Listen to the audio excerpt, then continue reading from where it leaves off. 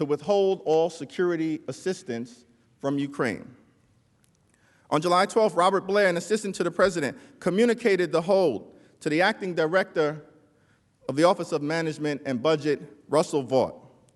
On July 18th, an Office of Management and Budget official communicated the hold to other executive branch agencies, including the Department of State and the Department of Defense. And a week later, on July 25th, President Trump had his imperfect telephone call with President Zelensky and directly pressured the Ukrainian leader to commence phony political investigations as part of his effort to cheat and solicit foreign interference in the 2020 election. The July 25th call marked an important turning point. If there was any question among senior White House officials and attorneys about whether President Trump was directly involved in the Ukraine scheme, as opposed to just a rogue operation being led by Rudolph Giuliani or some other underlings, after July 25th, there can be no mistake. The President of the United States was undoubtedly calling the shots. Thereafter, the complicity of White House officials with respect to the cover-up of the President's misconduct intensified. Immediately after the July 25th call, both Lieutenant Colonel Vindman and his direct supervisor, Tim Morrison, reported their concerns about the call to Mr. Eisenberg and his deputy, Michael Ellis. In fact, within an hour after the July 25th call, Lieutenant Colonel Vindman returned again, a second time, to Mr. Eisenberg and reported his concerns. I was concerned by the call. What I heard was inappropriate, and I reported my concerns to Mr. Eisenberg. It is improper for the President of the United States to demand a foreign government investigate a U.S. citizen and a political opponent. I was also clear that if Ukraine pursued an investigation, it was also clear that if Ukraine pursued an investigation into the 2016 elections, the Bidens and Burisma, it would be interpreted as a partisan play. This would undoubtedly result in Ukraine losing bipartisan support, undermining U.S. national security, and advancing Russia's strategic objectives in the region. I want to emphasize to the committee that when I reported my concerns on July 10th relating to Ambassador Sondland, and then July 25th relating to the President, I did so out of a sense of duty. I privately reported my concerns in official channels to the proper authority in the chain of command. My intent was to raise these concerns because they had significant national security implications for our country. I never thought that I'd be sitting here testifying in front of this committee and the American public about my actions. When I reported my concerns, my only thought was to act properly and to carry out my duty. Timothy Morrison, the National Security Council's Senior Director for Europe and Russia, also reported the call to Mr. Eisenberg and asked him to review the call, which he feared would be damaging if leaked. Now, Mr. Morrison, shortly after you heard the July 25th call, you testified that you alerted the NSC legal advisor, John Eisenberg, pretty much right away. Is that right? Correct. And you indicated in your opening statement, or at least from your deposition, that you went to Mr. Eisenberg out of concern over the potential political fallout if the call record became public and not because you thought it was illegal. Is that right? Correct. But you would agree, right, that asking a foreign government to investigate a domestic political rival is inappropriate, would you not? It's not what we recommended the President discuss. The July 25th call was at least the second time that National Security Council officials had reported concerns about President Trump's pressure campaign to White House lawyers, the second time, who now clearly understood the gravity of the ongoing misconduct. But because the president blocked Mr. Eisenberg from testifying without any justification, the record is silent as to what, if any, actions he or the White House counsel took to address President Trump's brazen misconduct and abuse of power. We do know, however, that instead of trying to halt the scheme, White House lawyers facilitated it by taking affirmative steps to conceal evidence of President Trump's misconduct. For example, after Lieutenant Colonel Vindman and Mr. Morrison reported their concerns related to the July 25th call to the National Security Council lawyers, they tried to bury the call summary. They tried to bury it. Lieutenant Colonel Vindman testified that the National Security Council lawyers believed it was, quote, appropriate to restrict access to the call summary for the purpose of the leaks and to preserve the integrity of the transcript. According to Lieutenant Colonel Vindman, Mr. Eisenberg gave the go-ahead to restrict access to the call summary. Mr. Morrison testified that he learned in late August, after he raised concerns that the call record might leak and politically damage the president, that the call summary had been placed on a highly classified National Security Council server. The call record was placed on a server that is reserved for America's most sensitive national security secrets and covert operations, not routine calls with foreign leaders. Apparently, Mr. Eisenberg claimed at the time that burying the call transcript on a highly classified server was a mistake.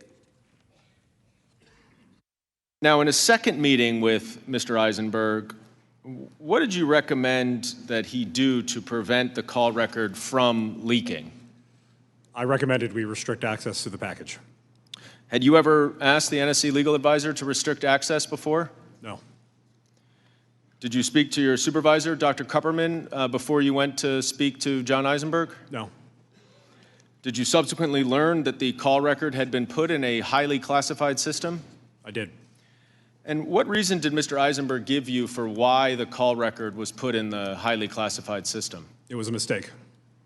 He said it was just a mistake? It was an administrative error. In Mr. Morrison's view, the July 25th call record did not meet the requirements to be placed on a highly classified server. At his deposition, Mr. Morrison testified that the call record was placed on the server by mistake. However, even after this alleged mistake was uncovered, the July 25th call summary was not removed from the classified system because someone was trying to hide it. It was not until the launch of the House impeachment inquiry in late September and after intense public pressure that the rough transcript of the July 25th call was released. Again, because Mr. Eisenberg and Mr. Ellis refused to testify in the House. We do not know exactly how the July 25th call record ended up on this highly classified National Security Council server. What we do know is that Mr. Eisenberg ordered access restricted after multiple officials, like Dr. Fiona Hill and Lieutenant Colonel Vindman, advised him of the scheme to condition a White House meeting on phony political investigations. This strongly suggests that there was an active attempt to conceal the clear evidence of the president's wrongdoing. Instead of addressing the president's misconduct, Mr. Eisenberg seemingly tried to cover it up. Why did Mr. Eisenberg place the July 25th call summary on a server for highly classified material? Did anyone senior to Mr. Eisenberg direct him to hide the call record? Why did the call record remain on the classified server even after the so-called error was discovered?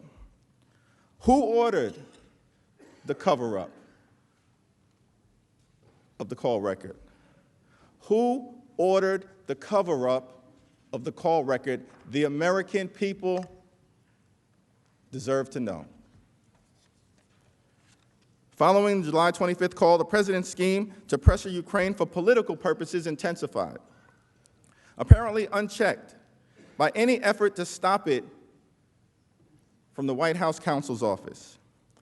After the July 25th call, Ambassadors Sondland and Volker worked with the president's personal lawyer, Rudolph Giuliani, to procure a public statement from President Zelensky to announce phony investigations into Joe Biden and the CrowdStrike conspiracy theory being peddled by President Trump.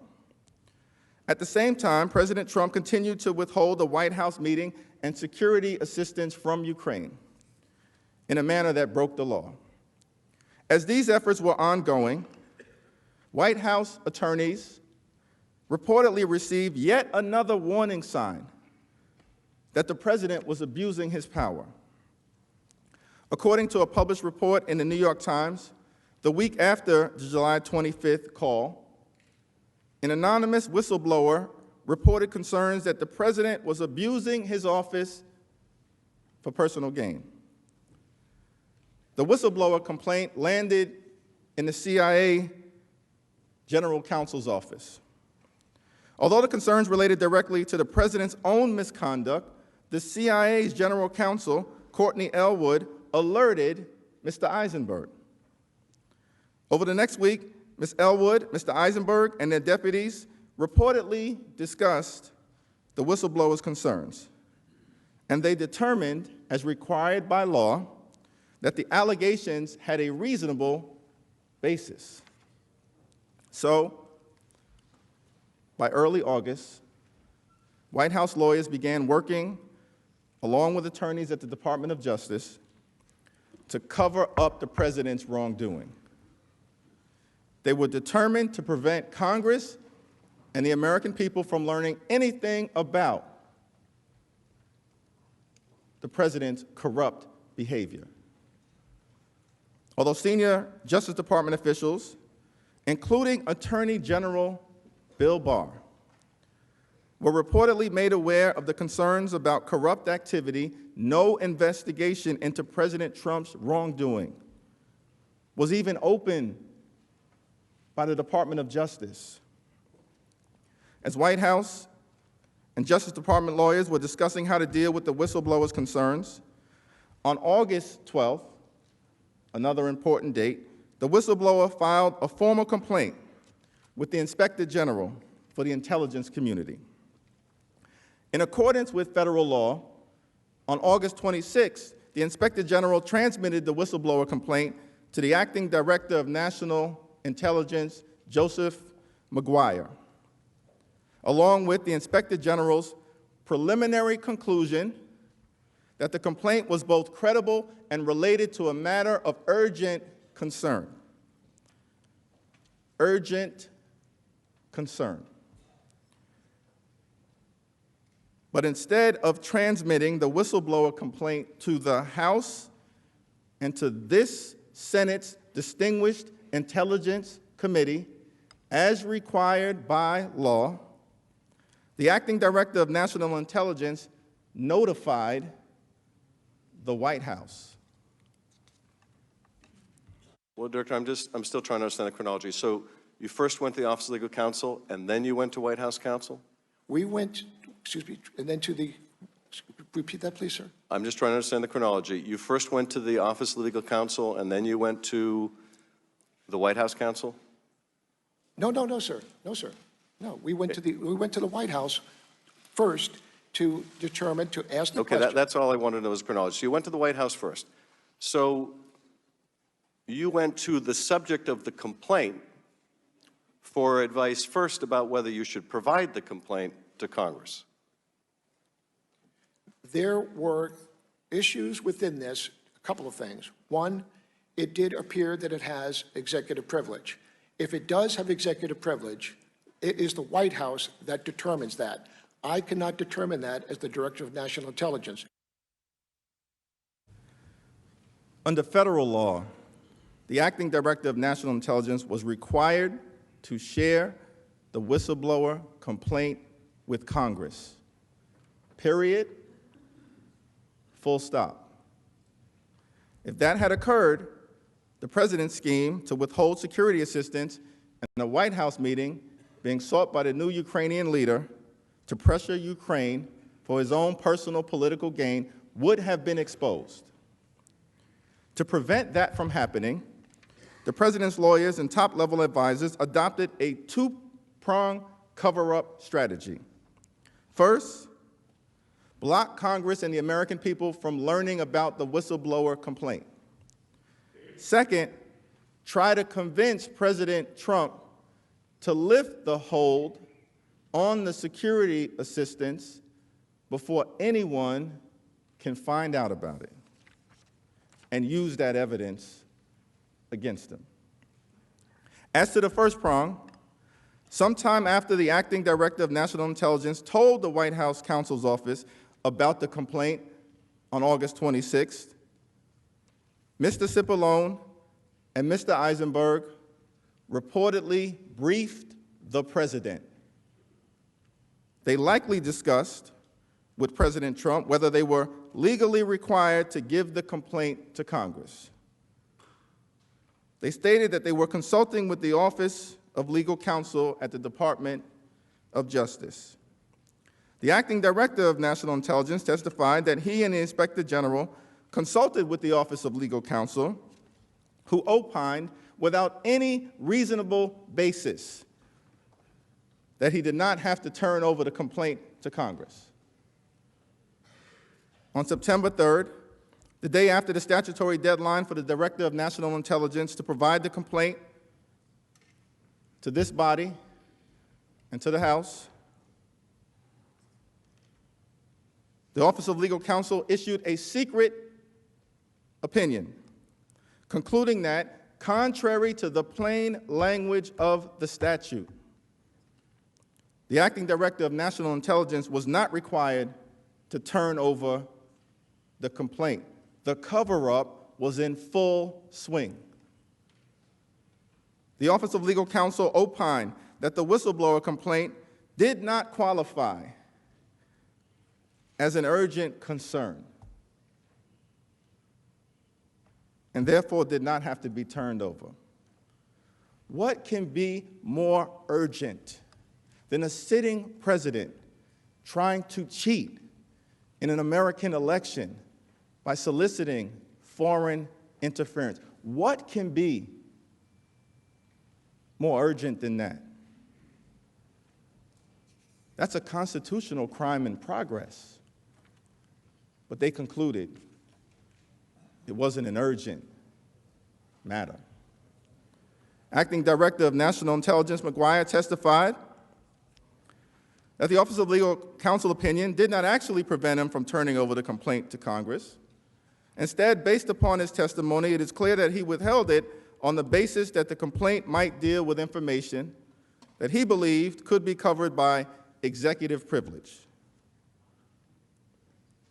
But President Trump never actually invoked executive privilege. He never actually invoked executive privilege. Nor did he inform Congress that he was doing so with respect to this complaint.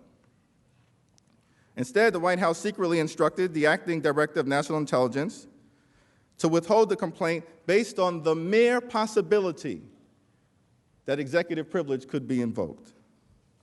By doing so, the White House was able to keep the explosive complaint from Congress and the American public without ever having to disclose the reason why it was withholding this information. But truth crushed to the ground will rise again.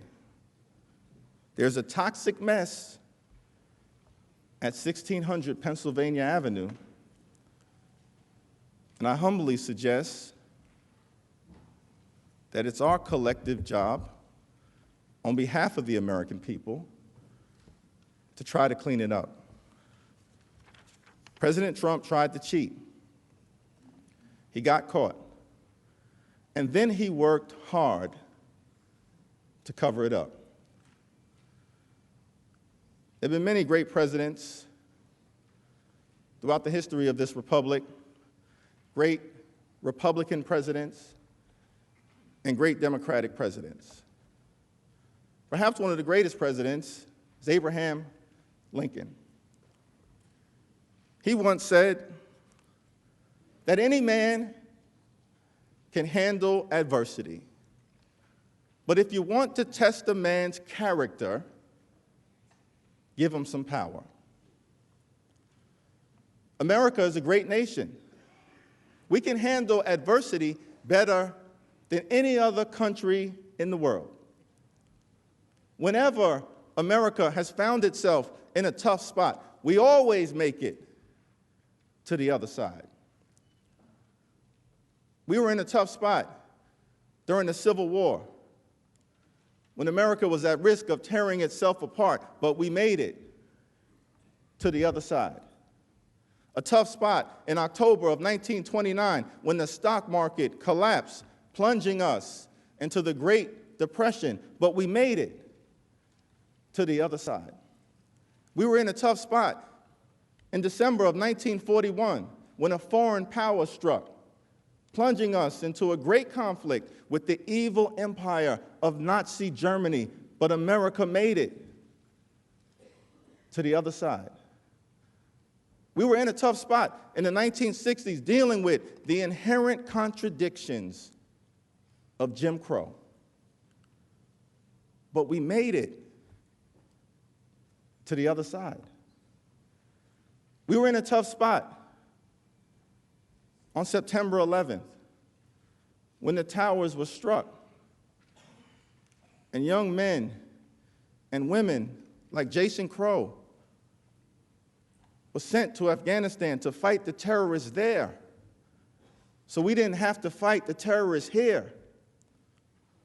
And we made it to the other side. America is a great country. We can handle adversity better than any other nation in the world. But what are we going to do about our character?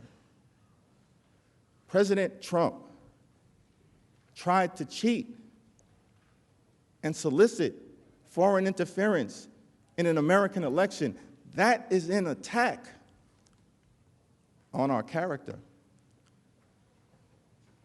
President Trump abused his power and corrupted the highest office in the land.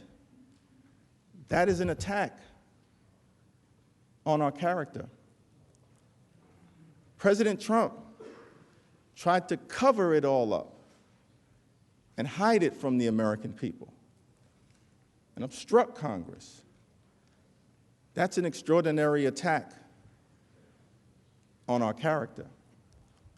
America is a great nation.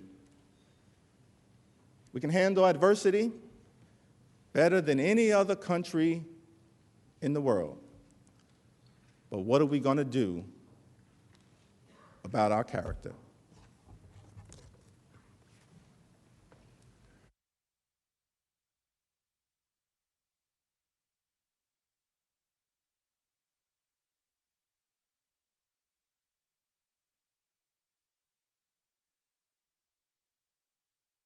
Crisis around the president's hold deepened throughout our government. The president's own top advisors redoubled their efforts to lift the hold on military aid and stem the fallout in case it went public. And it did go public. On August 28th, Politico publicly reported that the president was withholding the military aid. And as you've heard, the public disclosure of the president's hold in late August caused deep alarm among Ukrainian officials. It also caused U.S. officials to redouble their efforts once again. At the end of August, Secretary of State Pompeo, Defense Secretary Esper, and Ambassador Bolton reportedly tried to convince President Trump to release the aid, but they failed. The president wanted the hold to remain. That prompted Duffy, the political appointee charged with implementing the hold, to send an email on August 30th to the DOD stating, and I quote, "Clear direction from POTUS to hold."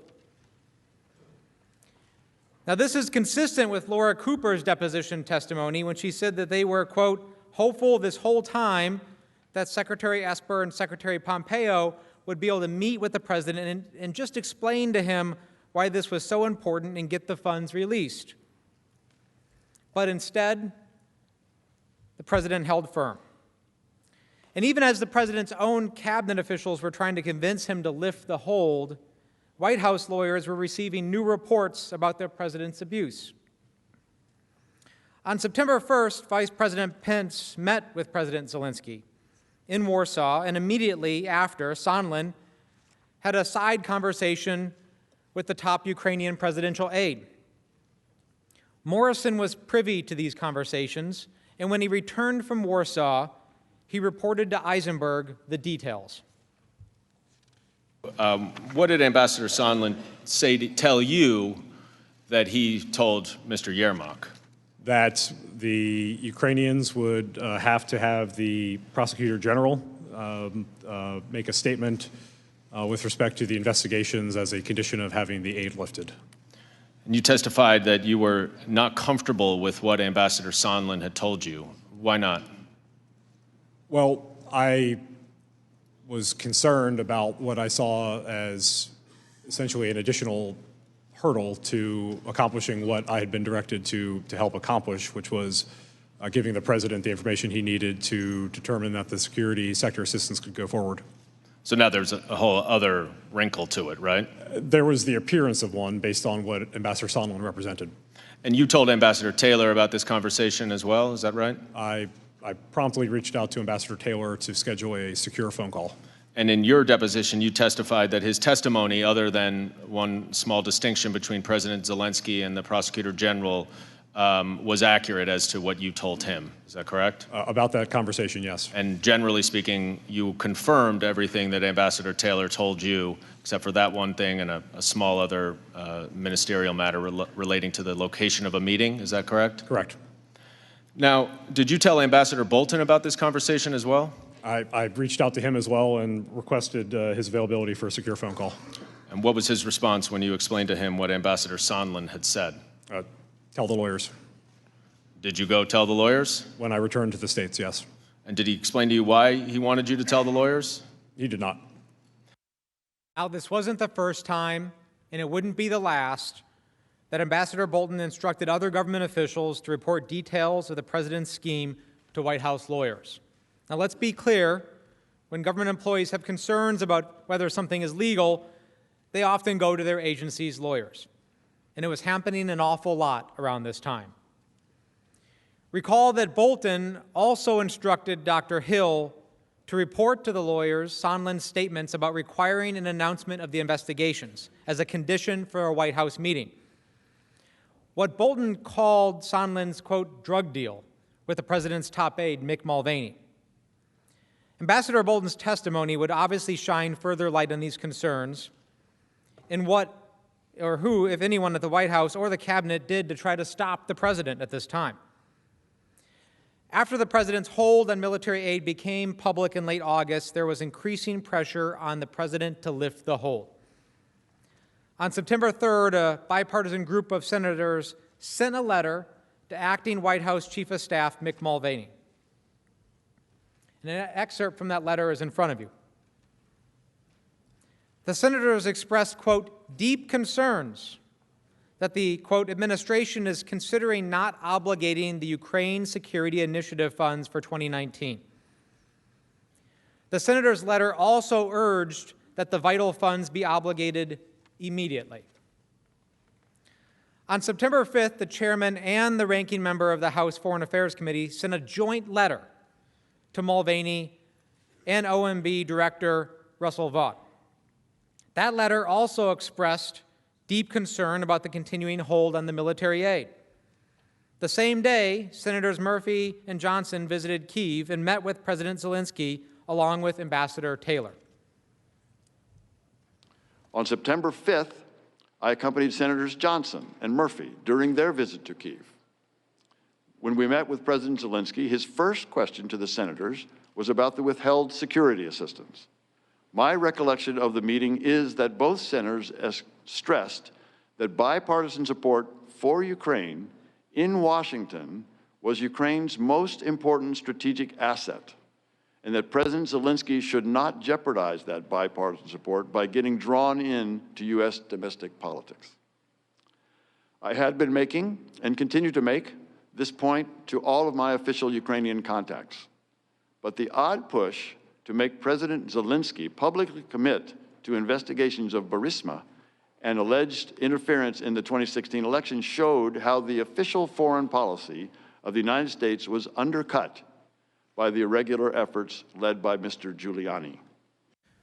The senators sought to reassure President Zelensky that there was bipartisan support in Congress for providing the military aid. Also on September 5th, the Washington Post editorial board reported concerns that President Trump was withholding the aid, and a meeting to force President Zelensky to announce investigations to benefit his personal political campaign. The editors wrote, quote, "We're reliably told that the president has a second and more venal agenda. He is attempting to force Mr. Zelensky to intervene in the 2020 U.S. presidential election by launching an investigation of the leading Democratic candidate, Joe Biden. Mr. Trump is not just soliciting Ukraine's help with his presidential campaign, he is using U.S. military aid the country desperately needs in an attempt to extort it," end quote.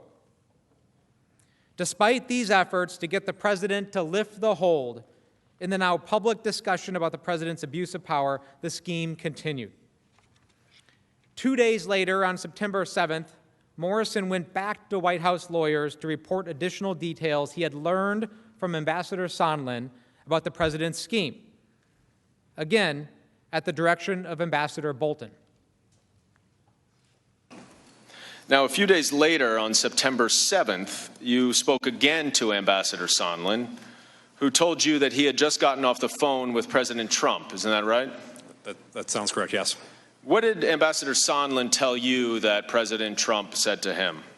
If I recall this conversation correctly, this was where Ambassador Sondland related that there was no quid pro quo, but President Zelensky had to make the statement and that he had to want to do it.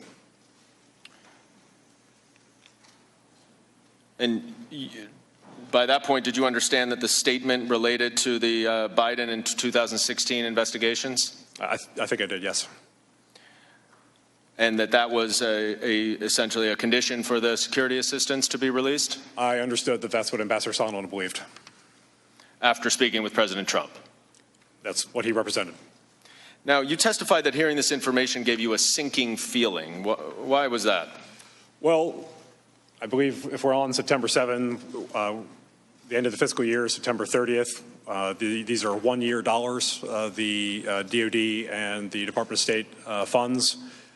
So we only had so much time, and in fact, because Congress imposed a 15-day notification requirement on the State Department funds, September 7th, September 30th, that really means September 15th, in order to secure a decision from the President to allow the funds to go forward. Did you tell Ambassador Bolton about this conversation as well? I did, yes. And what did he say to you? He said to tell the lawyers. And why did he say to tell the lawyers? He did not explain his direction. Again, tell the lawyers. Ambassador Sondland's call with President Trump on September 7th also prompted deep concern by Ambassador Taylor, which you've already heard about. On September 8th and 9th, Ambassador Taylor exchanged WhatsApp messages with Ambassadors Sondland and Volker describing his, quote, nightmare scenario that, quote, they give the interview and don't get the security assistance. As he then goes on to say, quote, the Russians love it and I quit. After the hold on the military aid became public, the White House took two actions in early September. First, the White House and the Justice Department ensured that the acting DNI continued to withhold the whistleblower complaint from Congress in clear violation of the law. And second, the White House attempted to create a cover story for the president's withholding of the assistance, approximately 2 months after President Trump had ordered the freeze. Mark Sandy received an email from his boss, Michael Duffy, that for the first time gave a reason for the hold.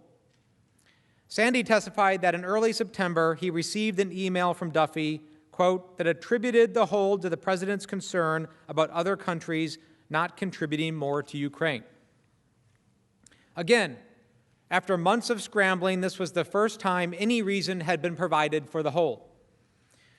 And according to Sandy, it was also only in early September, again after the White House learned of the whistleblower complaint and the hold became public, that the White House requested data from OMB on other countries' assistance to Ukraine.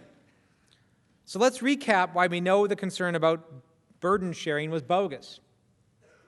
First, for months, no reason was given to the very people executing the military aid, who had been actively searching for answers about why the aid was being held. Second, remember the supposed interagency process performed by OMB? Well, it was fake. And third, after the hold went public and the White House became aware of the whistleblower, they started scrambling to develop another excuse. Public reports confirm this. A November 24th news report, for instance, revealed that in September, Mr. Cipollone's lawyers conducted an internal records review. The review reportedly, quote, turned up hundreds of documents that reveal extensive efforts to generate an after-the-fact justification for the decision in a debate over whether the delay was legal. The president's top aides were trying to convince the president to lift the hold in late August and early September. And White House officials were actively working to develop an excuse for the president's scheme and devise a cover story in the event that it was exposed. And soon it would be. On September 9th, the chairs of the House Intelligence Committee, the Committee on Foreign Affairs, and the Committee on Oversight and Reform publicly announced the joint investigation of President Trump and Mr. Giuliani's scheme. And this is when the music stops and everyone starts running to find a chair. Word of the committee's investigation spread quickly through the White House to the NSC.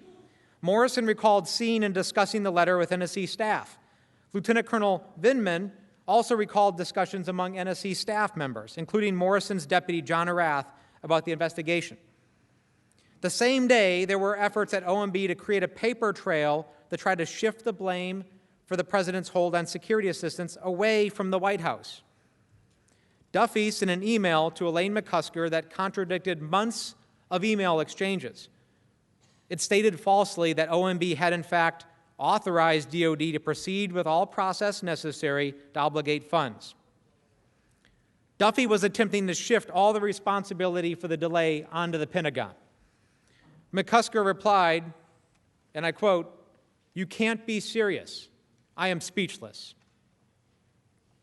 Now, all of this, including OMB's efforts to shift blame to the Pentagon, the White House's effort to create a cover story for the hold on security assistance, were a continuation of the cover-up.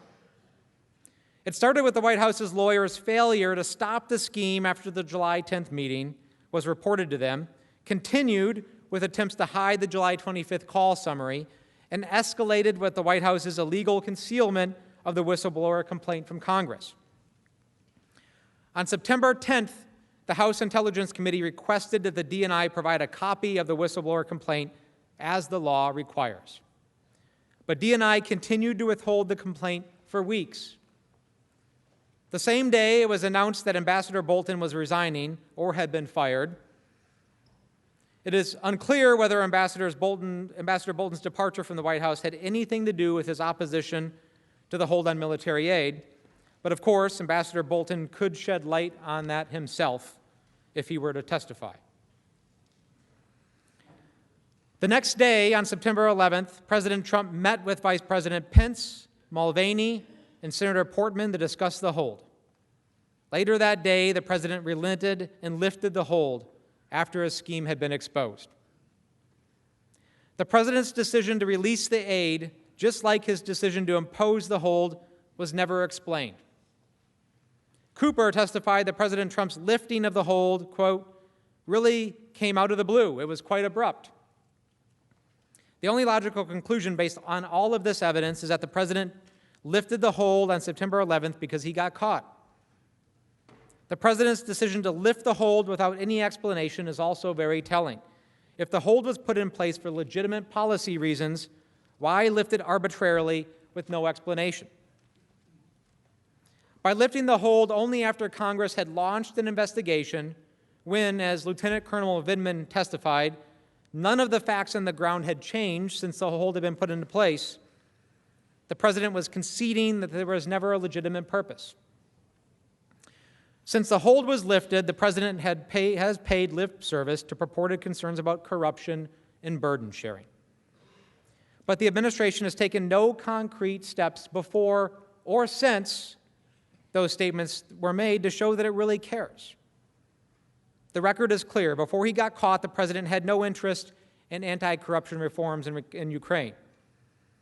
And as you've already learned, those people who really were concerned about these issues, like Congress, this Senate, the DOD, and the State Department, had already gone through the process to address them. As Ambassador Sondland testified, at no point did the president ask him to discuss additional contributions to Ukraine from EU countries, nor did President Trump push Ukraine to undertake any specific anti-corruption reforms. Now, the President's counsel will likely say that his lifting of the hold shows his good faith. They will say that because Ukraine ultimately received the aid without President Zelensky having to announce the sham investigations, that there was no abuse of power. As a legal matter, the fact that the president's corrupt scheme was not fully successful makes no difference.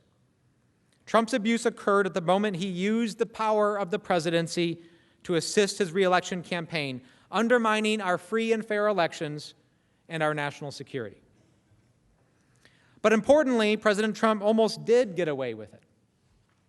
As discussed earlier, President Zelensky agreed during his September phone call with Ambassador Sondland to do a CNN interview during which he denounced the investigations.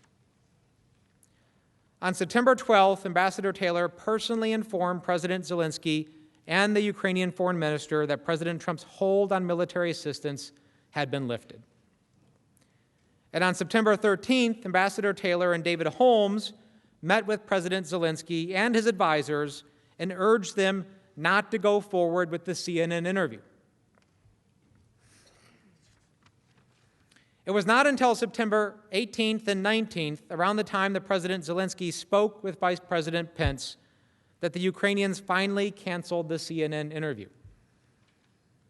The president has also repeatedly pointed to President Zelensky's public statements that he did not feel pressured by Trump. Not only unsurprising, it's also irrelevant.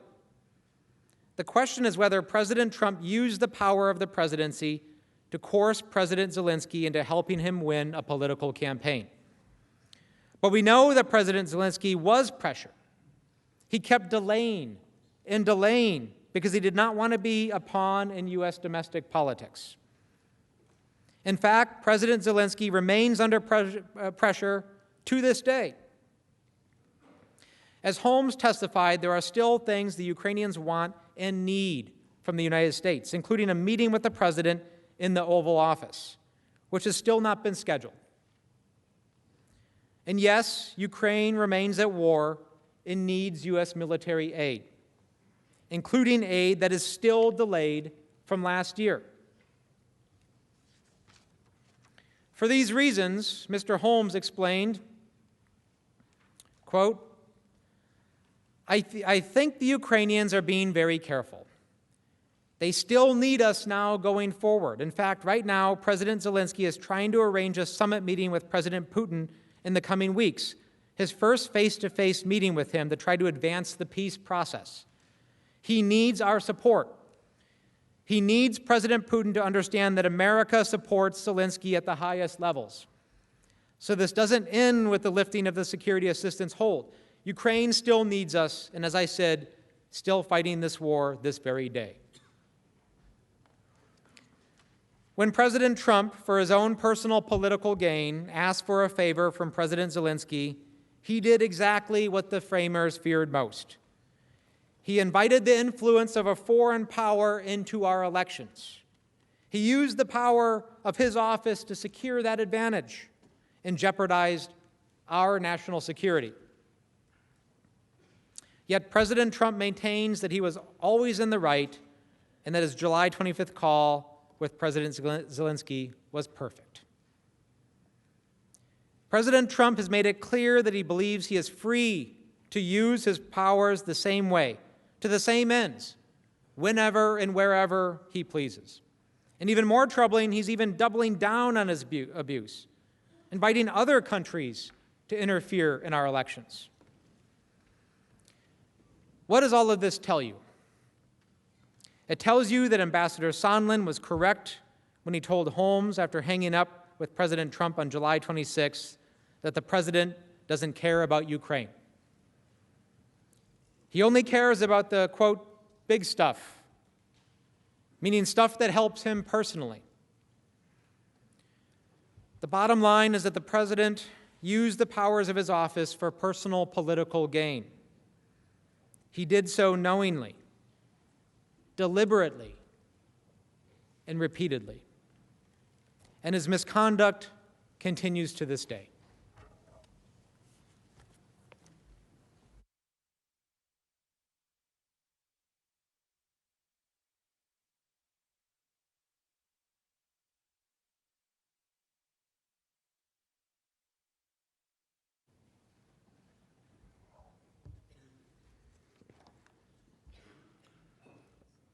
Senators, just for your orientation, this will be the last presentation on Article 1.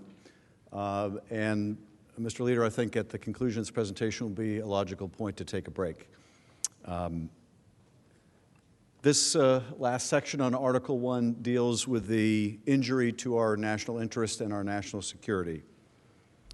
When President Trump used Ukraine's leader for a political favor and withheld critical military aid to an ally in exchange for that favor, he did exactly what our framers feared most. He invited foreign interference in our elections and sold out our country's security for his personal benefit and betrayed the nation's trust to a foreign power. The president's scheme to pressure Ukraine to do his political dirty work harmed our national security, undermined our free and fair elections, and even today, threatens the very foundation of our democracy. When the president argues that his call was perfect, that he did nothing wrong, what he's really saying is that there's nothing wrong with the president asking a foreign government to do a personal favor, that there's nothing wrong with the president pressuring that foreign country to interfere in our elections for his personal benefit, that there's nothing wrong with withholding congressionally appropriated, taxpayer-funded military assistance to that foreign country to extort that country to help the president cheat to win an election. But there are a great many things wrong with that. Most significant for the purposes that bring us here today, the Constitution does not permit it. And the Constitution does not permit it because that conduct is the quintessential abuse of power. The use of official power for personal gain, putting personal interest over the national interest, and placing personal benefits over our nation's security. The president's conduct that we outlined yesterday harmed our national security, that is without a doubt. It endangered our elections, and it sent our country on a dangerous path that, if left unchecked, will cause irrevocable damage to the balance of power contemplated in our Constitution. If someone sacrifices the national interest in favor of his own and is not removed from office, our democracy is in jeopardy. It's just that simple. The grave consequences of President Trump's misconduct demand our attention. Let me take these issues in turn, beginning with this harm to national security. First, the President's abuse of power had immediate consequences to our security. Ukraine is a burgeoning democracy entangled in a hot war with Russia. By withholding military aid, President Trump not only denied Ukraine much-needed military equipment, but also weakened Ukraine's position in negotiations over the end of the war with Russia. Because of President Trump's corrupt actions, Vladimir Putin was emboldened at a pivotal moment ahead of those sensitive negotiations to attempt to end the war. And emboldened Russia is a threat to the United States and global security around the world. The President's willingness to put himself over a country undercut our European allies' confidence in America's commitment to deterring Russian aggression. And it signaled to adversaries and friends alike that the President of the United States, the most powerful man in the world, our commander-in-chief, could be influenced by manipulating his perception of what was best for his personal interests. Now, I have no doubt that the Russians and probably every other nation that has the capacity does a psychological profile of the President of the United States, as we profile other leaders. If a president can be so easily manipulated to disbelieve his own intelligence agencies, to accept the propaganda of the Kremlin, that is a threat to our national security. And that is just what has happened here. But that's not all. President Trump's willingness to entangle our foreign allies in a corrupt political errand also undermined the credibility of Americans to promote the rule of law and fight corruption abroad. This is Trump first, not American first, not American ideals first. And the result has and will continue to be grave harm to our nation if this chamber does not stand up and say it is wrong. If you do not stand up and say this is not only wrong, not only unacceptable, but conduct incompatible with the office of the presidency. And if it really is incompatible with the office of the presidency, if you cannot faithfully execute that responsibility, if you cannot bring yourself to put your nation's interests ahead of your own, it must be impeachable, or the nation remains at risk. Let's consider the big picture here. And probably a question many people around the country are asking. Why does Ukraine matter to the United States? Why does Ukraine matter to the United States? Because we're talking about a small country that many people know very little about. Well, this small country, this ally of ours, is a country hungry for reform and eager for a stronger relation with its most powerful, important ally, the United States. And we're talking about ourselves and what it means to the strength of our own democracy and democracies around the world when countries like Ukraine are fighting our fight against authoritarianism. At least that used to be our fight. And God help us if it's not our fight still. Russian President Putin declared the collapse of the Soviet Union to be the greatest geopolitical catastrophe of the 20th century. Ukraine's vote for independence in December 1991 was the final nail in the Soviet Union's coffin. That made Ukraine's greatest moment Putin's greatest tragedy. When it declared independence from Soviet domination, Ukraine inherited roughly 1,900 Soviet nuclear warheads, enough firepower to level every major American city several times over. 1,900 Soviet nuclear warheads. In exchange for Ukraine surrendering this arsenal, the United States, Russia, and the United Kingdom reached an understanding called the Budapest Memorandum of 1994. They committed in this memorandum to respecting the borders of an independent Ukraine and also to refrain from using the threat or use of force against Ukraine. This was an early success of the post-Cold War period. Despite its commitment to respect Ukraine's independence, of course, Russia continued to meddle in Ukraine's affairs. Ambassador Taylor recounted how events took an even more sinister turn in 2013. The West.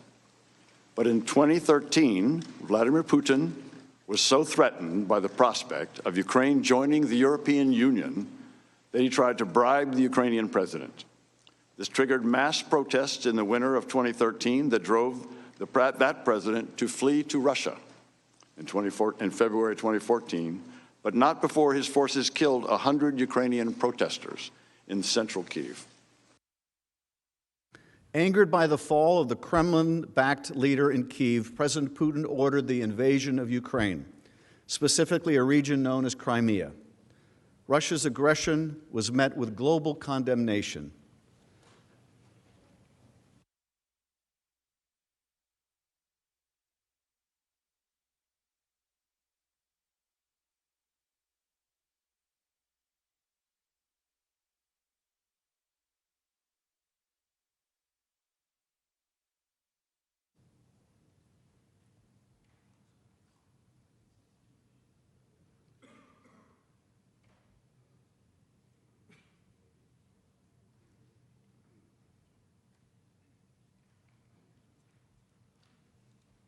We lack the sound there, but you can see the images of that conflict on the screens before you. Deputy Assistant Secretary of Defense Laura Cooper testified as to the stakes for U.S. national security. Russia violated the sovereignty of Ukraine's territory. Russia illegally annexed territory that belonged to Ukraine. They also denied Ukraine access to its naval fleet at the time. And to this day, Russia is building a capability on Crimea designed to expand Russian military power projection far beyond the immediate region. In 2014, were there concerns in Washington, here in Washington, and European capitals that Russia might not stop in Ukraine? I was not in my current position in 2014, but it is my understanding that there was significant fear about where Russian aggression would stop. One American, a war hero and statesman who is no stranger to this body, recognized the threat posed by Russia's invasion of Crimea, Senator John McCain. In an interview, he declared, quote, "We are all Ukrainians." Senator McCain advised that this is a chess match reminiscent of the Cold War, and we need to realize that and act accordingly. He was, of course, absolutely right. Consistent with the commitments made to Ukraine in 1994, the United States and Europe responded to Russia's invasion by imposing significant sanctions on Russia. We joined Europe in providing Ukraine billions of dollars in economic support to help it resist Russian influence. And the Senate approved by an overwhelming bipartisan majority vital security assistance to help rebuild Ukraine's military, which the former Russian-backed leader of Ukraine had starved of resources. This strong bipartisan support for Ukraine reflected what Senator McCain said was an opportunity for the United States to undermine Russian leverage in Eastern Europe by building, quote, a success in Ukraine. Senator McCain outlined this vision. Putin also sees, here's this beautiful and large and magnificent country called Ukraine. And suppose Ukraine finally, after failing in 2004, gets it right, democracy, gets rid of corruption, economy's really improving, and it's right there on the border of Russia. And so I think it makes him very nervous if there were a success in Ukraine in bringing about a free and open society and economic success, which is not the case in Russia, as you know, which is propped up by energy. Achieving the Ukrainian success that Senator McCain and many of us hoped for proved to be a daunting task. But several witnesses who testified before the House said Vladimir Zelensky's landslide election in April 2019 was a game changer. Here is how U.S. diplomat David Holmes explained the, quote, historic opportunity created by his election. Despite the Russian aggression over the past 5 years, Ukrainians have rebuilt a shattered economy, adhered to a peace process, and moved economically and socially closer to the West, toward our way of life. Earlier this year, large majorities of Ukrainians again chose a fresh start by voting for a political newcomer as president, replacing 80% of their parliament and endorsing a platform consistent with our democratic values, our reform priorities, and our strategic interests. This year's revolution at the ballot box underscores that despite its imperfections, Ukraine is a genuine and vibrant democracy and an example to other post-Soviet countries and beyond, from Moscow to Hong Kong. Support for Ukraine's security and reform is critical not only to our own national security, but that to other allies and emerging democracies around the world. The widely accepted fact of Ukraine's importance to our national security makes President Trump's abuse of power and withholding of vital diplomatic and military support all the more disturbing. First, witnesses assess that withholding the military aid likely helped to prolong the war against Russia. When wars drag on, more people die. Ambassador Taylor testified to this sober reality. I take it if the provision of U.S. military assistance would save Ukrainian lives, that any delay in that assistance may also cost Ukrainian lives. Is that true? Mr. Chairman, of course, it's hard to draw any direct lines between any particular element of security assistance and any particular death on the battlefield. But it is certainly true that that assistance had enabled Ukrainian armed forces to be effective and deter and to be able to take countermeasures to the attacks that the Russians had. And I think you said that a Ukrainian soldier lost their life while you were visiting Donbass. We keep very careful track of the casualties, and I noticed on the next day the information that we got that one was killed, 4 soldiers were wounded on that day. And indeed, Ukrainians lose their lives every week. Every week. David Holmes also testified that prolonging the war in Ukraine results in additional casualties. As we sit here today, Ukrainians are fighting a hot war on Ukrainian territory against Russian aggression. This week alone, since I have been here in Washington, 2 Ukrainian soldiers were killed and 2 injured by Russian-led forces in eastern Ukraine, despite a declared ceasefire. I learned overnight that 7 more were injured yesterday. Withholding the aid has real consequences to real soldiers with real families. And bear in mind that U.S. aid is fully 10% of Ukraine's defense budget. 10%. That's not an extra bonus. That's necessary aid for Ukraine to defend itself on the front line. Now, a second consequence of President Trump's withholding of military assistance was that it emboldened Russia, our adversary. Here is Laura Cooper, a Pentagon official who oversaw the military aid.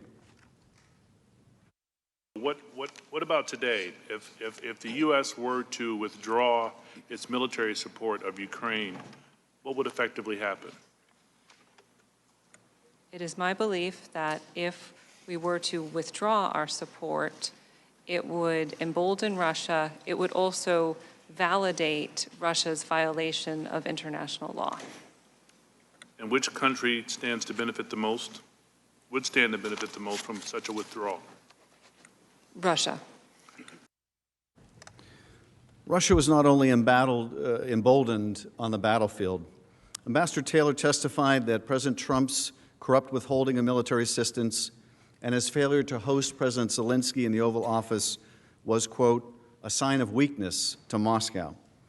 And it harmed Ukraine's negotiating position even as recently as December 9, when Zelensky and Putin met to discuss the conflict in the East, shown in this photo. Ambassador Taylor explained, I think you also testified that Russia was watching closely to gauge the level of American support for the Ukrainian government. Why is that significant? This is significant, Mr. Chairman, because the Ukrainians, in particular under this new administration, are eager to end this war. And they are eager to end it in a way that the Russians leave their territory. These negotiations, like all negotiations, are difficult. Ukrainians would like to be able to negotiate from a position of strength, or at least more strength than they now have. Part of that strength, part of the ability of the Ukrainians to negotiate against the Russians, with the Russians for an end to the war in Donbass, depends on the United States and other international support. If we withdraw or suspend or threaten to withdraw our security assistance, that's a message to the Ukrainians, but it's at least as important, as your question indicates, Mr. Chairman, to the Russians, who are looking for any sign of weakness or any sign that we are withdrawing our support for Ukraine. And so when the Ukrainians learned of the suspension of the military aid, either privately or when others learned publicly, the Russians would be learning also. And they would take that as a lack of robust U.S. support for Ukraine. Is that right? That's correct, sir. And that would weaken Ukraine in negotiating an end to the war in Donbass. It would. Indeed, the aid doesn't just supply much-needed weapons to Ukraine. It is a symbol of support, a signal of strength, a signal of the backing of the United States. And withholding that aid, even for a period of time, undermined all of those things. President Trump's actions towards Ukraine also undercut worldwide confidence in the United States as a reliable security partner. Maintaining that confidence is crucial to the strength of our alliances in Europe, to deterring Russia, and ultimately protecting and projecting democracy around the world. The United States has roughly 68,000 troops stationed in Europe. They serve alongside troops from 28 other countries that comprise the North Atlantic Treaty Organization, or NATO. They are holding the line against further Russian aggression. It was U.S. leadership that led to the creation of NATO 70 years ago, as the Iron Curtain was descending across the heart of Europe. And it is American leadership that makes NATO work today. NATO is also effective because other countries, friends and foes alike, know that we are committed to our collective defense, that an attack against one nation is an attack against all of us. That principle deterred a Russian invasion of Europe during the Cold War. It's only been invoked once by NATO in the aftermath of the September 11th terrorist attacks. New York is a long way from the front lines with Russia, but our European allies stood with us after that dark day. They deployed tens of thousands of troops to Afghanistan and joined us in fighting the al-Qaeda terrorists who attacked the Twin Towers and the Pentagon. Now, Ukraine is not a member of NATO, but Russia's invasion of Ukraine was a threat to the peace and security of Europe. Moscow's aggression threatened the rules of the road that have kept the peace in Europe since World War II, the sacrosanct idea that borders cannot be changed by military force. If we had not supported Ukraine in 2014, if members of this body had not voted overwhelmingly on a bipartisan basis for military assistance to rebuild Ukraine's military, there is no question it would have invited further Russian adventurism in Ukraine and perhaps elsewhere in the heart of Europe. It would have weakened our allies and exposed U.S. troops stationed in Europe to greater danger. Deterring Russia requires persistence, not just one military aid package or one Oval Office meeting, but a sustained policy of support for our partners. We only deter Russia by consistently demonstrating support for our friends, friends like Ukraine. George Shultz, who served as Ronald Reagan's Secretary of State, understood this. He compared diplomacy and alliance management to gardening. He said, quote, "If you plant a garden and go away for 6 months, what have you got when you come back? Weeds." Diplomacy, he said, is kind of like that. You go around, talk to people, you develop a relationship of trust and confidence, and then if something comes up, you have that base to work from. President Trump's decision to transform the military aid and Oval Office meeting into leverage was the equivalent of trampling all over George Shultz's garden, crushing Ukraine's confidence in the United States as a partner. He also caused our NATO allies to question whether we would stand with them against Russia. Leaders in European capitals now wonder whether personal political favors and not treaty obligations guide our foreign policy. Colleagues, this is how alliances wither and die, and how Russia wins. Ambassador Taylor made clear that is why it is so important to our security that we stand with Ukraine. Mr. Chairman, as my colleague, Deputy Assistant Secretary George Kent described, we have a national security policy, a national defense policy that identifies Russia and China as adversaries. The Russians are violating all of the rules, treaties, understandings that they committed to that actually kept the peace in Europe for nearly 70 years. Until they invaded Ukraine in 2014, they had abided by sovereignty of nations, of inviolability of borders. That rule of law, that order that kept the peace in Europe and allowed for prosperity as well as peace in Europe was violated by the Russians. And if we don't push back on that, on those violations, then that will continue. And that, Mr. Chairman, affects us. It affects the world that we live in, that our children will grow up in, and our grandchildren.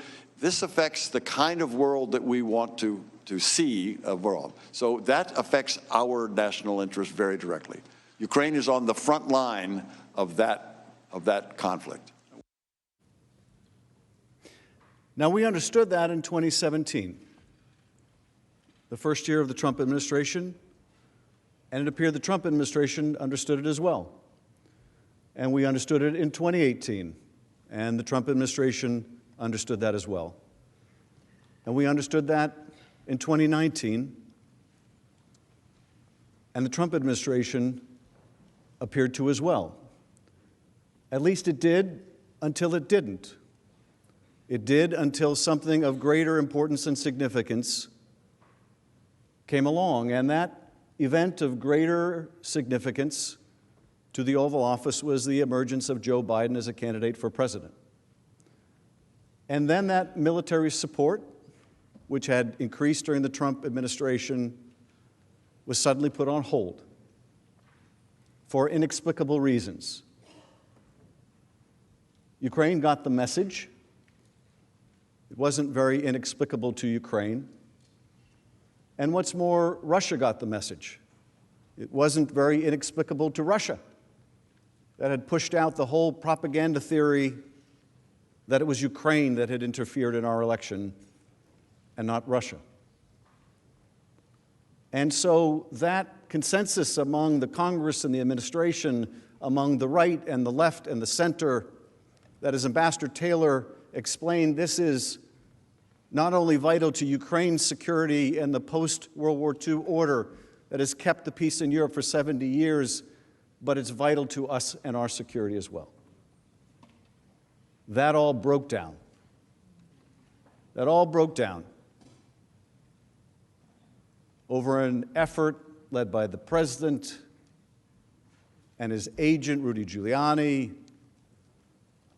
and his agents, Parnas and Fruman, to overturn all of that, overturn a decades-long commitment to standing up to Russian aggression. We have so tremendously benefited. No country has benefited more from the international rules of the road, the international order, than the United States. It gave us the peace and stability to prosper like no other nation has before. And we're throwing it away. We're throwing it away. We're undermining the rule of law. We're undermining the principle you don't invade your neighbor. We're undermining the key to our own success. And for what? For help with a political campaign. To quote Bill Taylor, that's crazy. That's crazy.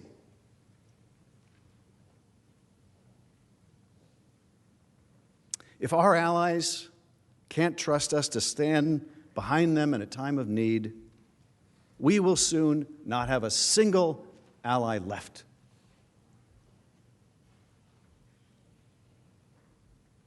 Look, I know it's painful to see some of our allies and how they talk about this president, because when they talk about this president, they're also talking about the United States. And it's painful to see our allies distance themselves from the United States.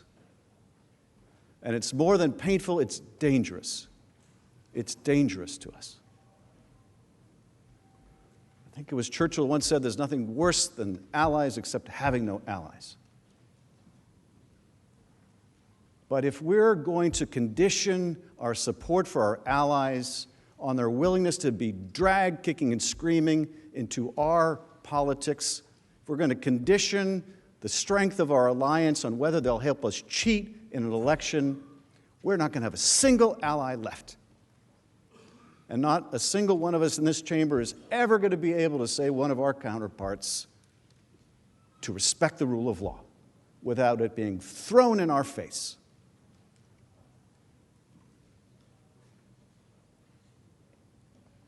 Promoting the rule of law and fighting corruption is central to our foreign policy. It distinguishes U.S. global leadership from the transactional approach favored by authoritarian adversaries.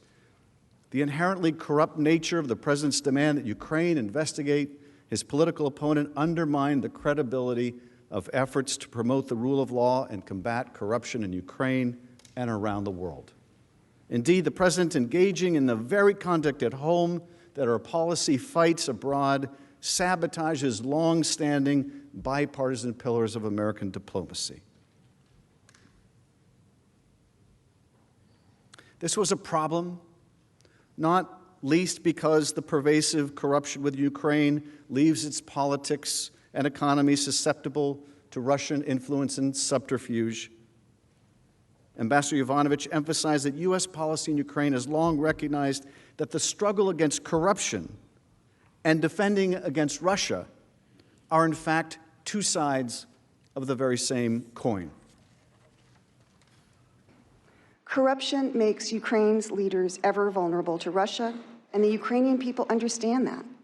That's why they launched the Revolution of Dignity in 2014, demanding to be a part of Europe, demanding the transformation of the system, demanding to live under the rule of law. Ukrainians wanted the law to apply equally to all people, whether the individual in question is the president or any other citizen. It was a question of fairness, of dignity. Here again, there is a coincidence of interests. Corrupt leaders are inherently less trustworthy, while an honest and accountable Ukrainian leadership makes a U.S.-Ukrainian partnership more reliable and more valuable to the United States. A level playing field in this strategically located country, bordering 4 NATO allies, creates an environment in which U.S. business can more easily trade, invest, and profit. Corruption is also a security issue, because corrupt officials are vulnerable to Moscow. During that conversation that we related in the past, when Ambassador Volker urged his Ukrainian counterpart, Andrei Yermak, not to investigate the past president of Ukraine, and Yermak threw it back in his face. You remember the conversation. No, you mean like the investigation you want us to do of the Clintons and the Bidens. They taught us something in that conversation. They taught us that we'd forgotten, for that moment, our own values. You know, just listening to the ambassador right now, I was thinking how interesting it is the Ukrainians chose to describe their revolution as a revolution of dignity. And maybe that's what we need here, a revolution of dignity at home, a revolution of civility here at home. Maybe we can learn a lot more from our Ukrainian ally. In short, it is America's national security interest to help Ukraine transform into a country where the rule of law governs and corruption is held in check. As we heard yesterday, anti-corruption policy was a central part of the talking points provided to President Trump before his phone calls with President Zelensky on April 21st and July 25th. President Trump, of course, didn't mention corruption, but importantly, those same foreign policy goals remained intact following the call. As Tim Morrison testified, anti-corruption reforms, institutional reforms remain a top U.S. priority to help Ukraine fight corruption. President Zelensky was swept into office on an anti-corruption platform. Immediately, he kept his promise and introduced numerous bills in Ukraine's parliament. In a sign that he intended to hold himself accountable, Zelensky even introduced a draft law on presidential impeachment. He also introduced a bill to restore punishment of top officials found guilty of illicit enrichment. President Trump's self-serving scheme threatened to undermine Zelensky's anti-corruption work. Zelensky's successful anti-corruption reforms would have advanced U.S. security. Instead, President Trump's demands undermined that effort to bring about reform to Ukraine. Here's George Kent, a rule of law and corruption expert at the State Department. U.S. efforts to counter corruption in Ukraine focus on building institutional capacity so that the Ukrainian government has the ability to go after corruption and effectively investigate, prosecute, and judge alleged criminal activities using appropriate institutional mechanisms. That is, to create and follow the rule of law. That means that if there are criminal nexuses for activity in the United States, U.S. law enforcement should pursue the case. If we think there's been a criminal act overseas that violates U.S. law, we have the institutional mechanisms to address that. It could be through the Justice Department and FBI agents assigned overseas, or through treaty mechanisms, such as the Mutual Legal Assistance Treaty. As a general principle, I do not believe the United States should ask other countries to engage in selective, politically associated investigations or prosecutions against opponents of those in power, because such selective actions undermine the rule of law, regardless of the country. And so it's clear what President Trump did when abusing his office and demanding Ukraine open an investigation into Joe Biden was not fighting corruption. It was not part of established U.S. anti-corruption policy. That corrupt pressure campaign for his own personal political benefit, in fact, subverted U.S. anti-corruption efforts in Ukraine and undercut our national security. President Trump was not fighting to end corruption in Ukraine. As my colleague in the House, Mr. Himes, pointed out during one of our hearings, he was trying to aim corruption in Ukraine at Vice President Biden and our 2020 election. Selective, politically motivated prosecutions of political opponents undercut governance in Ukraine.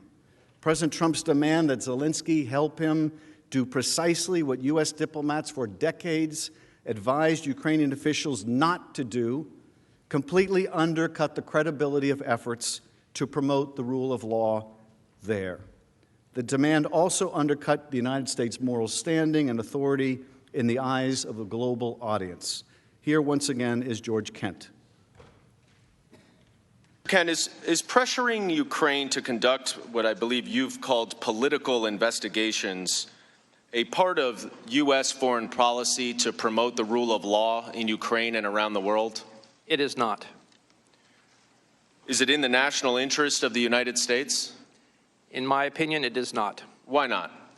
Because our policies, particularly in promoting the rule of law, are designed to help countries, and in Eastern Europe and Central Europe, that is overcoming the legacy of communism. In the communist system, in particular, the Prosecutor General Office was used to suppress and persecute citizens, not promote the rule of law. So in helping these countries reach their own aspirations to join the Western community of nations and live lives of dignity, helping them have the rule of law with strong institutions is the purpose of our policy. So in other words, it is a purpose of our foreign policy to encourage foreign nations to refrain from conducting political investigations. Is that right? Correct. And in fact, as a matter of policy, not of programming, we oftentimes raise our concerns, usually in private, with countries that we feel are engaged in selective political prosecution and persecution of their opponents. Yovanovitch aptly summarized the global consequences and harm to U.S. national security resulting from President Trump's demand that Ukraine investigate his political opponent. Such conduct undermines the U.S., exposes our friends, and widens the playing field for autocrats like President Putin.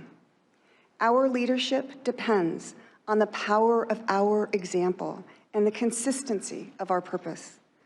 Both have now been opened to question. The issues I just covered are not a matter of policy disagreement over foreign policy and national security. Article 1 asserts that the President was engaged in no such policy at all, but instead sold out our policies and our national interests for his own personal gain and to help him corrupt the next election. That is the core conduct of an impeachable offense. The President's abuse of power also affected our election integrity.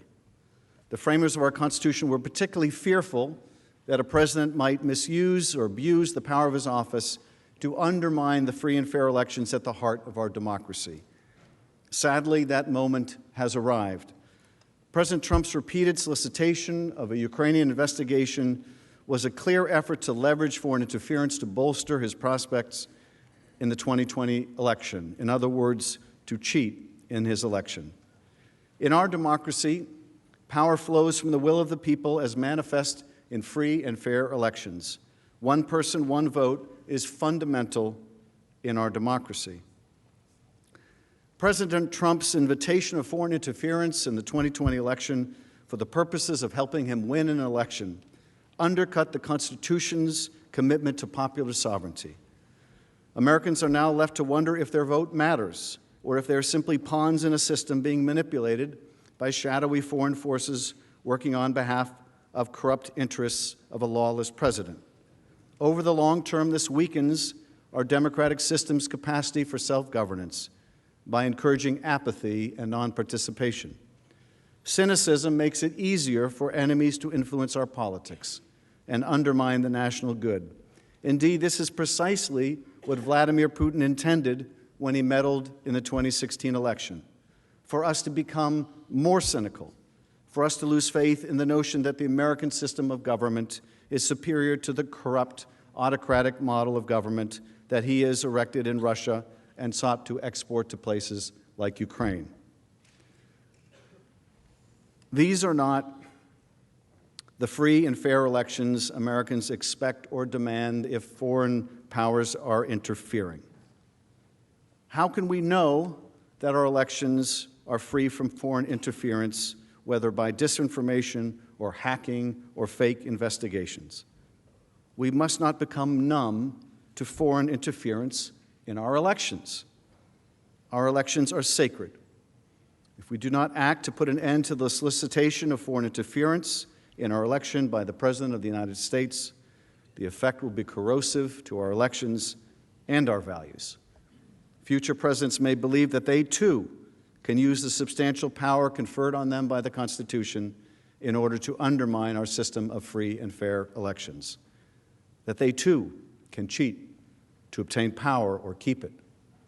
That way lies disaster for the great American experiment in self-governance. As you have seen, there is powerful evidence that President Trump will continue to betray the national interest to a foreign power and further undermine both our security and democracy. This creates an urgent need to remove him from office before the next election.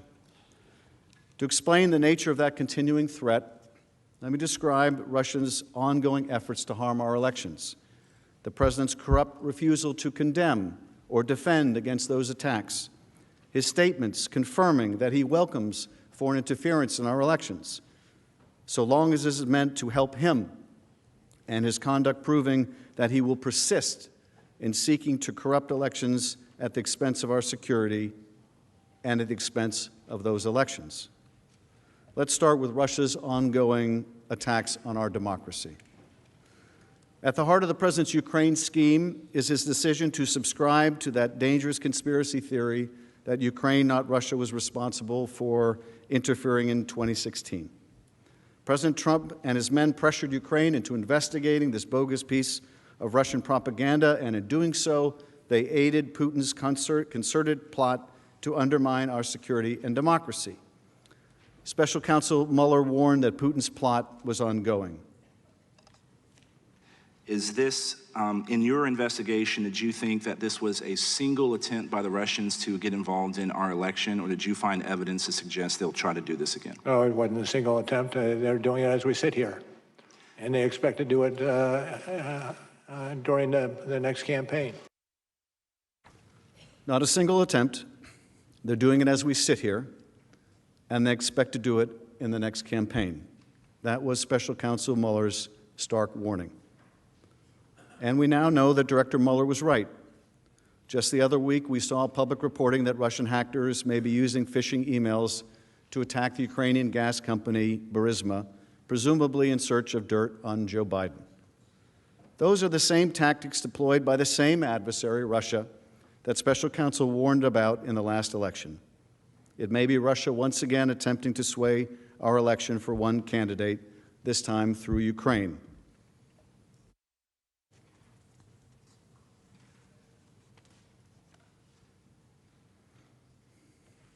Indeed, President Trump, to this very day, refuses to accept the unanimous assessment of our intelligence community and law enforcement professionals that Russia interfered in the 2016 campaign and poses a threat to the 2020 presidential election. Instead, he views it from his own personal lens, whether it is an attack on the legitimacy of his 2016 electoral victory. Special Counsel Mueller's testimony on July 24, 2019, the day before the President's call with President Zelensky, contradicted President Trump's claim that his was, quote, a clean campaign. Mueller found that individuals associated with the 2016 campaign of the President welcomed Russia's offers of assistance and adjusted their political strategy so that then candidate Donald Trump might benefit from Russia's assistance. When they were subsequently asked by U.S. law enforcement about their activities, President Trump's advisors repeatedly lied. In Helsinki in July of 2018, however, President Trump refused to acknowledge the Russian threat to our elections. When a reporter explicitly asked whether he believed Putin or the U.S. intelligence agencies on the issue of foreign interference in the 2016 election, President Trump said, quote, I don't see any reason why it would be Russia, and talked about the DNC server.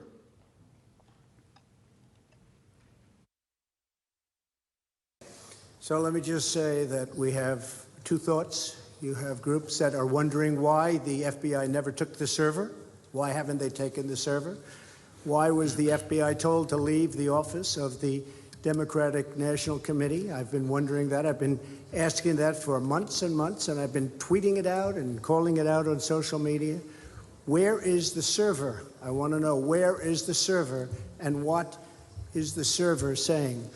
With that being said, all I can do is ask the question. My people came to me, Dan Coates came to me, and some others. They said they think it's Russia.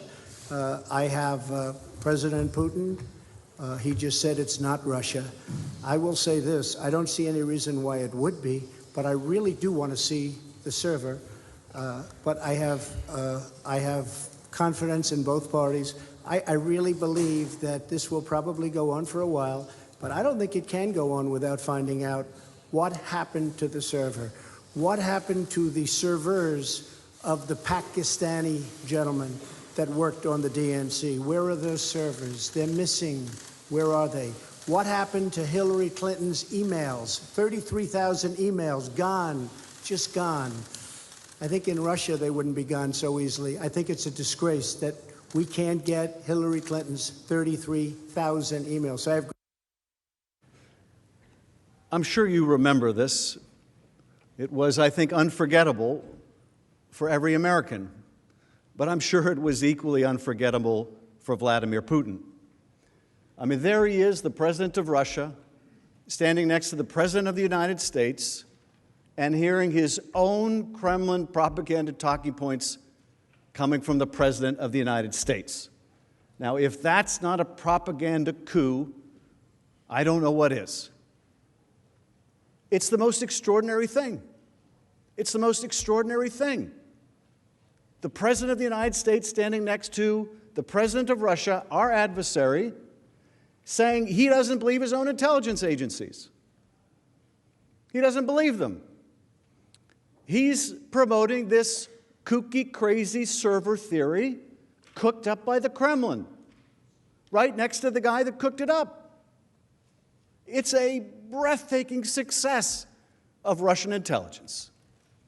I don't know if there's ever been a greater success of Russian intelligence. Whatever profile Russia did of our president, boy, did they have him spot on. Flattery and propaganda. Flattery and propaganda is all Russia needed. And as to Ukraine,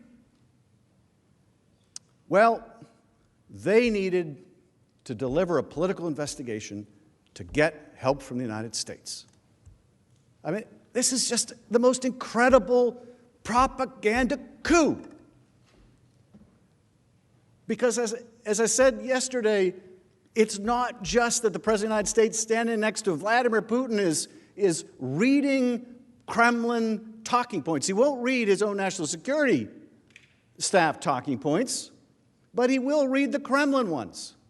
But it's not just that he adopts the Kremlin talking points. That would be bad enough. It's not bad enough, it's not damaging enough, it's not dangerous enough to our national security that he's undermining our own intelligence agencies. It's not bad enough that he undermines those very agencies that he needs later, that we need later to have credibility. We've just had a vigorous debate over the strikes against General Soleimani. And the president has made his argument about what the intelligence says and supports.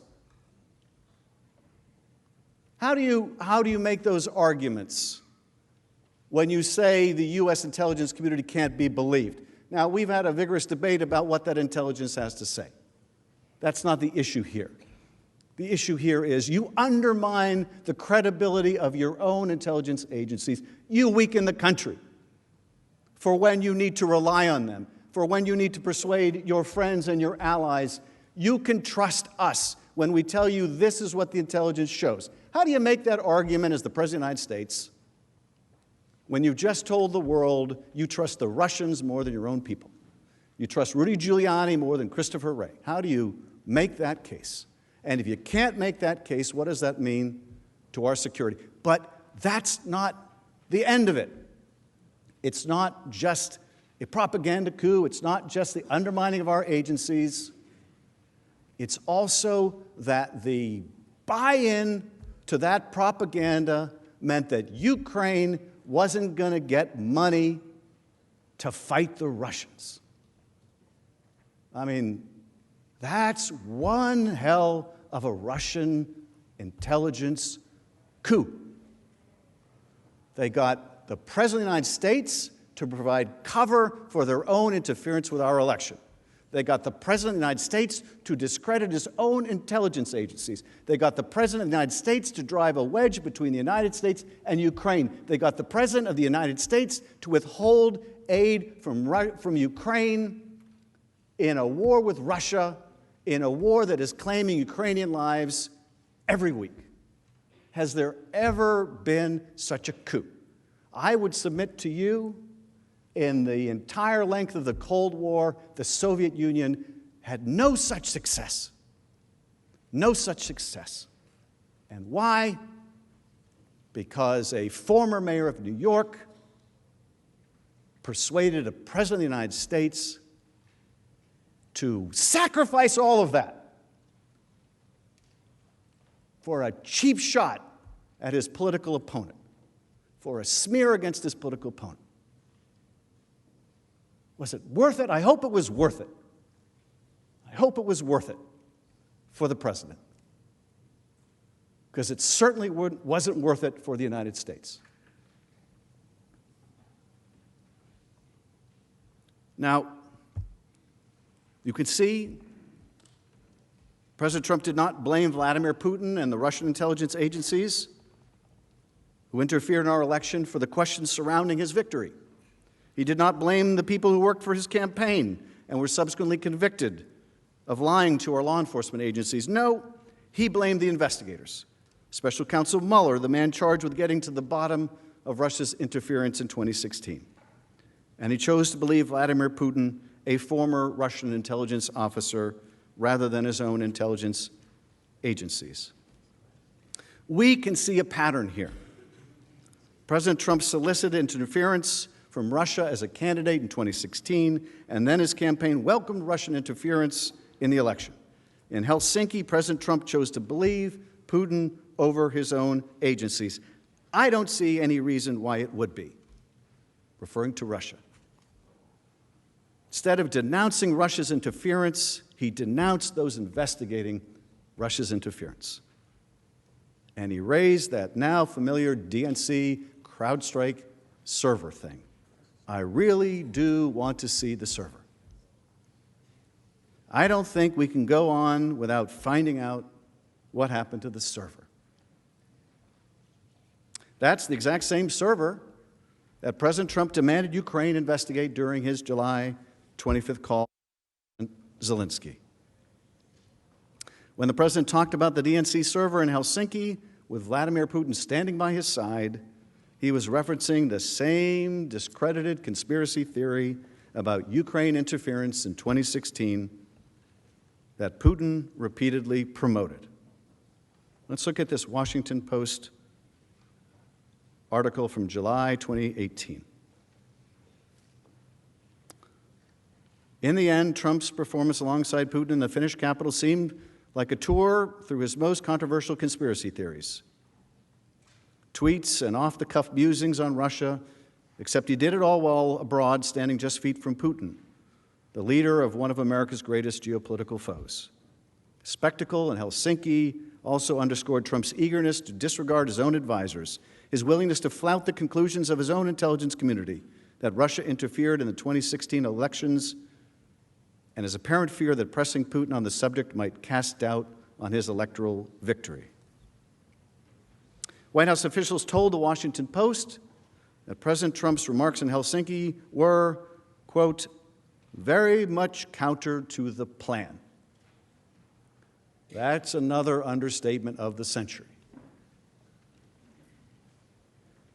If that sounds familiar, it's because the witness who testified before the House as part of the impeachment inquiry, they all said the same thing about the July 25th phone call.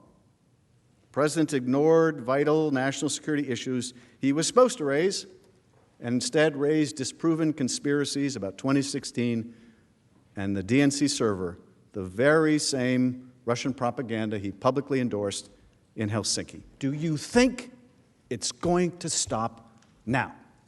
Do you think if we do nothing, it's going to stop now? All of the evidence is to the contrary. You know it's not going to stop. President just told one of the members of this body he still wants Biden investigated. It's not going to stop unless the Congress does something about it. President Trump's betrayal began in 2016 when he first solicited Russian interference in our election. Russia, if you're listening, I hope you're able to find the 30,000 emails that are missing. That betrayal continued in Helsinki in 2018, when, as we saw, he rejected the intelligence community's assessment about Russian interference in that same election, when he criticized U.S. officials investigating the Russia interference and instead promoted Putin's conspiracy theory about Ukraine. The betrayal continued in 2019, when he carried out a scheme to cheat in the 2020 election by demanding that the leader of Ukraine, a U.S. partner under military attack by Russia, announce an investigation into the same baseless conspiracy theory about a DNC server and the bogus allegations about Vice President Biden. And the abuse of power continues. He is still trying to cheat in the next election. Even after the scheme came to light, even after it became the subject of an impeachment inquiry, it continued. And the false statements about it continued. President Trump repeatedly asserted that he had a prerogative to urge foreign nations to investigate U.S. citizens who dare to challenge him politically.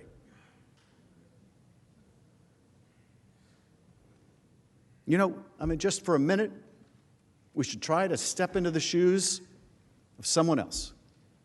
My father used to say, you don't understand a person until you step in their shoes. I always thought he invented that wisdom himself until I watched To Kill a Mockingbird and found out that Atticus Finch said it first.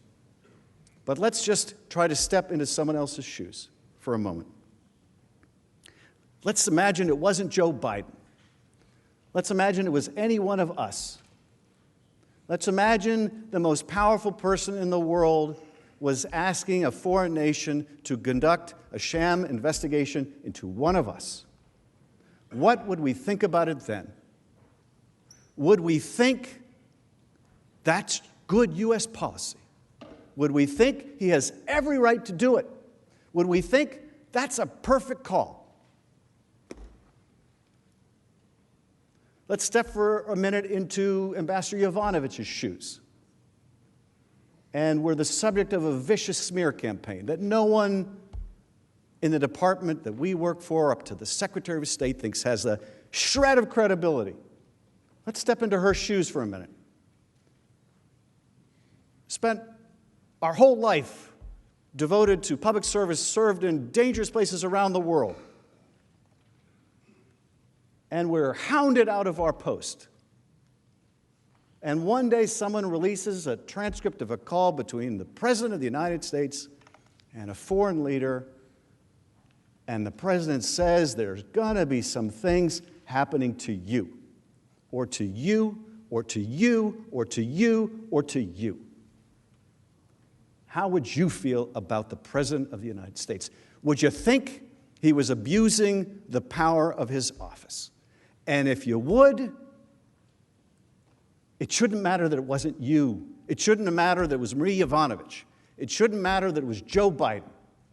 Because I'll tell you something, the next time, it just may be you. It just may be you. Do you think for a moment that any of you, no matter what your relationship with this president, no matter how close you are to this president, do you think for a moment that if he felt it was in his interest, he wouldn't ask you to be investigated? Do you think for a moment that he wouldn't? And if somewhere deep down below you realize that he would, you cannot leave a man like that in office when he has violated the Constitution. Shouldn't matter it was Joe Biden. Could have been any of us. It may be any of us. Shouldn't matter that it was Marie Yovanovitch.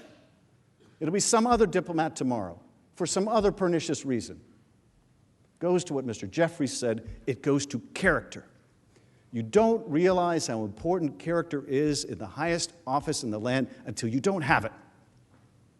till you have a president willing to use his power to coerce an ally to help him cheat, to investigate one of our fellow citizens. One of our fellow citizens. Yes, he's running for president. He's still a U.S. citizen. He's still a U.S. citizen. And he deserves better than that.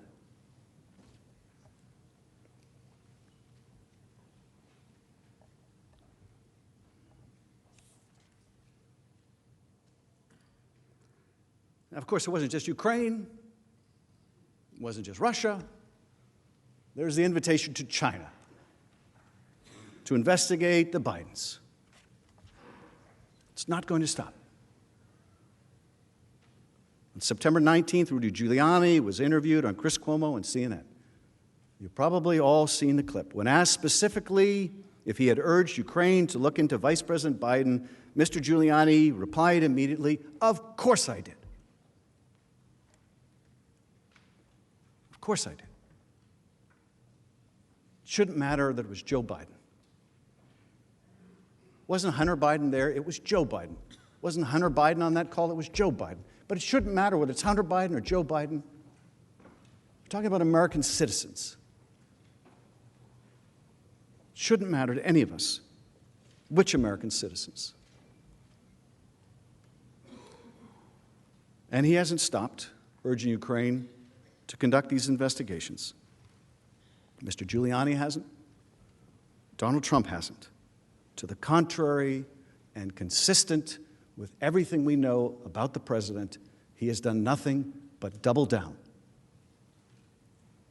During his first week, the first week of December, Mr. Giuliani traveled to Ukraine and Hungary to interview the corrupt former Ukrainian prosecutors who had been pushing these false narratives about Vice President Biden and this kooky conspiracy about 2016. Mr. Giuliani met with current members of the Ukraine parliament who have advocated for that same fraudulent investigation. June of last year, President Trump told ABC News that he would take political dirt from a foreign country if he was offered it again. If he has learned anything from the tumult of the last 3 years, it is he can get away with anything. He can do it again. Can't be indicted, can't be impeached. Can't, if you believe our Attorney General, even be investigated. Our founders worried about a situation just like this. James Madison put it simply, the President, quote, might betray his trust to foreign powers. In his farewell address, George Washington warned Americans to be constantly awake, since history and experience prove that foreign influence is one of the most baneful foes of Republican government. John Adams, in a letter to Thomas Jefferson, wrote, "You are apprehensive of foreign interference, intrigue, influence, so am I. But as often as elections happen, the danger of foreign influence recurs." Or, to quote the President's Chief of Staff, get over it. There's going to be politics and foreign policy. Well, I don't think that was John Adams' point. And I don't think that was James Madison's point, and I don't think that was George Washington's point. If it was, they would have said, get over it. But they recognized, as I know we recognized, what a profound danger that would be, for that to become the new normal. Another election is upon us. 10 months, voters will undertake their most important duty as citizens by going to the polls and voting for their leader.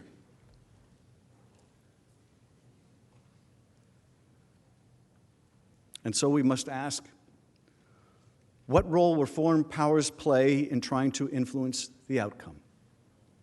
And if they take the president's side, who will protect our franchise if the president will not? As charged in the first article of impeachment, President Trump has demonstrated that he will remain a threat to national security and the Constitution if allowed to remain in office, and has acted in a manner grossly incompatible with self-governance and the rule of law.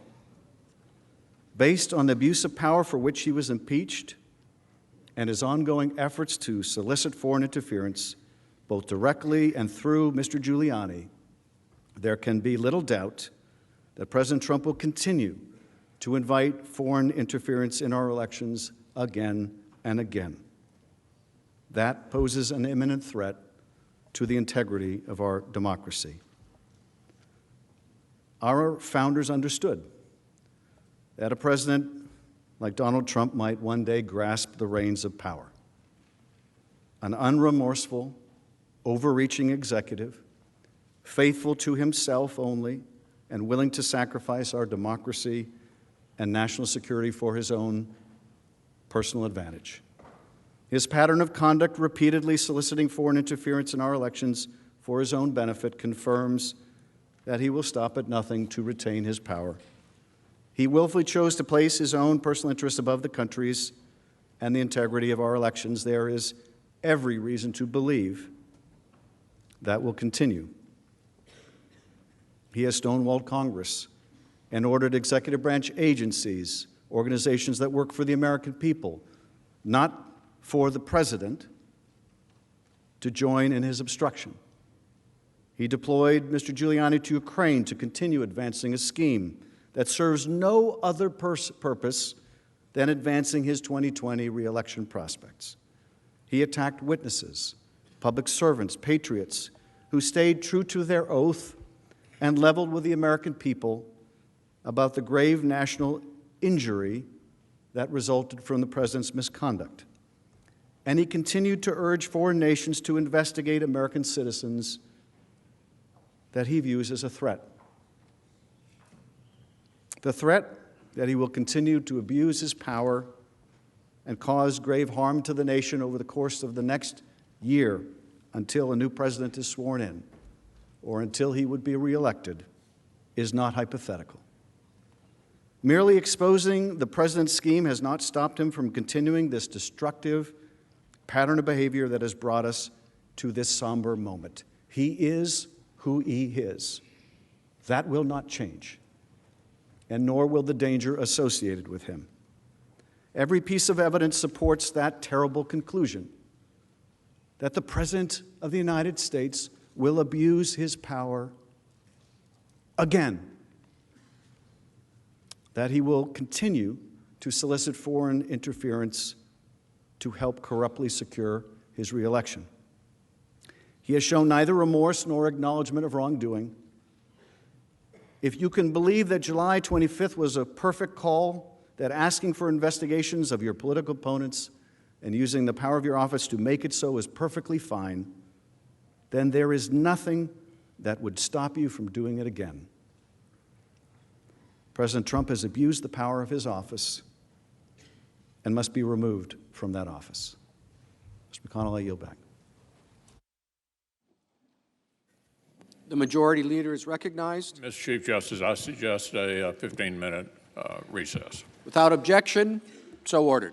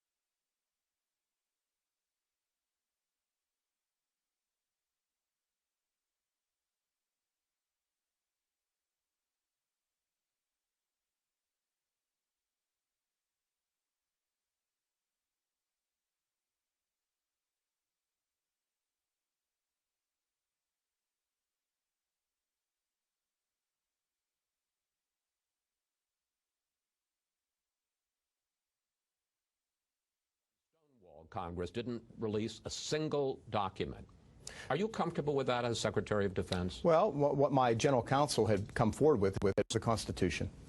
Finally, a couple of questions about impeachment. When we last talked a couple of months ago, you said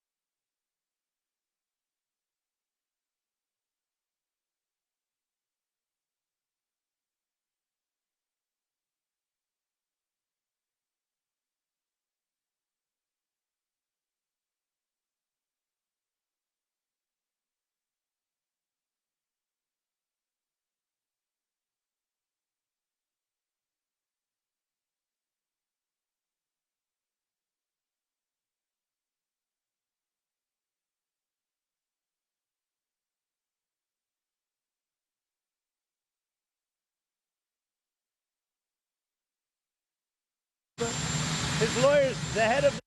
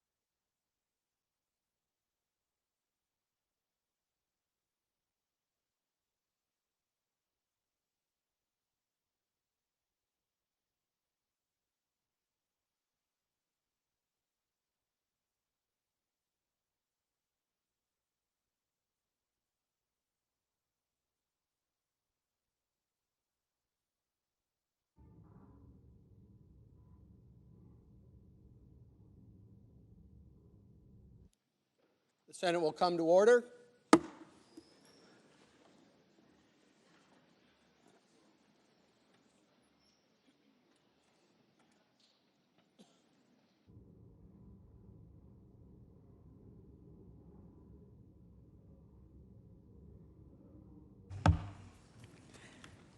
Mr. Chief Justice and Senators, first of all, I want to join my colleagues in just thanking you for your patience and your indulgence.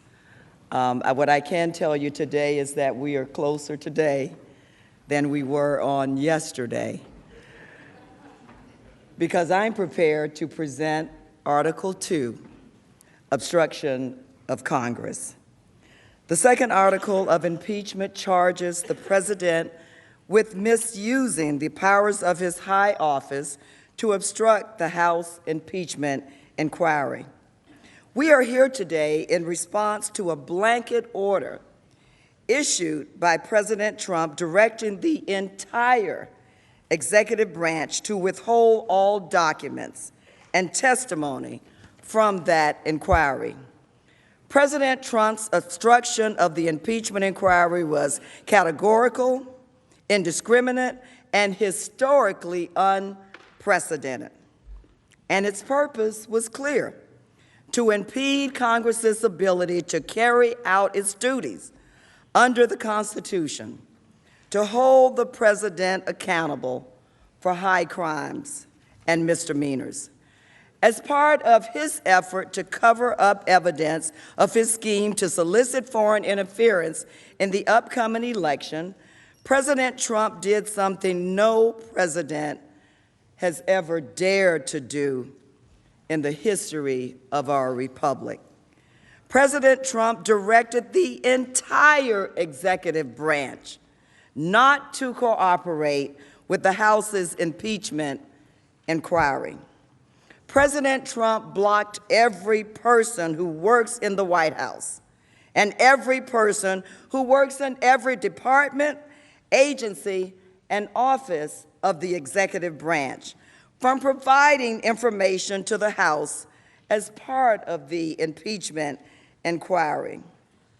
This was not about specific, narrowly defined security or privacy issues, nor was it based on potential privileges available to the executive branch.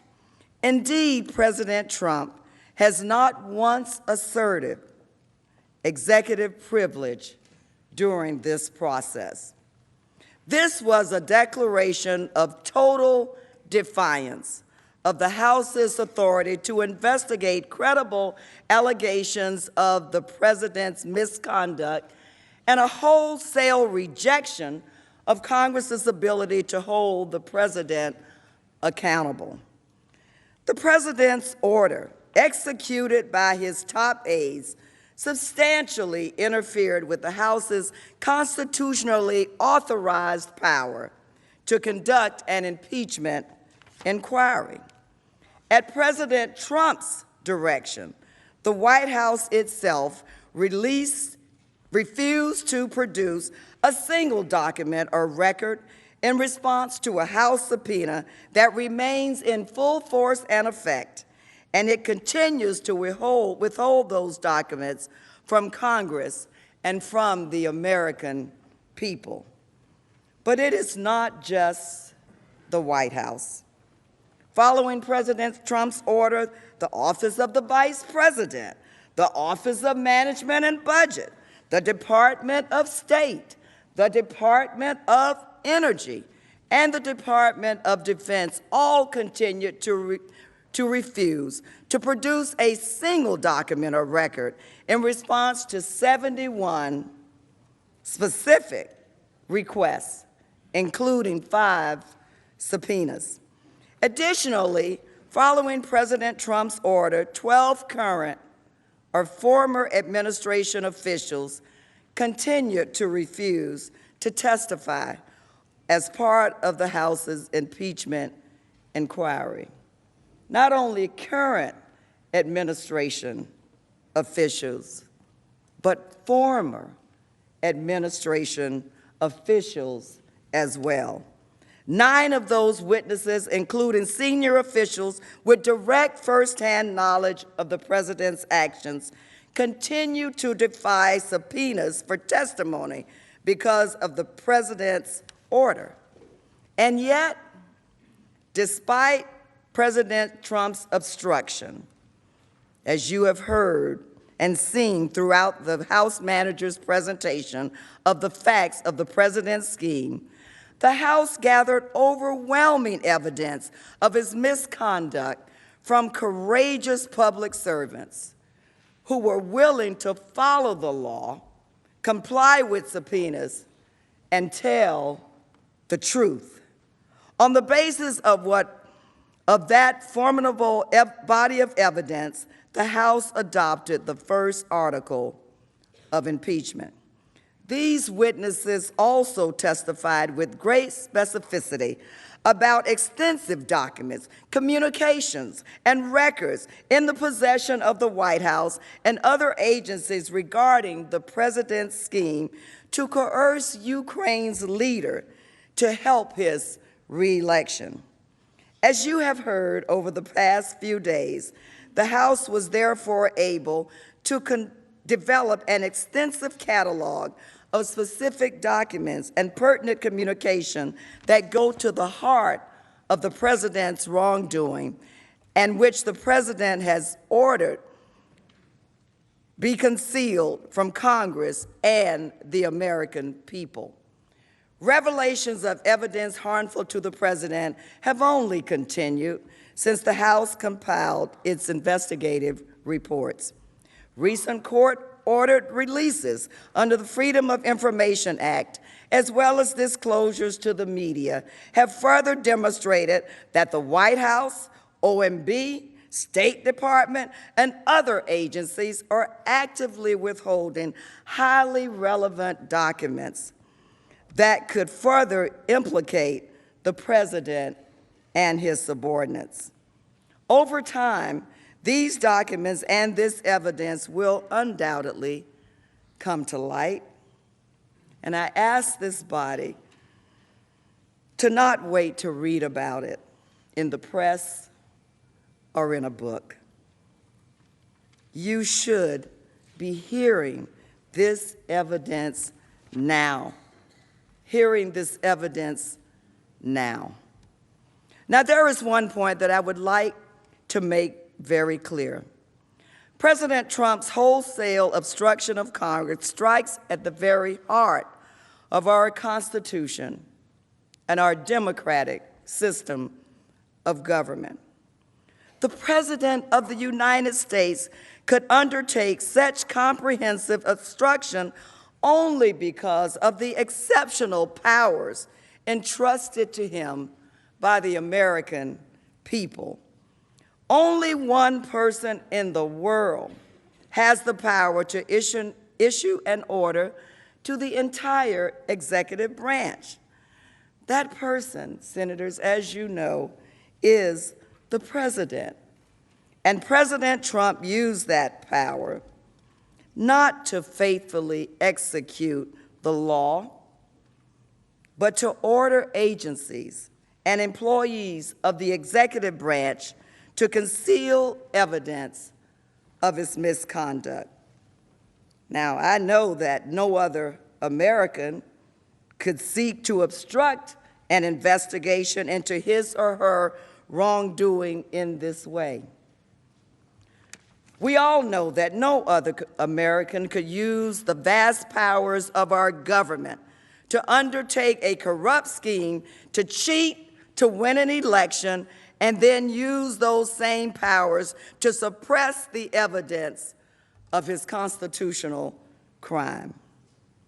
We would not allow, no, I am convinced that we would not allow any member of our state or local governments to use the official powers of their office to cover up crimes and misdeeds. As this body is well aware, mayors and governors have gone to jail for doing so. Sheriffs and police chiefs are certainly not immune.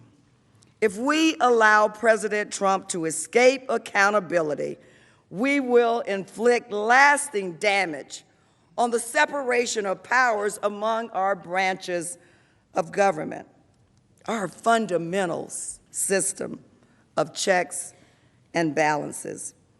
It would inflict irreversible damage by allowing this commander-in-chief and establishing precedents for future presidents to act corruptly or abusively and then use the vast powers of their office, the office of the presidency, to conceal their own misconduct from Congress and the American people.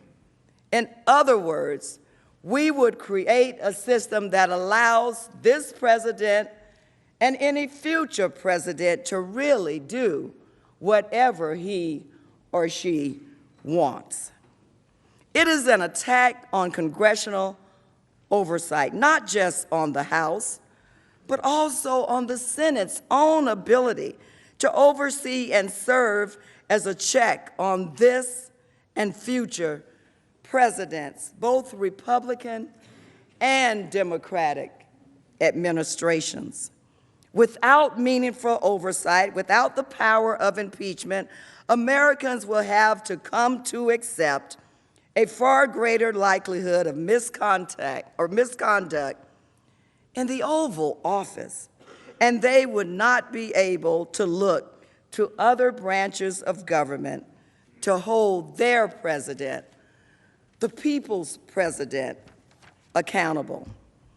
Executive power without any sort of restraint, without oversight, and without any checks and balances is absolute power.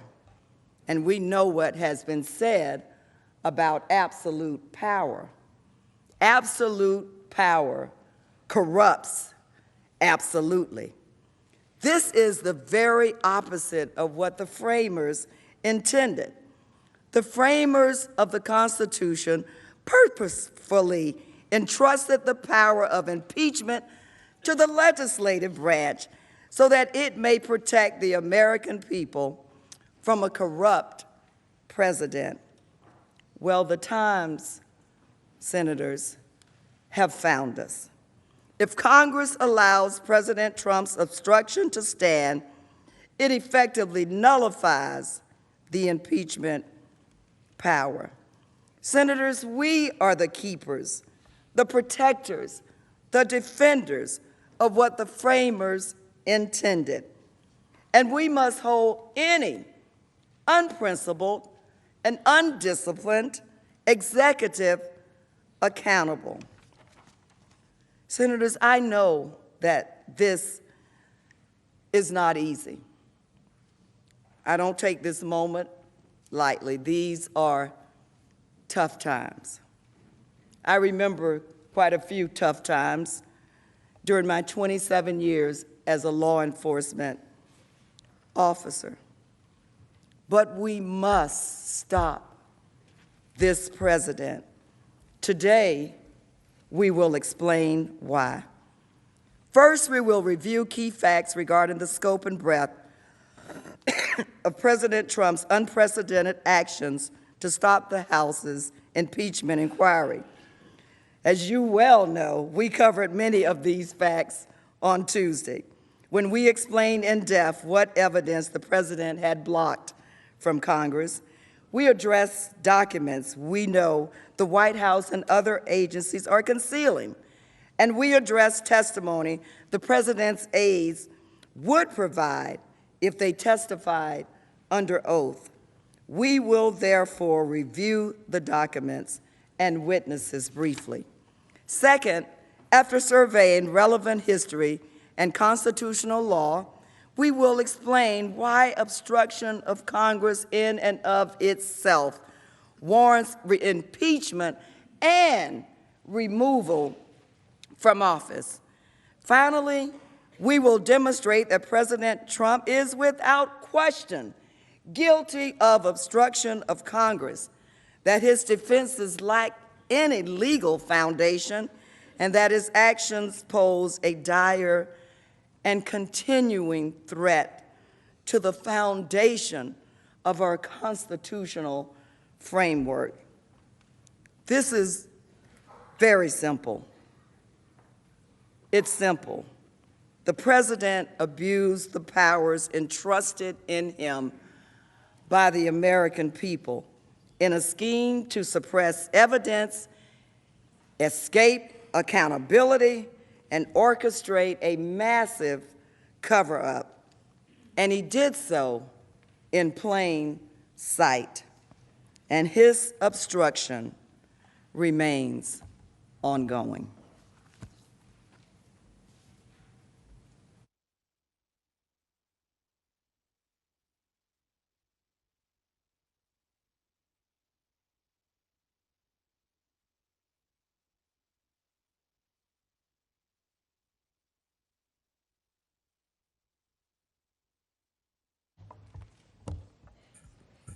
Mr. Chief Justice, Senators, President's Council, before I start, I too want to thank all the senators for being so patient and being such good listeners. It reminds me, quite frankly, of one of the first days that I went to what was affectionately called baby judge school when we first got started. And those are the first two things that they told us, that we needed to be patient, and we needed to listen, and that we needed to be fair and always give the opportunity to be heard to each side. And I must say that you have certainly been playing a very good role as judges, because although I know that the press calls you jurors, I know that you are in the role of judges. And I commend you for being good listeners and for having the patience to listen to us this last 2 days and our final remarks today. So thank you all. Now, Ms. Demings has given us an overview of the second article of impeachment, obstruction of Congress. So let us now turn to the facts of the case, because to fully appreciate the scope and the scale of the president's wrongdoing and the size of the cover-up he has orchestrated requires an understanding of the evidence that he has lawlessly hidden from Congress and the American people. President Trump categorically, indiscriminately, and in unprecedented fashion obstructed Congress's impeachment inquiry. In other words, he orchestrated a cover-up. And he did it in plain sight. First, from the beginning, the Trump administration sought to hide the president's misconduct by refusing to turn over the Intelligence Committee whistleblower complaint.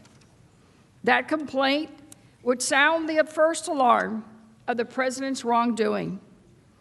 Second, the president issued an order prohibiting the entire executive branch from participating in the impeachment inquiry. No cooperation, no negotiation, nothing, or as we say in Texas, nada. Following the president's orders, federal agencies refused to produce documents and key witnesses refused to testify. In fact, the president sanctioned specific directions to officials, ordering them to defy congressional subpoenas. Third, and perhaps the most reprehensible of all, the president waged a campaign of intimidation against those brave public servants who did come forward to comply with their obligation under the law. Senators, as I've mentioned, I'm a lawyer and a former judge. I have never, ever seen anything like this from a litigant or a party in any case, not anywhere. But from the very beginning of this scandal, President Trump has sought to hide and cover up key evidence. The cover-up started even before the House began to investigate the president's Ukraine-related activity. It began when the White House sought to conceal the record of Donald Trump's July 25 call with the president of Ukraine by placing it on a highly classified system. But, as we've said before, there was no legitimate national security reason to do so. The cover-up continued. A top OMB official instructed the freeze to be, quoted, closely held. In other words, don't say anything to anybody. Senators, you know, in order to lawfully withhold the funding, the president was required to notify Congress about the amount of money involved and why he was intending to freeze it. Instead, the White House tried to keep the fact of the freeze secret. Maybe they kept it a secret because a senior White House aide, Rob Blair, accurately predicted to his boss, Mick Mulvaney, quote, expect Congress to become unhinged if it learned that bipartisan aid approved for a valuable foreign partner was being frozen for the president's personal gain. But the cover-up reached its peak soon after August 12th, because on August 12th, a whistleblower filed a lawful and protected complaint intended for Congress with the Inspector General of the intelligence community. The president, who was the subject of the complaint, learned of the filing well before Congress and the American people. In an effort to conceal the whistleblower's concerns, the White House and the Department of Justice took an unprecedented step. No administration had ever intervened in such a manner before. But President Trump maneuvered to keep the whistleblower's concerns from the Congressional Intelligence Committees. In the history of the Intelligence Community Whistleblower Protection Act, no credible and urgent complaint had ever been withheld from Congress, not ever before. It was through immense public pressure and vigorous oversight by the House that the Trump administration ultimately produced a complaint to the House and Senate Intelligence Committees. I'll add that even when it was produced, it was weeks after the legal deadline. If the president's efforts to conceal the whistleblower's concerns had succeeded, Congress would never have learned about the existence of the complaint, let alone the allegations that it contained. But this attempt to hide key information from Congress was only the first sign of what was to come. Following new, deeply troubling revelations about the president's July 25 call, on September 24th, the Speaker of the House announced that the House investigations into the president's scheme to pressure Ukraine for personal gain would be folded into the ongoing impeachment inquiry. Just days later, the president began to attack the legitimacy of the House impeachment inquiry. While standing on the tarmac at Andrews Air Force Base, President Trump argued that the House impeachment inquiry, quote, shouldn't be allowed. He claimed that there, and I quote again, there should be a way of stopping it, maybe legally, through the courts. Let's watch the president and what he had to say. My call was perfect. The president yesterday of Ukraine said there was no pressure put on him whatsoever, none whatsoever. and he said it loud and clear for the press. What these guys are doing, Democrats are doing to this country, is a disgrace, and it shouldn't be allowed. There should be a way of stopping it, maybe legally through the courts. There should be a way of stopping it. Soon after, President Trump took the matters into his own hands. The president used his authority and his office to wage a relentless and misleading public campaign to attack the impeachment inquiry. The president spent time at rallies, at press conferences, and on Twitter, trying to persuade the American people that the House's inquiry was invalid and fraudulent. Here are just a few of the President Trump's comments about the impeachment inquiry.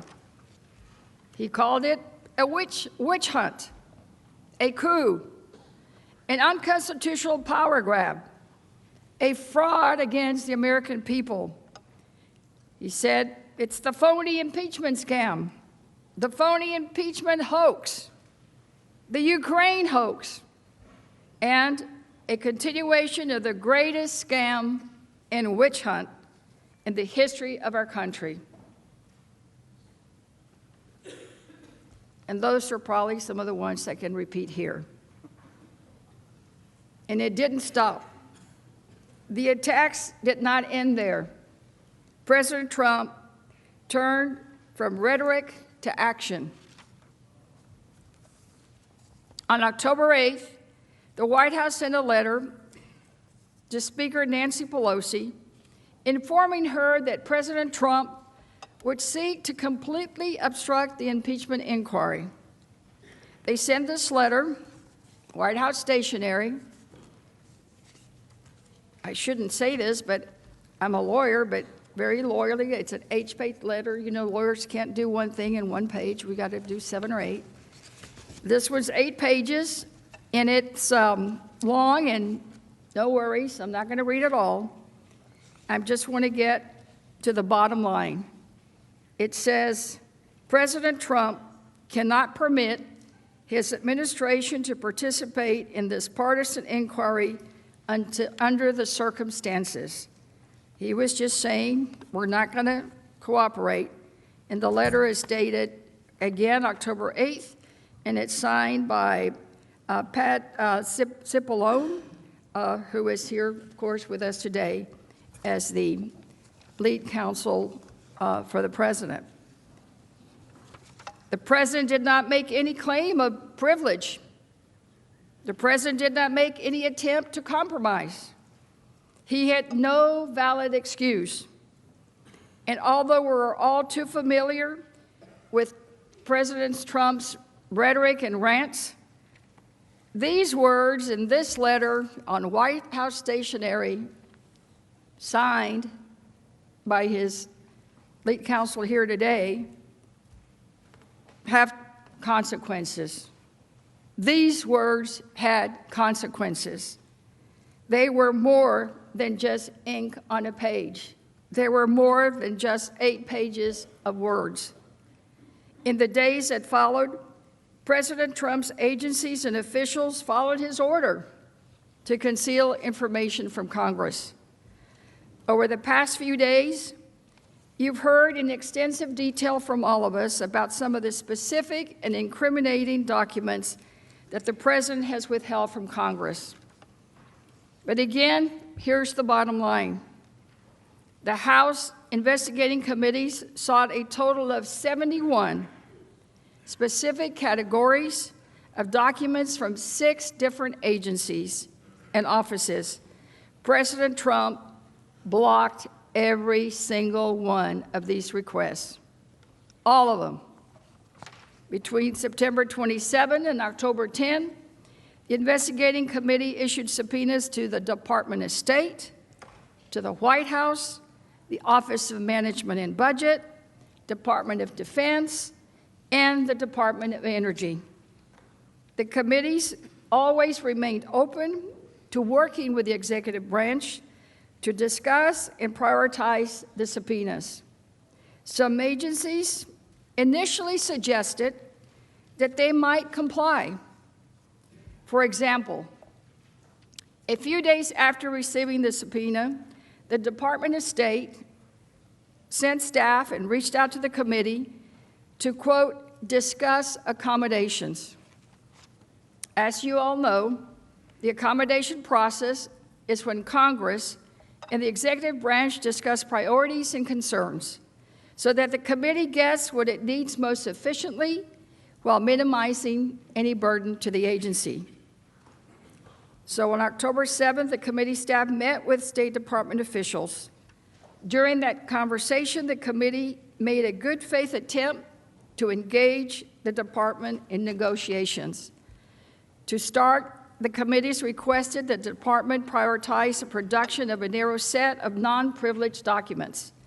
The department representatives stated that they would take the request back to senior State Department officials. But that was the end. That was the end. Those priority documents were never provided to the committees. In addition to the State Department, the Department of Defense also showed an initial interest in cooperating. During an October 13 television appearance, Secretary of Defense Mark Esper stated repeatedly the Department of Defense would seek to comply. He said on air, on TV, that they would seek to comply with the subpoenas. In an exchange on Face the Nation, he was specifically asked, question, very quickly, are you going to comply with a subpoena that the House provided you and provide documents to them regarding the halt to military aid to Ukraine? Answer from the Secretary, yeah, we will do everything we can to cooperate with the Congress. Just in the last week or two, my general counsel sent out a note, as we typically do in these situations, to ensure documents are retained. But again, the question is that a yes? Answer by the Secretary, that's a yes. Question, you will comply with a subpoena? Answer again by the Secretary, we will do everything we can comply. These are his very own words. We can comply. We can comply. But remember that October 8th letter from the White House counsel sent to the Speaker stating that the President's position of total defiance. President Trump, again, I'll quote it, had said, President Trump cannot permit his administration to participate in this partisan inquiry under these circumstances.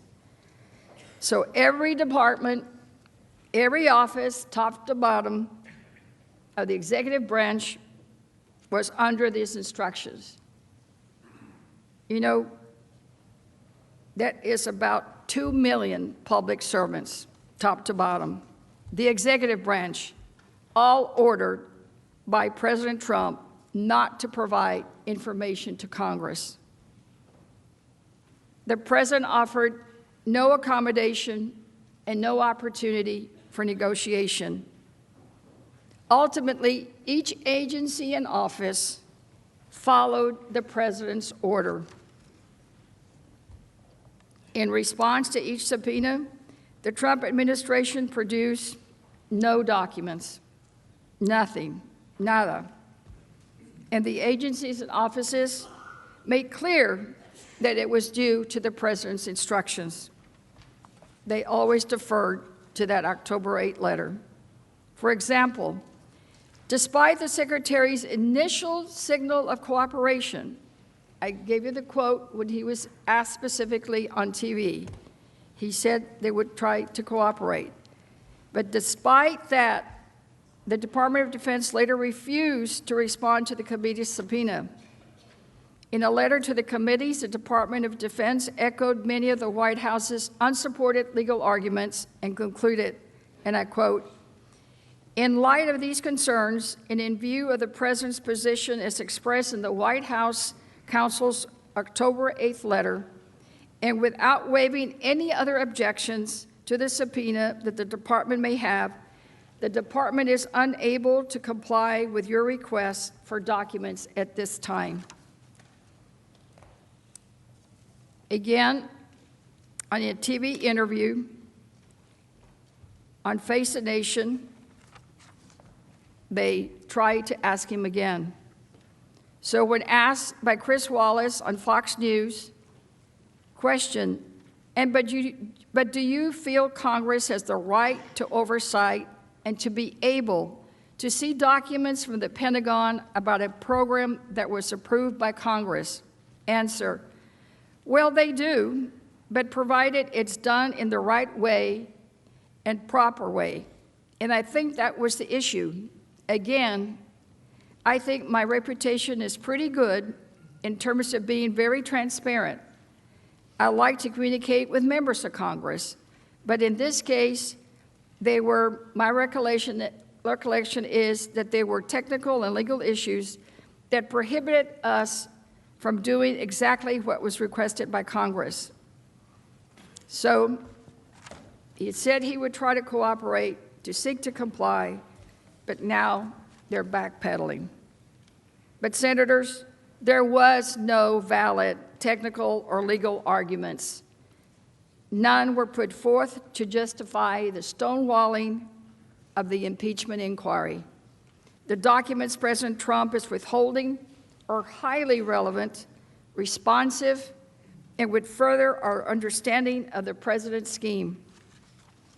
Here is just a sampling of the documents we know exist that are currently being withheld. National Security Advisor John Bolton's notes, Ambassador Taylor's first-person cable to Secretary Pompeo, emails between OMB and other agencies about the president's directive to place a hold on the Ukraine military aid, and the hundreds of heavily redacted documents that the administration now turned over to third parties under FOIA court orders. Certainly, the documents released pursuant to the FOIA lawsuits were not subject to any claims of privilege or confidentiality or burden. The administration released them publicly. By contrast, the president turned over nothing in response to the House impeachment investigation. Now, senators, there still is another component of the president's obstruction that I want all of us to focus on. Not only did the president block agencies and offices from producing documents, his administration also blocked current and former officials from identifying, producing, or even reviewing relevant documents. First, the Trump administration actively discouraged its employees from even identifying documents responsive to the committee's requests. Deputy Assistant Secretary George Kent testified in his deposition that he informed a State Department attorney about additional responsive records that the department had not collected. According to Kent, the department attorney, quote, got very angry and, quote, objected to Kent raising of the additional information. He, quote, made clear that he did not think it was appropriate for Kent to make the suggestion. So here's a lawyer telling the witness, you know, don't say that. You know, I just, frankly, as again, a lawyer and former judge, I just can't believe something like this would happen. But Kent responded that he was just trying to, quote, make sure that the department was being fully responsive. Second, the Trump administration refused to permit individual witnesses to produce relevant documents themselves.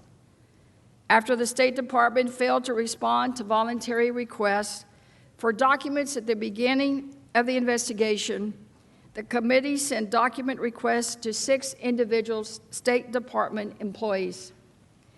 Secretary Pompeo objected to the committee's request to state officials, calling them, quote, "It's an act of intimidation and an invitation to violate federal court laws."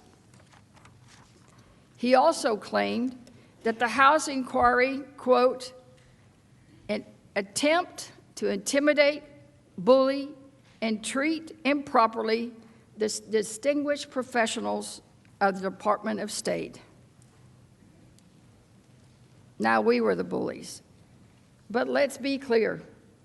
His statement has been contradicted by actual State Department professionals from whom the committee sought documents. Kent testified that he, quote, "had not felt bullied, threatened, and intimidated by the House."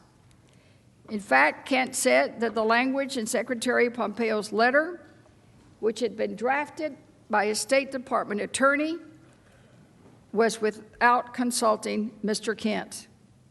He said, quote, "it was inaccurate." Inaccurate. Then the State Department ordered witnesses to withhold documents from Congress. For example, on October 14, the department sent a letter to Kent's personal attorney warning, quote, "your client is not authorized to disclose to Congress any records relating to official duties." Certain witnesses defied these orders and produced the substance of key documents, providing critical insight into the president's scheme. Other witnesses produced documents to the Trump administration so they could be turned over to Congress. But now the administration is also sitting on those documents and is refusing to turn them over. Ambassador Taylor testified that he turned over documents to the Trump administration, but to his knowledge, they had not been produced to the House. Let's watch. But has any of the documents that you turned over, to your knowledge, been turned over to the committee? No.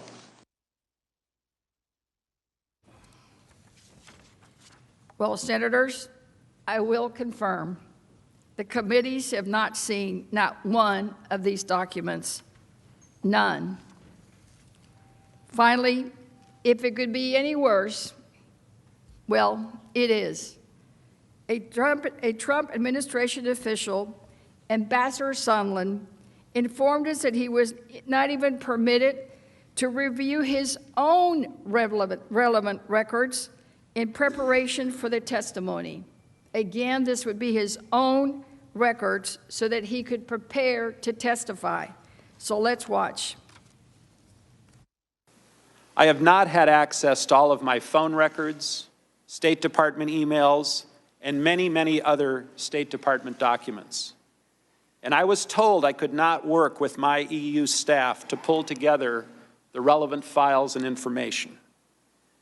Having access to the State Department materials would have been very helpful to me in trying to reconstruct with whom I spoke and met and when and what was said. My lawyers and I have made multiple requests to the State Department and the White House for these materials. Yet these materials were not provided to me, and they have also refused to share these materials with this committee. These documents are not classified, and in fairness, should have been made available.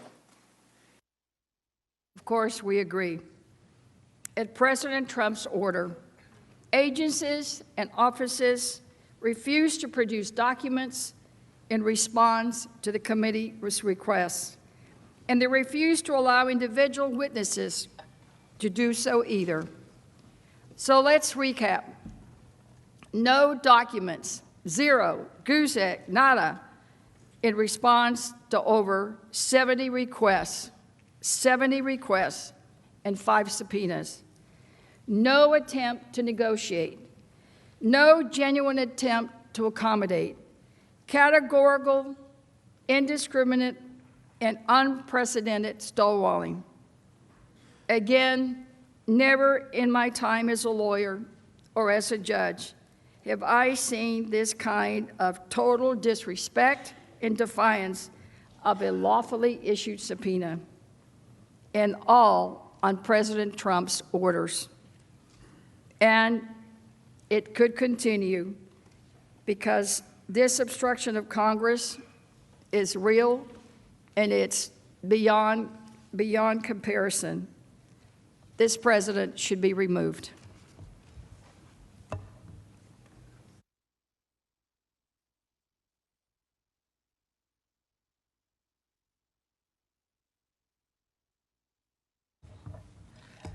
Mr. Chief Justice and Senators, let's turn to President Trump's efforts to stop witnesses from testifying.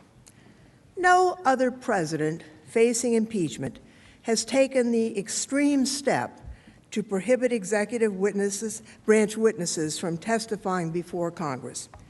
Even President Nixon, who famously attempted to defy a subpoena for tape recordings of his conversations, he let his most senior staff testify before Congress. Now, I remember listening on TV as John Dean testified before the Senate Watergate Committee. He was the president's lawyer. President Nixon didn't block him.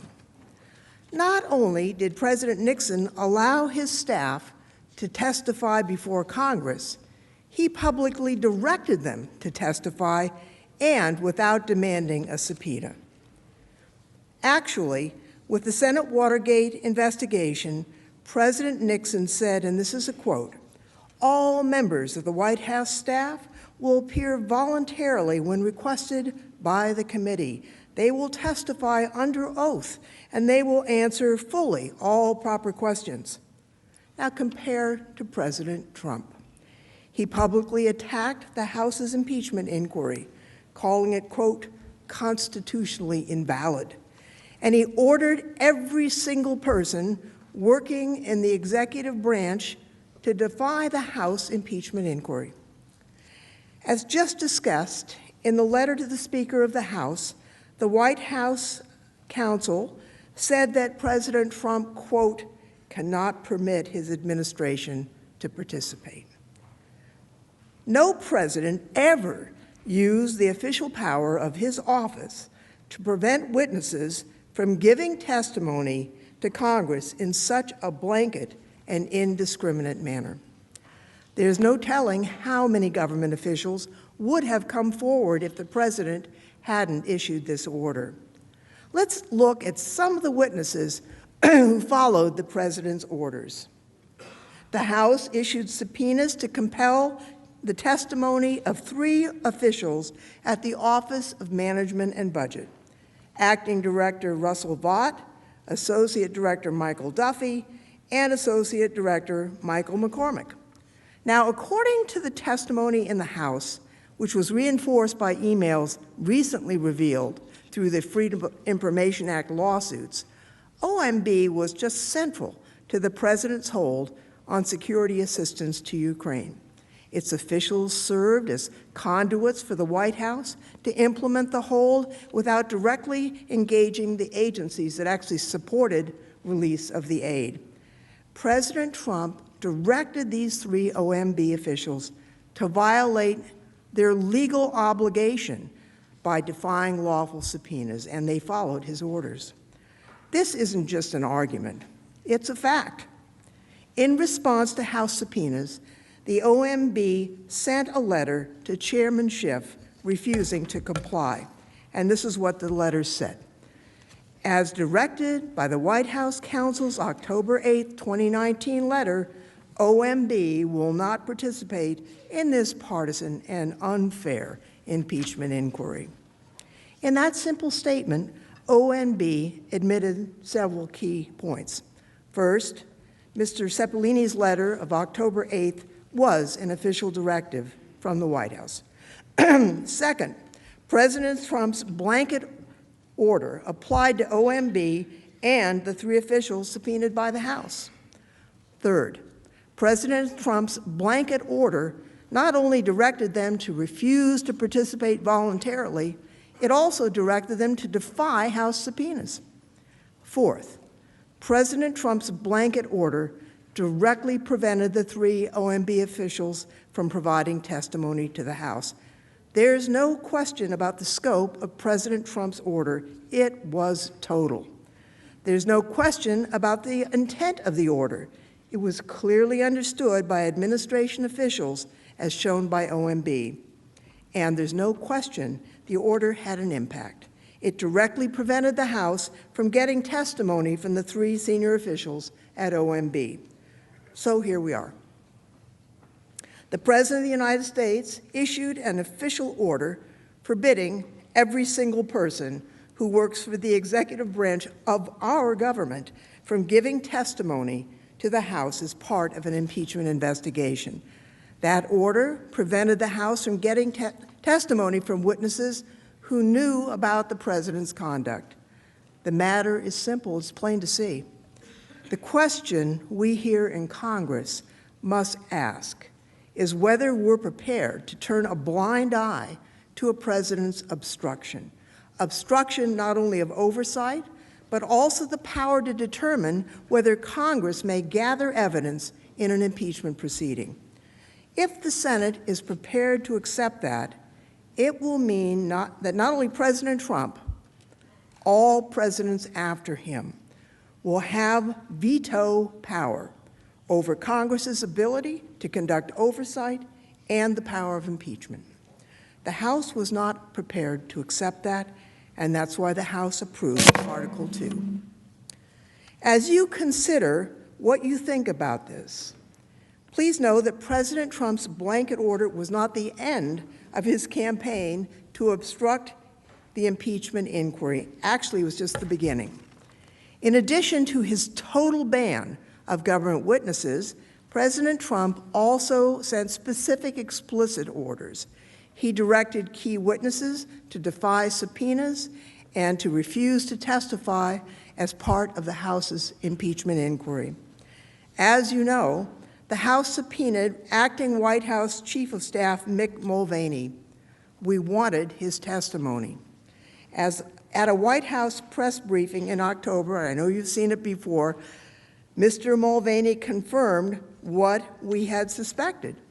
Mr. Mulvaney admitted that President Trump withheld the aid to pressure Ukraine into announcing an investigation into the conspiracy theory that Ukraine interfered in the 2016 elections.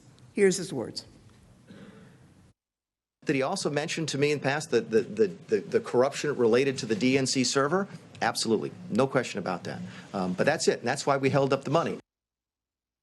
After this really stunning admission, the House issued a subpoena to require Mr. Mulvaney to testify. But on the day of Mr. Mulvaney's scheduled deposition, the White House sent a letter to his personal attorney. It prohibited from obeying the subpoena. And the letter said, quote, "The President directs Mr. Mulvaney not to appear at the committee's scheduled deposition." When he issued this order, President Trump doubled down on his previous blanket order.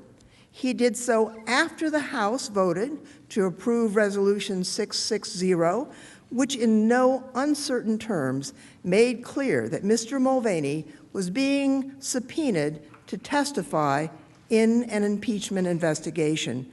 This order was the first of many. President Trump also ordered another White House official, Robert Blair, not to testify. Mr. Blair is Mr. Mulvaney's senior advisor and his closest aide. He was involved in communications about the hold on Ukraine aid. The day after his initially scheduled deposition, Mr. Blair's personal attorney sent a letter to the House. It said, quote, "Mr. Blair has been directed by the White House not to appear and testify." The House also wanted testimony from John Eisenberg, the senior attorney on President Trump's National Security Council. As you've heard over the past few days, key witnesses, including Dr. Hill, Lieutenant Colonel Vindman, said they were concerned by President Trump's efforts to pressure Ukraine. They were told to report these concerns to Mr. Eisenberg. On the day before his scheduled deposition, the White House sent a letter to Mr. Eisenberg's personal attorney. It said, quote, "The President directs Mr. Eisenberg not to appear at the committee's deposition." Now, that language is starting to sound familiar. Mr. Eisenberg's personal attorney then sent a letter to the House. The letter said this: "Under these circumstances, Mr. Eisenberg has no other option that is consistent with his legal and ethical obligations except to follow the direction of his client and employer, the President of the United States. Accordingly, Mr. Eisenberg will not be appearing for a deposition at this time." Now, that language, I think, is important, and it's telling. It shows that President Trump's order left Mr. Eisenberg with, quote, "no other option that is consistent with his legal and ethical obligations." By directing him to defy a lawful subpoena, President Trump created a legal and ethical problem for Mr. Eisenberg. I'm sure you know, contempt of Congress can be punished as a criminal offense. It carries a possible sentence of up to 12 months in jail. No president has ever dared, during an impeachment inquiry, to officially and explicitly order government witnesses to defy House subpoenas. You don't have to consider high-minded constitutional principles to understand why this was wrong. It's simple, really. By ordering specific government officials to defy congressional subpoenas, President Trump forced those officials to choose between submitting to the demands of their boss or break the law. Nobody should abuse a position of power in that way. But President Trump specifically ordered all three of these senior White House officials, Mulvaney, Blair, Eisenberg, to defy the House's subpoenas and refuse to testify. President Trump's efforts to conceal his actions didn't stop there, and they didn't stop at the front door of the White House. No less than 12 other witnesses were specifically ordered not to testify. One of those witnesses, Ulrich Breckbull, hasn't been highlighted much over the past few days, but the way he fits into the story is worth noting. Mr. Breckbull is a senior official at the State Department. Like these other senior officials, he was ordered not to testify. In a letter to the House, his attorney said, quote, "Mr. Breckbull has received a letter of instruction from the State Department directing that he not appear." Mr. Breckbull is still another person who could shed light on President Trump's actions. He was kept updated on Rudy Giuliani's broader efforts in Ukraine. He had firsthand knowledge of Secretary Pompeo's involvement. For one thing, he handled Ambassador Yovanovitch's recall from Ukraine, though he refused to meet with her in the aftermath. Also, messages by Ambassador Volker show that Mr. Breckbull knew about Mr. Giuliani's efforts in the Ukraine as they occurred. On July 10th, Ambassadors Taylor, Volker, and Sondland discussed Rudy Giuliani's push abroad. While discussing the problems Rudy was creating by meddling in official U.S. foreign policy, Ambassador Taylor noted that he, quote, "briefed Ulrich this afternoon." Also on August 11th, Ambassador Sondland emailed Mr. Breckbull to ask him to brief Secretary Pompeo on a statement he was negotiating with President Zelensky, the aim of, quote, "making the boss happy enough to authorize an invitation." Ambassador Sondland wrote to him, quote, "Kurt and I negotiated a statement from Z to be delivered for our review in a day or two. The contents will hopefully make the boss happy enough to authorize an invitation." Now, State Department Executive Secretary Lisa Kenna answered Ambassador Sondland several hours later, letting him know that she'd pass that information on to Secretary Pompeo. Let's consider and pause here why this message to Mr. Breckbull, which the State Department continues to conceal, is important. In this exchange, Ambassador Sondland told Breckbull that he had negotiated a deal to get President Zelensky to make a statement, and that Sondland hoped that the promised statement would, quote, make the boss happy enough to authorize an invitation. It shows that senior State Department leadership, including Secretary Pompeo, were quite aware of the deal to trade an invitation to the White House for a statement from President Zelensky. Indeed, Ambassador Sondland confirmed that he kept them in the loop. Here's his testimony. We kept the leadership of the State Department and the NSC informed of our activities, and that included communications with Secretary of State Pompeo, his counselor, Ulrich Breckbull, his executive secretary, Lisa Kenna, and also communications with Ambassador Bolton, Dr. Hill, Mr. Morrison, and their staff at the NSC. They knew what we were doing and why. 8 other witnesses were also ordered not to testify as part of the House's impeachment inquiry. But those 8 witnesses came forward anyway, despite the President's efforts to prevent them from testifying.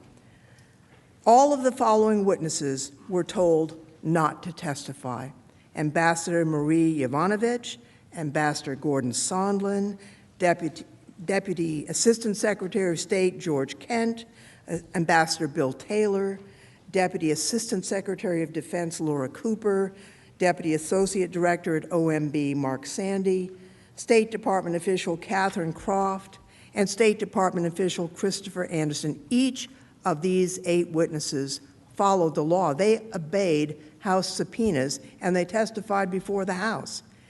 In all, we know that by issuing the blanket order and later specific orders, President Trump prevented at least 12 current or former administration officials from testifying during the House's impeachment inquiry. He specifically forced 9 of those witnesses to defy duly authorized subpoenas. The facts are straightforward and they're not in dispute. First, in the history of our republic, no president ever dared to issue an order to prevent even a single government witness from testifying in an impeachment inquiry. Second, President Trump abused the power of his office by using his official power in an attempt to prevent every single person who works in the executive branch from testifying before the House. Finally, President Trump's orders, in fact, prevented the House from obtaining key witness testimony from at least 12 current or former government officials. President Trump's orders were clear.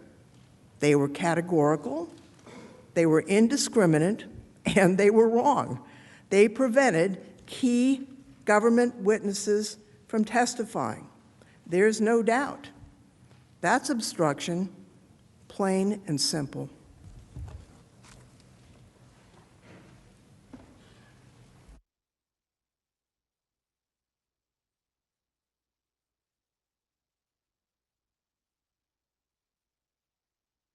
Now let us turn to some final set of facts.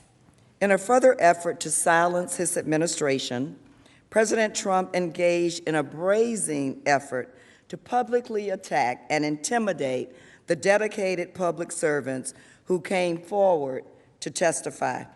To be clear, these witnesses didn't seek the spotlight in this way.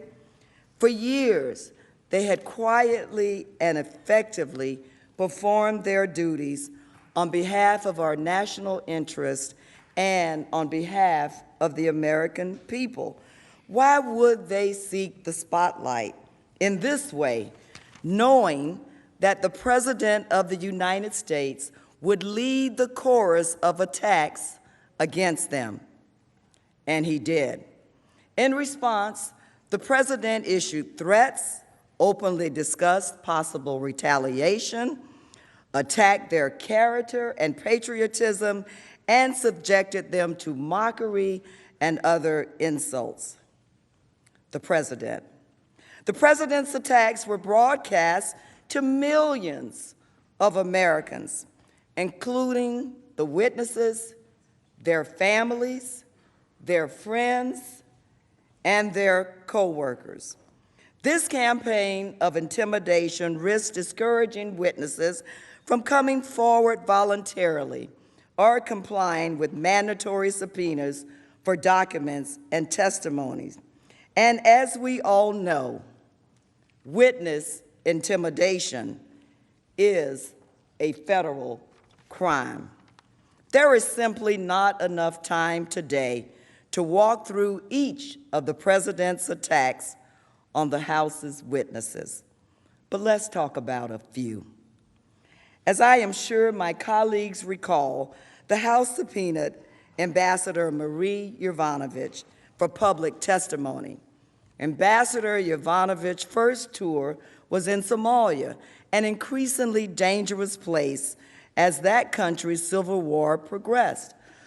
During a different tour, when Ambassador Yovanovitch helped to open a U.S. embassy, during which time the embassy was attacked by a gunman who sprayed the embassy building with gunfire.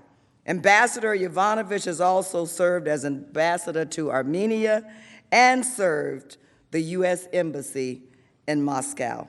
As Chairman Schiff said earlier, she has served in some dangerous places around the world on behalf of our interests and the interests of the American people. President Trump's Undersecretary of State for Political Affairs described Ambassador Yovanovitch as, and I quote, an exceptional officer doing exceptional work at a critical embassy in Kyiv. But during Ambassador Yovanovitch's public testimony, President Trump tweeted, "Everywhere Marie Yovanovitch went turned bad." She started off in Somalia. How did that go? Then fast forward to Ukraine, where the new Ukrainian president spoke unfavorably about her in my second phone call with him. It is the U.S. president's outright or absolute right to appoint ambassadors. In that same hearing, Chairman Schiff asked Ambassador Yovanovitch for her reactions to the president's attacks during her testimony before the House. Let's listen to that exchange. Ambassador, you've shown the courage to come forward today and testify. Notwithstanding the fact you were urged by the White House or State Department not to, notwithstanding the fact that, as you testified earlier, the president implicitly threatened you in that call record, and now the president in real time is attacking you. What effect do you think that has on other witnesses' willingness to come forward and expose wrongdoing? Well, it's very intimidating. It's designed to intimidate, is it not? I mean, I can't speak to what the president is trying to do, but I think the effect is to be intimidating. Well, I want to let you know, Ambassador, that some of us here take witness intimidation very, very seriously. The House also subpoenaed the public testimony of Ambassador William B. Taylor, another career public servant who graduated at the top of his class from West Point, served as an infantry commander in Vietnam, and earned a Bronze Star and an Air Medal with a V device for valor. Yes, yet shortly after Ambassador Taylor came forward to Congress, President Trump publicly referred to him as a never-Trumper without any basis. And then, when a reporter noted that Secretary of State Mike Pompeo had hired Ambassador Taylor, President Trump responded, and I quote, "Hey, everybody makes mistakes." He then had the following exchange about Ambassador Taylor. Let's listen. Do you want him out now? He's a never-Trumper. His lawyers, the head of the Never-Trumpers, they're a dying breed, but they're still there. Ambassador Taylor has since stepped down from his position as our chief diplomat in Ukraine. In addition to his relentless attack on witnesses who testified in connection to the House's impeachment inquiry, the president also repeatedly threatened and attacked the member of the intelligence community who filed the anonymous whistleblower complaint. In more than 100 statements about the whistleblower over a period of just 2 months, the president publicly questioned the whistleblower's motives and disputed the accuracy of the whistleblower's account. But most disturbing, President Trump issued a threat against the whistleblower and those who provided information to the whistleblower. Let's listen. I want to know who's the person that gave the whistleblower, who's the person that gave the whistleblower the information? Because that's close to a spy. You know what we used to do in the old days when we were smart, right? With spies and treason, right? We used to handle it a little differently than we do now. The president's need to conceal his actions was so extreme that he even attacked the credibility of those witnesses who served our country in combat. This included active duty military personnel and veterans who earned the Purple Heart and Bronze Star, among other battlefield recognition. But President Trump showed utter disregard for such patriotism. For example, President Trump attacked Lieutenant Colonel Vindman during his testimony on November 19th, seeking to question his loyalty to the United States. The president retweeted, Lieutenant Colonel Vindman was offered the position of defense minister for the Ukrainian government 3 times. Lieutenant Colonel Vindman, the National Security Director for Ukraine, has been an active duty Army officer for more than 20 years. Lieutenant Colonel Vindman earned a Purple Heart for wounds he sustained in an improvised explosive attack or device in Iraq. President Trump's campaign of witness intimidation is reprehensible, debases the presidency, and was part of his effort to obstruct the impeachment inquiry. The fact that it is the President of the United States making these threats tells us something. It tells us that the president desperately wanted to keep witnesses from testifying and thus further obstruct Congress's inquiry. Senators, we cannot and we must not condone President Trump's attacks on whistleblowers and witnesses, people who truly have the ability to put our country first.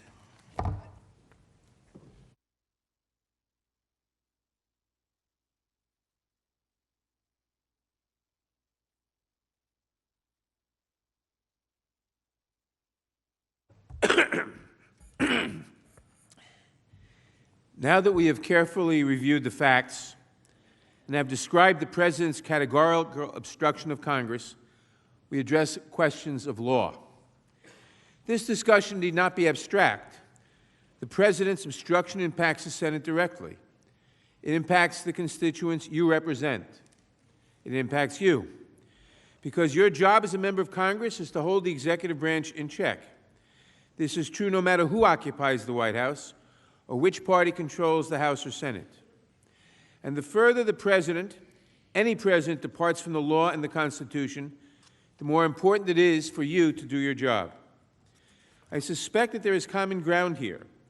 We all know that in order for Congress to do its work, we must have information. What is reasonable policy? What is the administration doing? Do we support it? Should we oppose it? Should we enact legislation to correct the problem? Asking questions, gathering information, making decisions based on the answers, this is one of the fundamental functions of Congress. I suspect that we agree on this as well. Our ability to do that work depends on our gathering information. It depends on the power of the congressional subpoena. Even when you make a polite request for information from a friendly administration, that request is backed by the threat of a subpoena. And although the power of the congressional subpoena has been affirmed repeatedly by the courts, enshrined in the rules of the House and Senate, and respected by executive branch agencies for centuries, if the President chooses to ignore our subpoenas, our power as a branch of government, our ability to do our jobs, our ability to keep an administration in check, our ability to make sure that the American people are represented by a Congress and not just by a President is diminished. Please know that we are not talking about a disagreement over the last few documents at the end of a long production schedule. We are talking about a direct order from the President of the United States to completely disregard all our subpoenas, to deny us all information the President wants to keep secret. This is in order to deprive Congress of our ability to hold an administration accountable. It is a bid to neuter Congress, to render the President all-powerful, since Congress could not have any information the President didn't want us to have. Without information, we cannot act. And so we must ask, is there a consequence for a President who defies our subpoenas absolutely, who says to all branches of the administration, do not obey a single congressional subpoena categorically without knowing the subject of the subpoena? Just never answer a congressional subpoena? Who denies Congress the right to any information necessary to challenge his power? Would Madison, Hamilton, and Washington support removing a president who declares that the Constitution lets him do whatever he wants, and who brazenly adds that he can ignore any effort to investigate, even when backed by subpoenas that the law requires him to obey? The answer to all these questions is a resounding yes. But before diving in, I'd like to set the historical scene. The framers were wise, and so they worried that presidents would abuse their power for personal gain. They feared that someday a president might mistake himself for a king, whose decisions cannot be questioned, whose conduct cannot be investigated, whose power transcends the rule of law. Such a would-be king would certainly think things like, quote, I have the right to do whatever I want as president. He might believe that it is, quote, illegitimate for anyone to investigate him. Of course, not even the framers could have imagined that a president would say these things out loud. A president with this view of raw power would attack anyone who tried to hold him to account, branding them, quote, human scum, and, quote, the enemy of the people. He would argue that courts have no power to enforce subpoenas against him. He would conscript his allies to ridicule Congress. He would harass witnesses who testified against him, declaring it disloyal to question his conduct. He would use the powers of his high office to sabotage our system of checks and balances. All of this we have seen in the last few years, indeed in the last few months. The framers wrote the impeachment clause to protect the American people from such a president. The impeachment clause exists to protect our freedom and our democracy in between elections. It exists to remind presidents that they serve the public, not the other way around. It is a reminder to presidents that they answer to something greater than themselves. It confirms that nobody in America is above the law, not even the president. But as we have discussed, the impeachment power does not magically protect us when the president commits high crimes and misdemeanors. In Benjamin Franklin's words, the framers left us a republic, if we can keep it.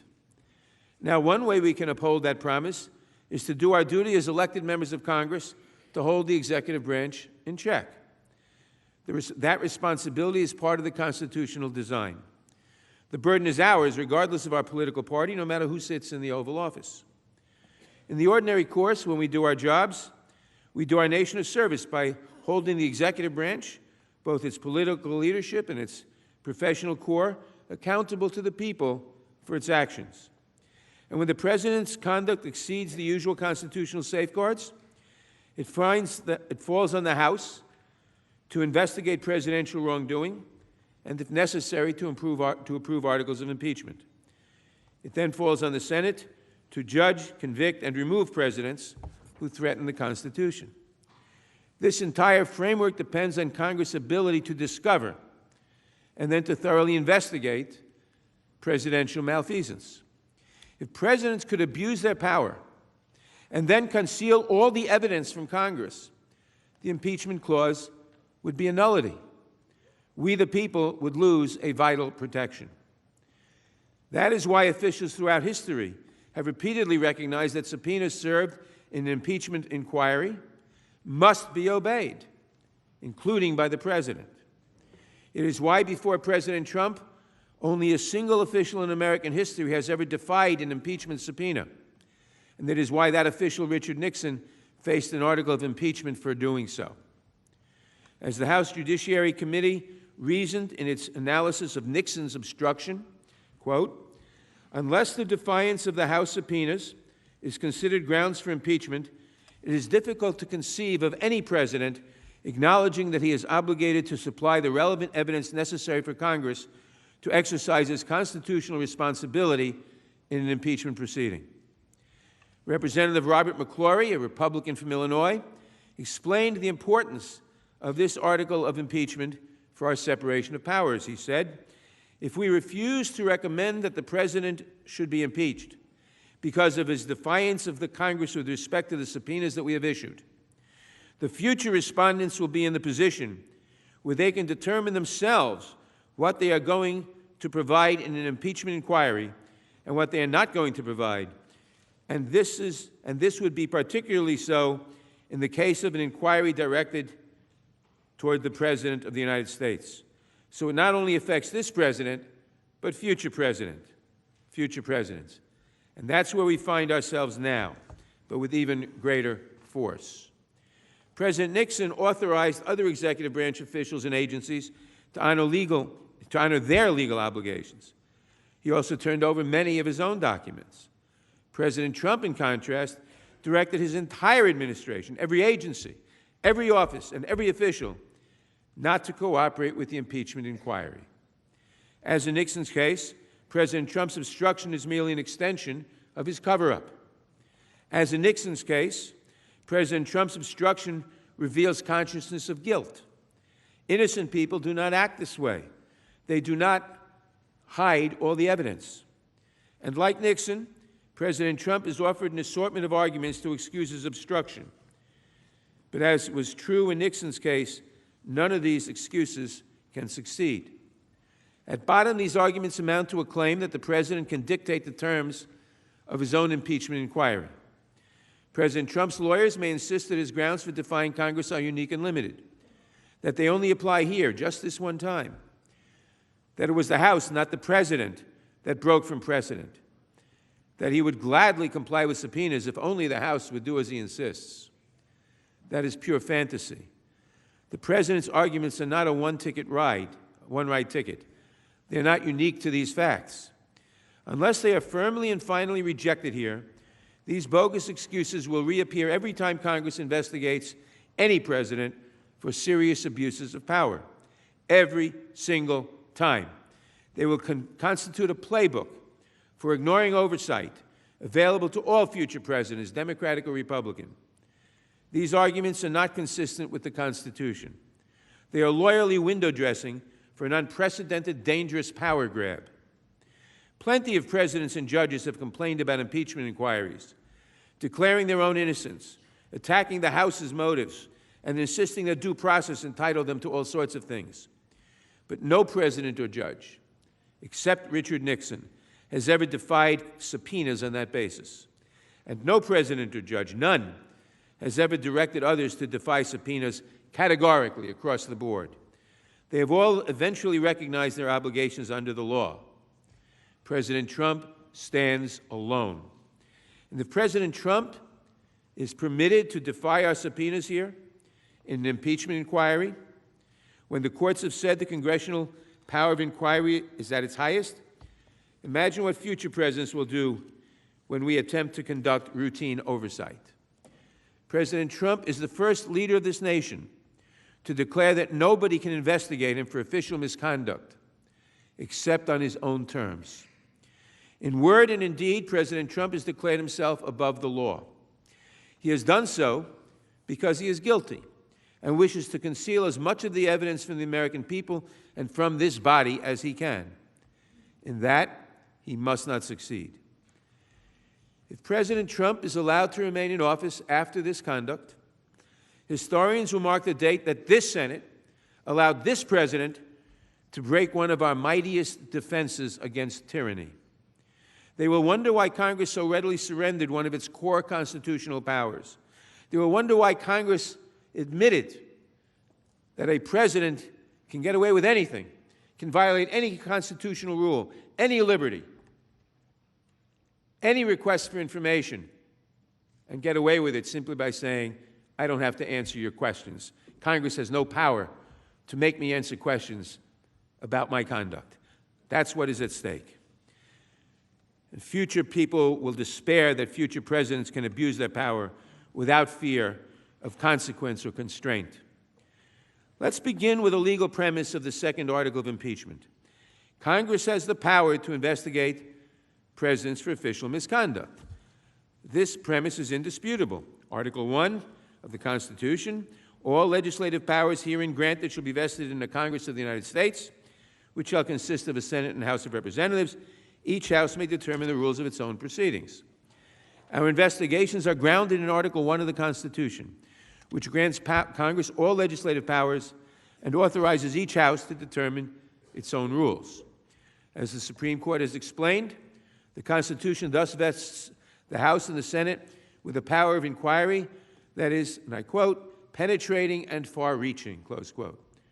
Moreover, Congress can effectuate that power of inquiry by issuing subpoenas commanding the recipient to provide documents or to testify under oath. Compliance with subpoenas is mandatory. It's not at the option of the executive or the president. As the Supreme Court has explained, quote, it is unquestionably the duty of all citizens to cooperate with the Congress in its efforts to obtain the facts needed for intelligent legislative action. It is their unremitting obligation to respond to subpoenas, to respect the dignity of the Congress and its committees, and to testify with respect to matters within the province of proper investigation. More recently, United States District Judge Ketanji Brown Jackson has elaborated, quote, blatant defiance of Congress' centuries-old power to compel the performance of witnesses is not an abstract injury, nor is it a mere banal insult to our democracy. It is an affront to the mechanism for curbing abuses of power that the framers carefully crafted for our protection, and thereby recalcitrant witnesses actually undermine the broader interests of the people of the United States. In recognition of the important role that congressional inquiries play in protecting our democracy and in guarding the American people, it is unlawful to obstruct them. Of course, while Congress investigates many issues, one of the most important is misconduct in the executive branch. There is a long history of congressional investigations into the executive branch. To name a few especially famous cases, Congress has investigated claims that President Lincoln mishandled Civil War military strategy, the infamous Teapot Dome scandal under President Harding, President Nixon's involvement in the Watergate scandal, President Reagan's involvement in the Iran-Contra affair, President Clinton's real estate dealings in the Monica Lewinsky scandal, warrantless wiretapping under President George Bush, attacks on American personnel in Benghazi under President Obama. Since the dawn of the Republic, presidents have recognized Congress's power to investigate the executive branch. Even in sensitive investigations involving national security and foreign policy, presidents have provided Congress with access to senior officials and important documents. For example, In the Iran-Contra inquiry, President Reagan's former National Security Advisor, Oliver North, and the former Assistant to the President for National Security Affairs, John Poindexter, testified before Congress. President Reagan also produced relevant excerpts of his personal diaries to Congress.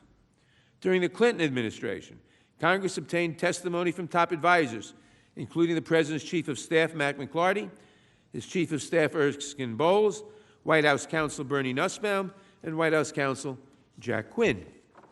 In the Benghazi investigation, President Obama made many of his top aides available for transcribed interviews, including National Security Advisor Susan Rice and Deputy National Security Advisor for Strategic Communications, Benjamin Rhodes. The Obama administration, in that case, also produced more than 75,000 pages of documents, including 1,450 pages of White House emails with communications of senior officials on the National Security Council. To be sure, certain House Republicans complained loudly that the Obama administration's response to the Benghazi investigation was insufficient. Just imagine how they would have reacted if President Obama had ordered total defiance of all subpoenas. There would have been outrage. Why? Because Congress unquestionably has the authority to investigate presidential conduct. Now, not only does Congress have the power to investigate the executive, but as we have discussed, Article 1 of the Constitution gives the House the sole power of impeachment. The framers intended this power to be an essential check on out-of-control presidents. But it does not work automatically. The House must investigate, question witnesses, and review documents. Only then can it decide whether to approve or not approve articles of impeachment. Therefore, when the House determines that the President may have committed high crimes and misdemeanors, it has the constitutional duty to investigate his conduct.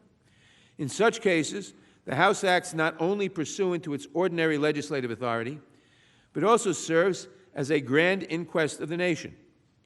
Because an impeachment inquiry wields one of the greatest powers in the Constitution, a power that exists specifically to constrain presidents, its subpoenas are backed with the full force of the impeachment clause. They cannot be thwarted by ordinary executive privileges or ordinary objections.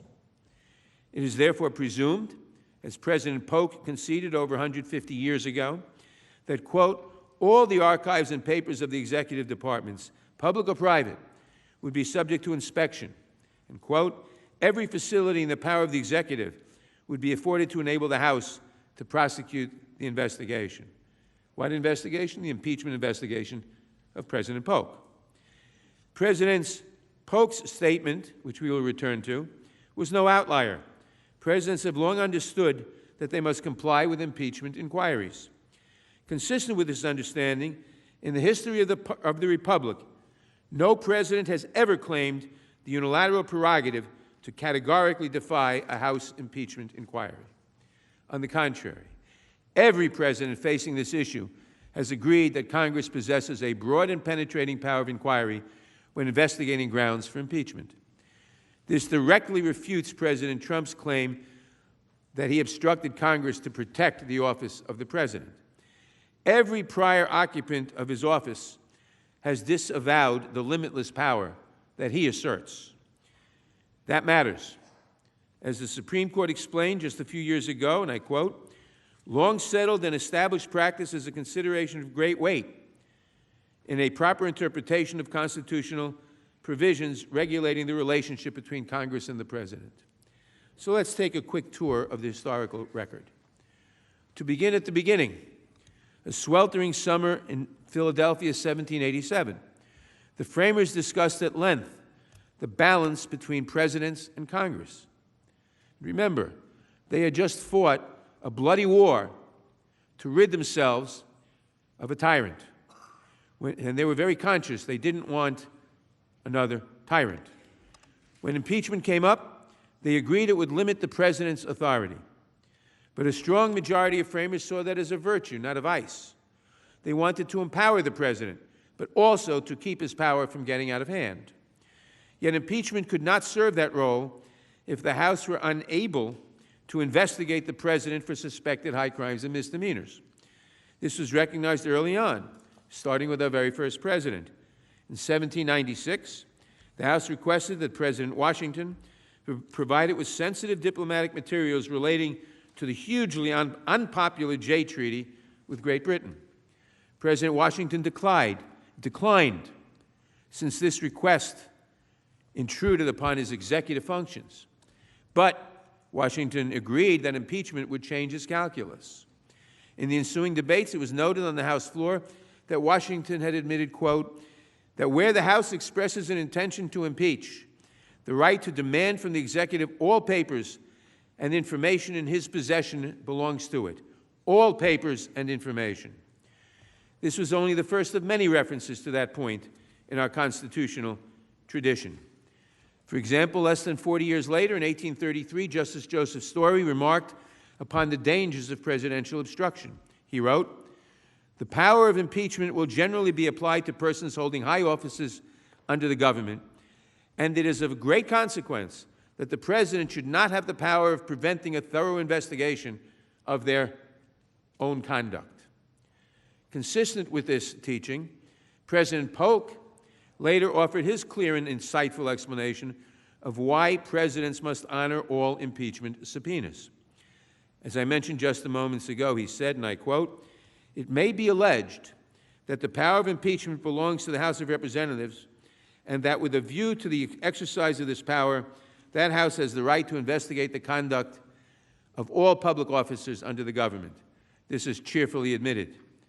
Decades later, during our first presidential impeachment inquiry, President Andrew Johnson recognized Congress's power to thoroughly investigate him and his executive branch subordinates. In 1867, for example, the House Judiciary Committee obtained executive and presidential records. The committee interviewed cabinet officers and presidential aides about cabinet meetings and private conversations with the president by his top aides and cabinet officials. And multiple witnesses, moreover, answered questions about the opinions of the president, statements made by the president, and advice given to the president. There is no evidence that Johnson ever asserted any privilege to prevent disclosure of presidential conversations to the committee, or failed to comply with any of the committee's requests. Thus, in the first 80 years of the Republic, Presidents Washington, Polk, and Johnson, along with members and committees of the House and a Supreme Court justice, all recognized that Congress is authorized by the Constitution to investigate for impeachment, and that presidents are obligated to give all information requested. President Trump's attempt to stonewall Congress would have shocked those presidents. With only a few exceptions, invocations of the impeachment power subsided from 1868 to 1972. Yet even in that period, while objecting to ordinary legislative oversight, Presidents Ulysses Grant, Grover Cleveland, and Theodore Roosevelt each noted that Congress could obtain key executive branch documents in an impeachment inquiry. They thus confirmed yet again that impeachment is different. Under the Constitution, it requires full compliance. Then came Watergate, when President Nixon abused the powers of his office to undermine his political opponents. But even Nixon understood that he must comply with subpoenas for information relating to his misconduct. Thus, he stated in March 1973 regarding the Senate's Watergate investigation, I quote, "All members of the White House staff will appear voluntarily when requested by the committee. They will testify under oath, and they will answer fully all questions." As a result, many senior White House officials testified, including White House counsel John Dean, White House Chief of Staff H.R. Haldeman, and Deputy Assistant to the President Alexander Butterfield. In addition, Nixon produced many documents in response to congressional subpoenas, including notes from meetings with the President. As the House Judiciary Committee explained at the time, 69 officials had been subjected to impeachment investigations throughout American history. Yet, and I quote, "With the possible exception of one minor official who invoked the privilege against self-incrimination, not one of them challenged the power of the committee conducting the investigation to compel the production of evidence it deemed necessary." President Nixon's production of records was incomplete, however, in a very important respect. He did not produce tape recordings of key Oval Office conversations. In response, the House Judiciary Committee approved an article of impeachment against the President for obstruction of Congress. 24 years later, the House undertook impeachment proceedings against President Clinton. Consistent with President and entirely unlike President Trump, Clinton pledged to cooperate fully with the impeachment investigations.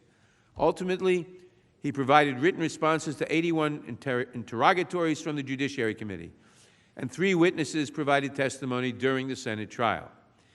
As this review of the historical record proves, presidents have long recognized that the Constitution compels them to honor subpoenas served by the House in an impeachment inquiry. Stated simply, President Trump's categorical blockade of the House, his refusal to honor any subpoenas, his order that all subpoenas, without even knowing what they were, all subpoenas be defied, has no analog in the history of the Republic. Nothing even comes close. He has engaged in obstruction that several of his predecessors have expressly said is forbidden, and that led to an article of impeachment against Nixon. President Trump is an outlier. He is the first and only president ever to declare himself unaccountable and to ignore subpoenas backed by the Constitution's impeachment power. If he is not removed from office, if he is permitted to defy the Congress entirely, categorically, to say that subpoenas from Congress in an impeachment inquiry are nonsense, then we will have lost, the House will have lost, the Senate certainly will have lost all power to hold any president accountable. This is a determination by President Trump that he wants to be all-powerful.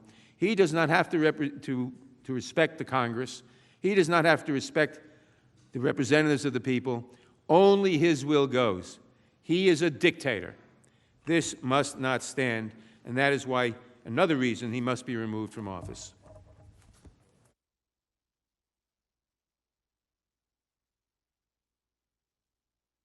Mr. Chief Justice, Senators, we've now shown how the extreme measures President Trump took to conceal evidence and block witnesses defies the Constitution and centuries of historical practice. But there's more to this story, and it only further undermines President Trump's case. The position he's taken is not only baseless as a historical matter, it's also inconsistent with the Justice Department's stated reason for refusing to indict or prosecute presidents. Now, the Department of Justice's unwillingness to indict a sitting president creates a danger that the president can't be held accountable by anyone, even for grave misconduct. To its credit, the Department of Justice recognized that risk. In its view, quote, the constitutionally specified impeachment process ensures that the immunity would not place the president above the law. This argument by the Justice Department is really important. In justifying its view that a president can't be held criminally liable while in office, DOJ relies on Congress's ability to impeach and remove a president. But the Justice Department's rationale, it falls apart if the constitutionally specified impeachment process can't function because the president himself has obstructed it. The Supreme Court correctly noted in Nixon versus Fitzgerald, and that's not Richard Nixon, it's Judge Nixon, that vigilant oversight by Congress is necessary to, quote, make credible the threat of impeachment. The president should not be treated as immune for criminal liability because he's subject to impeachment, but then be allowed to sabotage the impeachment process itself. That's what this president did. That places him dangerously above the law and beyond the separation of powers. Presidents can't be above the law. Presidents, like everyone else, must obey subpoenas served in an impeachment inquiry. In 1880, the Supreme Court explained, quote, where the question of such impeachment is before either House of Congress, acting in its appropriate sphere on that subject, we see no reason to doubt the right to compel the attendance of witnesses and their answer to proper questions in the same manner and by the use of the same means that courts of justice can in like cases. Almost a century later, Judge John Sirica's influential opinion on the Watergate roadmap in 1974 emphasized the special weight assigned to Congress in an impeachment. He wrote, "It should not be forgotten that we deal in a matter of the most critical moment to the nation, an impeachment investigation involving the President of the United States. It would be difficult to conceive of a more compelling need than that of this country for an unswervingly fair inquiry based on all the pertinent information." That same year, the Supreme Court decided the famous case of Nixon versus the United States. That's President Nixon. I was standing just across the street from the court when the case was handed down. And I remember seeing the reporters running down those marble steps, clutching the court's unanimous decision. The decision forced the release of key Oval Office tapes that President Nixon had tried to cover up by invoking executive privilege. In short order, it led to the resignation of President Nixon. The plaintiff in that case was actually the special prosecutor, Leon Jaworski, who had been appointed to investigate the Watergate burglary and who had issued subpoenas for the Nixon tapes. The Supreme Court upheld these subpoenas against President Nixon's claim of executive privilege. It reasoned that his asserted interest in confidentiality could not overcome the constitutionally grounded interest in the fair administration of criminal justice. Now, in reaching that conclusion, the court said this, quote, "The ends of criminal justice would be defeated if judgments were to be founded on a partial or speculative presentation of the facts. The very integrity of the judicial system and public confidence in the system depend on full disclosure of all facts within the framework of the rules of evidence." That reason, which was a unanimous decision by the Supreme Court in the Nixon tapes case, applies with full force, indeed greater force, to impeachments. The House Judiciary Committee recognized that when it approved an article of impeachment against President Nixon for obstruction of Congress.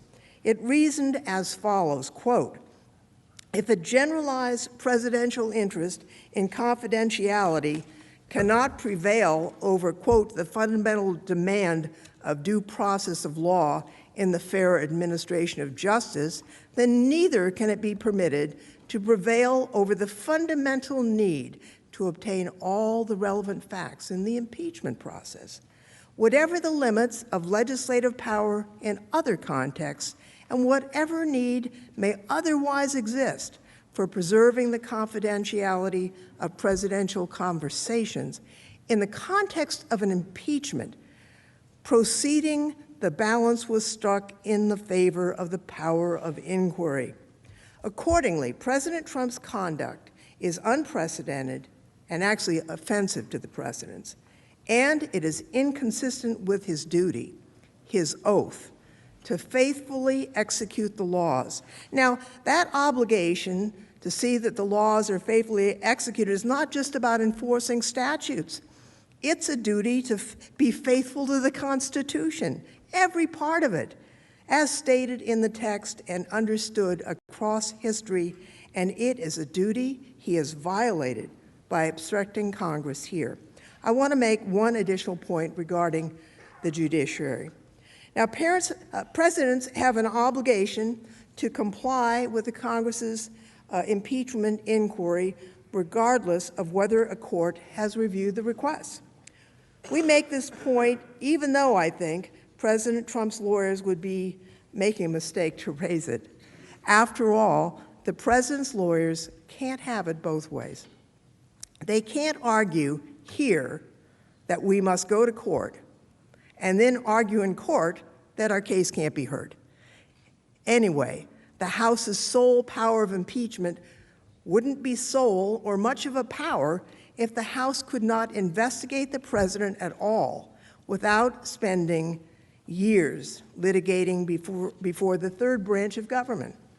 It would frustrate the Constitution for the House to depend entirely on the judiciary to advance its impeachment-related investigatory powers. Consistent with this understanding, before President Trump, the House had never before filed a lawsuit to require testimony or documents in a presidential impeachment. We didn't have to. No president ever issued a blanket ban on compliance with House subpoenas or challenged the House to find a way around his unlawful order. In this strange and unprecedented situation, it's appropriate for Congress to reach its own judgment that the president is obstructing the exercise of its constitutional power. As then Representative Lindsey Graham explained in 1998 during the Clinton proceedings, where we served together on the Judiciary Committee, quote, "The day Richard Nixon failed to answer that subpoena is the day he was subject to impeachment because he took the power from Congress over the impeachment process away from Congress, and he became the judge and jury." There's still another reason why it would be wrong and dangerous to insist that the House cannot take action without involving the courts, and that reason is delay. Consider just 3 lawsuits filed by House committees over the past 2 decades to enforce subpoenas against senior executive branch officials. Now, I served on the Judiciary Committee when we decided that we needed to hear from former White House counsel Harriet Miers. In Committee on the Judiciary versus Miers, the Judiciary Committee tried to enforce a subpoena that required her to give testimony about the contentious firing of 9 U.S. attorneys. The committee served the subpoena in 2007. We negotiated, as courts indicate you should, with the White House, and we finally filed suit in March of 2008. We won a favorable district court order in July 2008, but we didn't receive testimony from Miers until June of 2009. That was 2 years. In Committee on Oversight and Reform versus Holder, the Committee on Oversight and Reform tried to force Attorney General Eric Holder to produce additional documents relating to the so-called Operation Fast and Furious. The committee served the subpoena on October 2011. They filed suit August 2012. They won a series of orders requiring productions of documents, but the first such order did not issue until August of 2014, nearly 3 years. In Committee on the Judiciary versus McGahn, the House Judiciary Committee sought to enforce a subpoena to require White House counsel Don McGahn to give testimony regarding matters relating to the special counsel's investigation. Now, we served that subpoena in April of last year. We filed suit in August of last year. We won a favorable district court order in November of last year.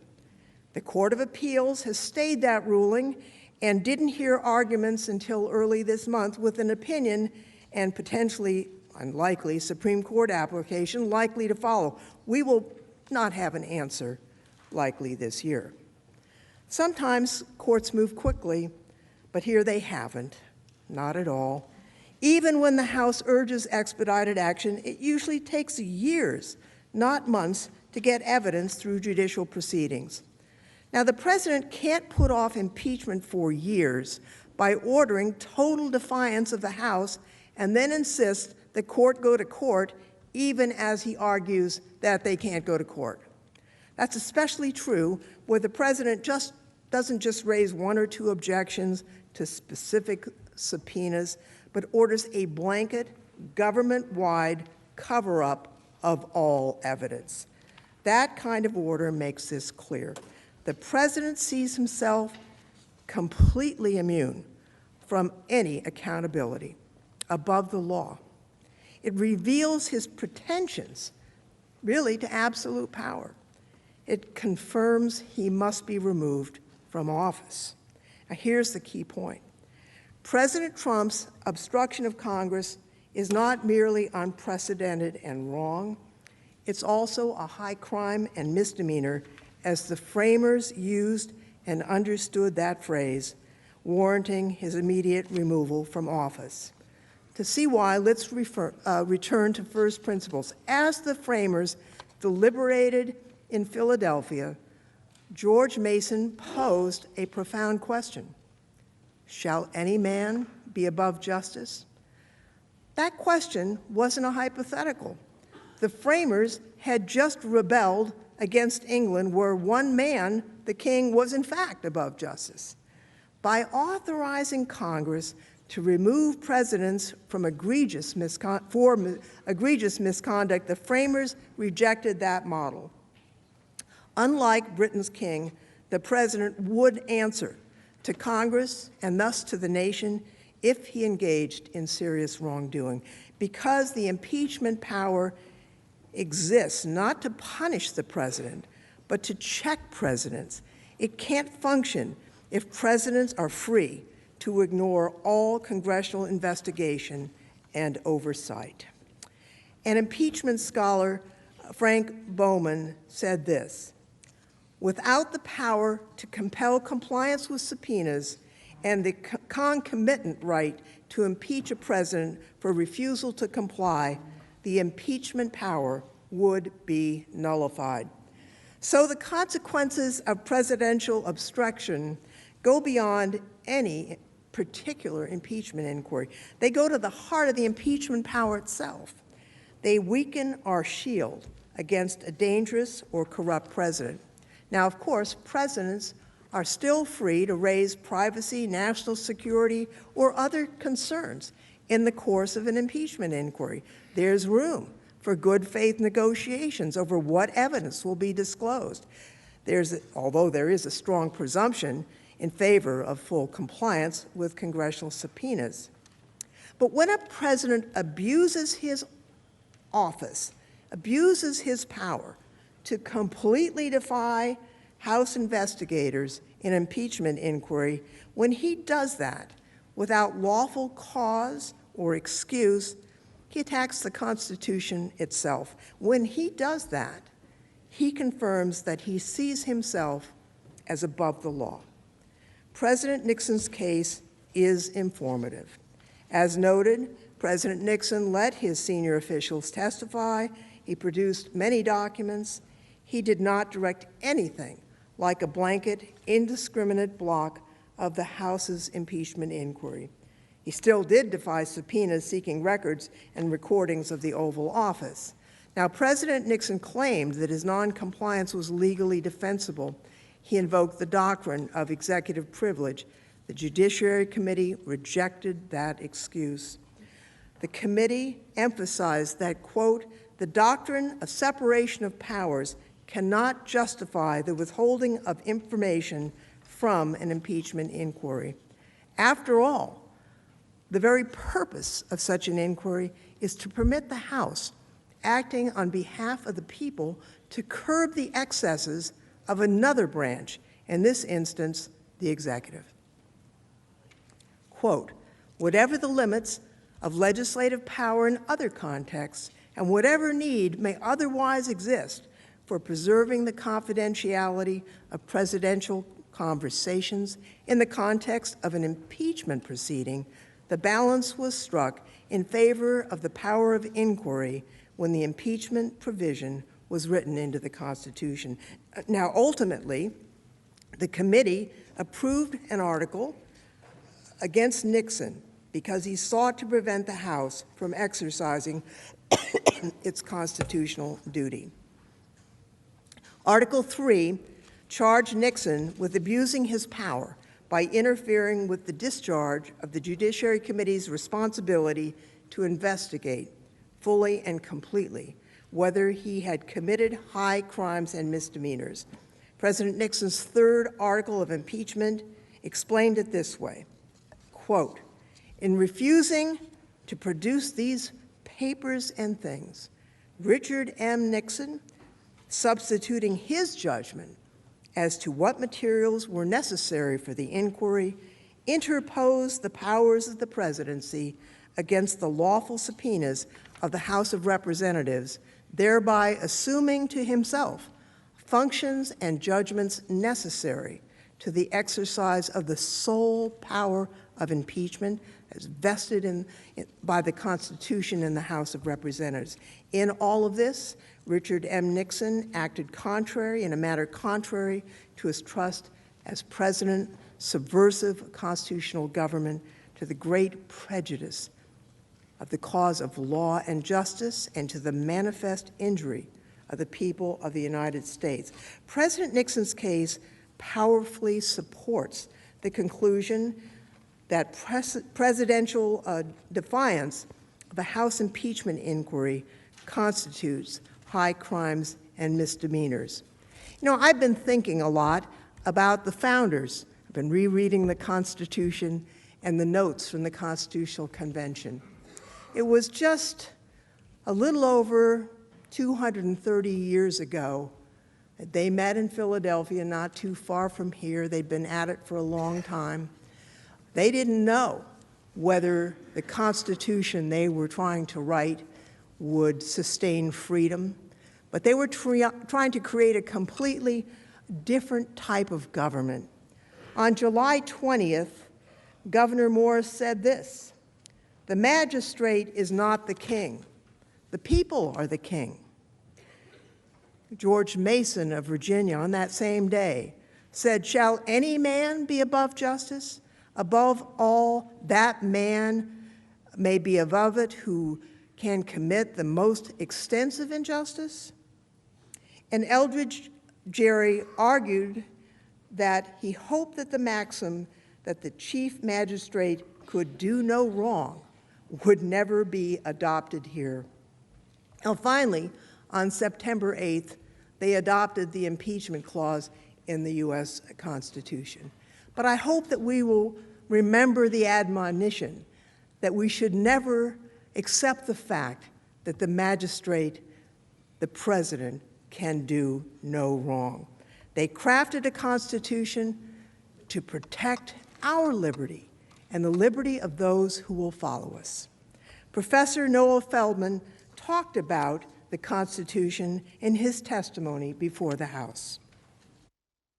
A president who says, as this president did say, "I will not cooperate in any way, shape, or form with your process," robs a coordinate branch of government. He robs the House of Representatives of its basic constitutional power of impeachment.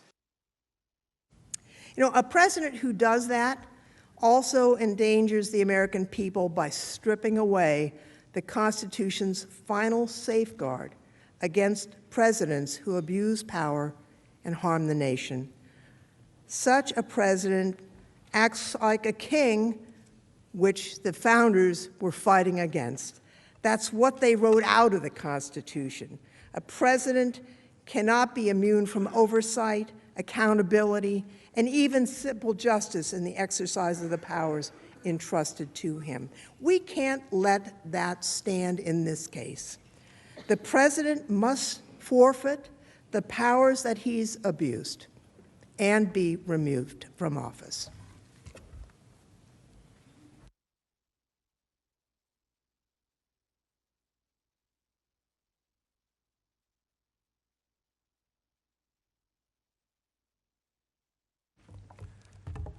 Mr. Chief Justice, distinguished members of the Senate, counsel for the President, my colleagues, the American people who are assembled here today.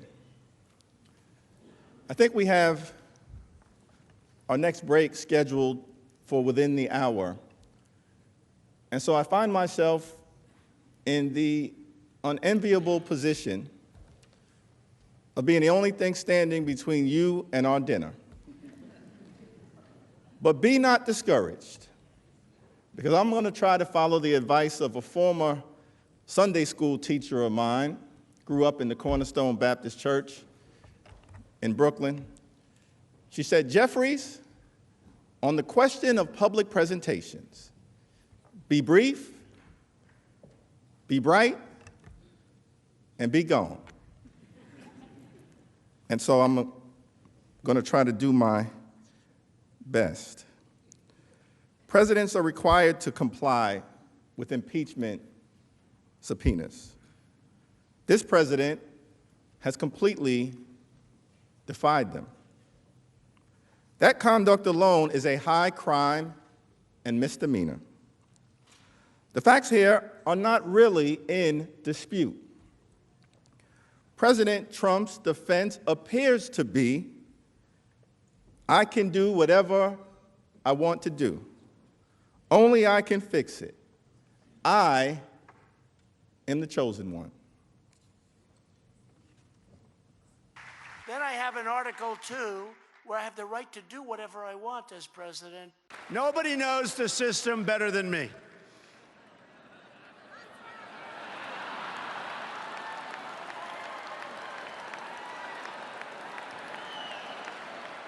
Which is why I alone can fix it. Somebody had to do it. I am the chosen one. Somebody had to do it. Is that who we are as a democracy? President Trump can't address the substance of our case. He therefore complains about process. But these procedural complaints are baseless excuses, and they do not justify his attempts to hide the truth from Congress and from the American people. The president's arguments fail for 4 simple reasons. First, the House, not the president, has the sole power of impeachment and the sole power to determine the rules of its proceedings. That's Article 1, Section 2 of the Constitution. Second, President Trump's due process argument has no basis in law, no basis in fact, no basis in the Constitution. President Trump may not preemptively deny any and all cooperation to the House and then assert that the House's procedures are illegitimate because they lack his cooperation. Third, President Trump's claim that he is being treated differently completely lacks merit.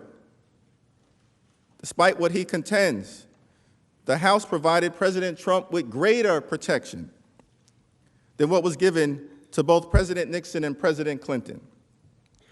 The fact that President Trump failed to take advantage of these procedural protections does not mean they did not exist.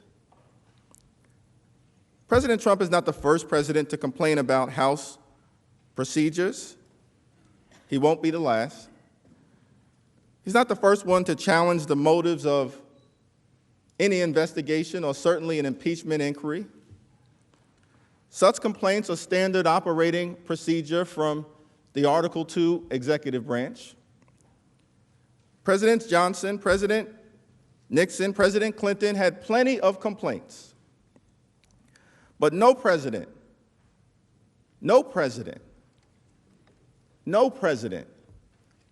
has treated such objections as a basis for withholding evidence, let alone categorically defying every single subpoena. None, except Donald John Trump. Finally, the obligation to comply with an impeachment subpoena is unyielding. It does not dissipate because the president believes House committees should invite different witnesses, give his defenders unfettered subpoena power, or involve his personal lawyers at the deposition stage of the process when that has never been done. And if a president can defy Congress on such fragile grounds, then it is difficult to imagine why any future president would ever comply with an impeachment or investigative subpoena again.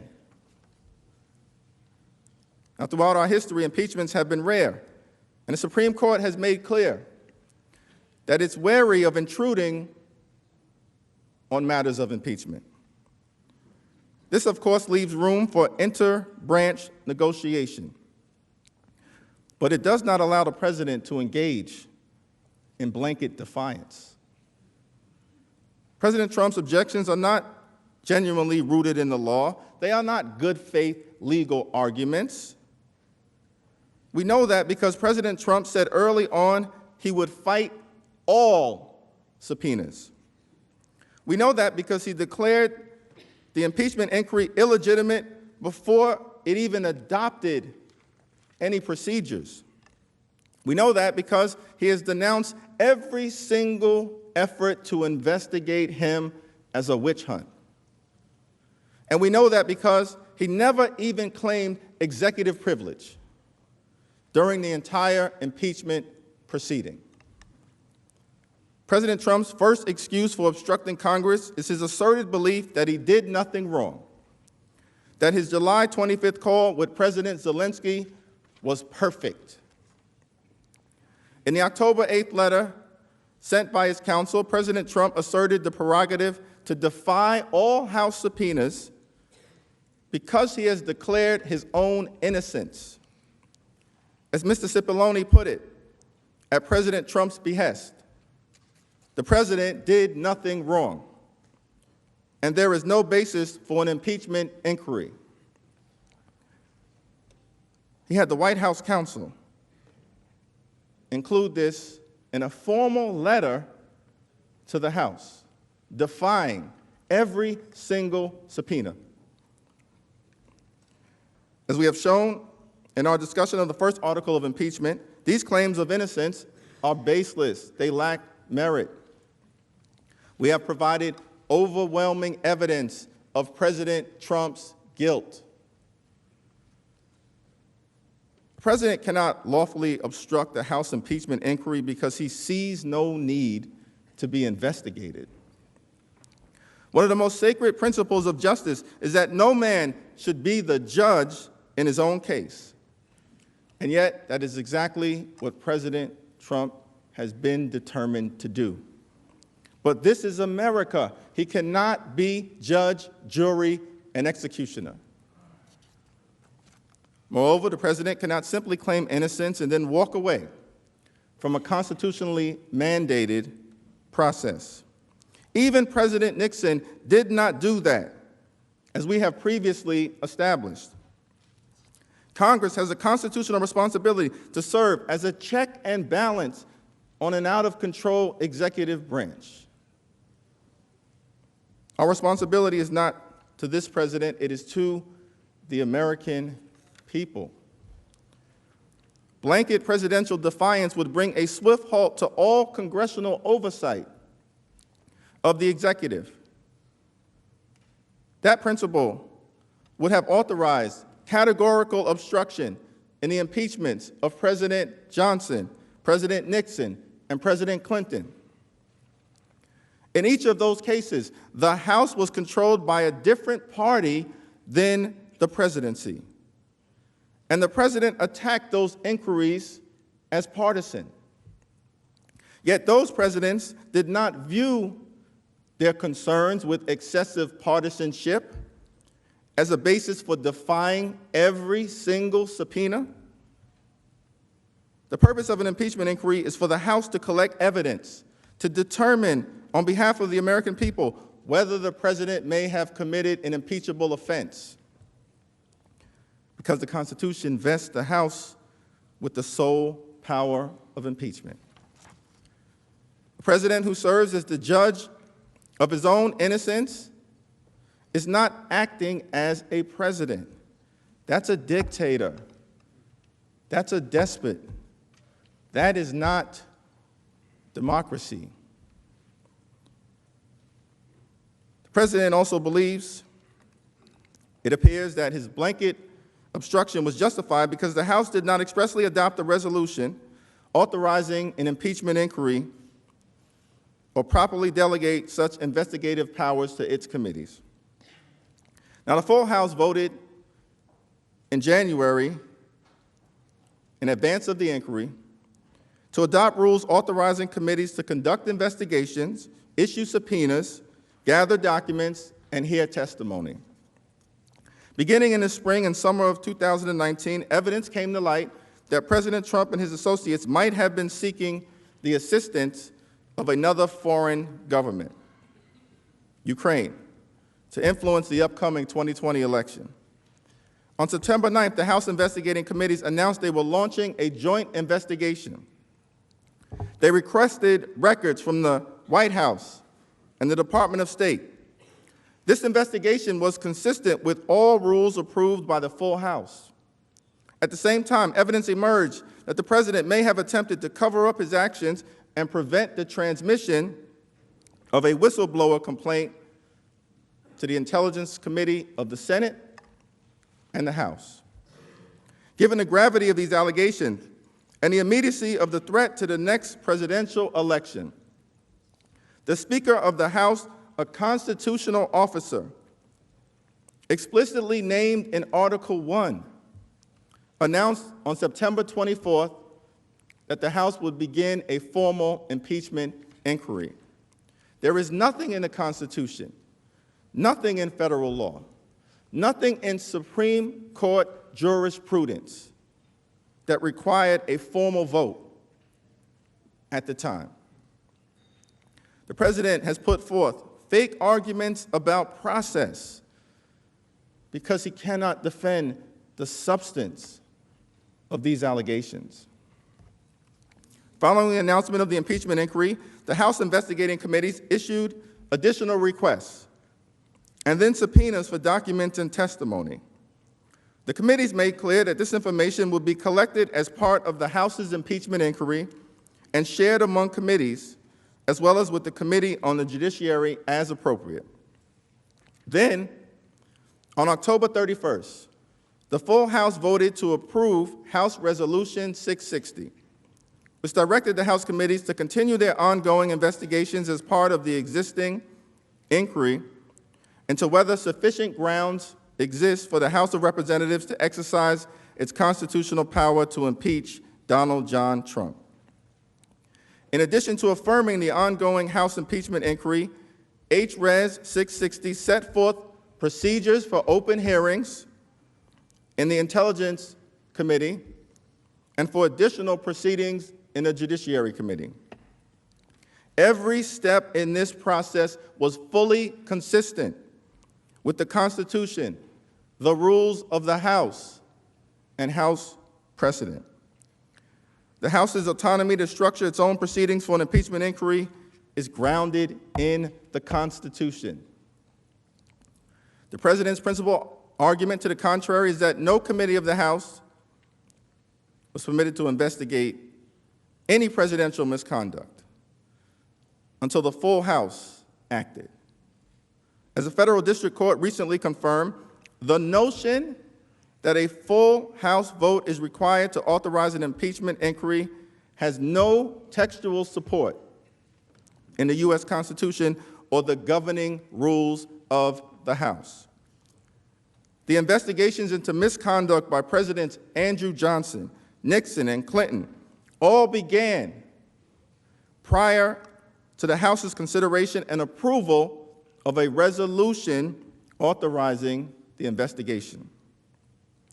Recently, under Republican control, the Judiciary Committee considered the impeachment of the Commissioner of the Internal Revenue Service, following a referral from another committee and absent a full vote of the House for an impeachment inquiry. There is no merit to President Trump's argument that the full House had to vote. The sequence of events in this particular case largely tracked those in the Nixon proceedings. The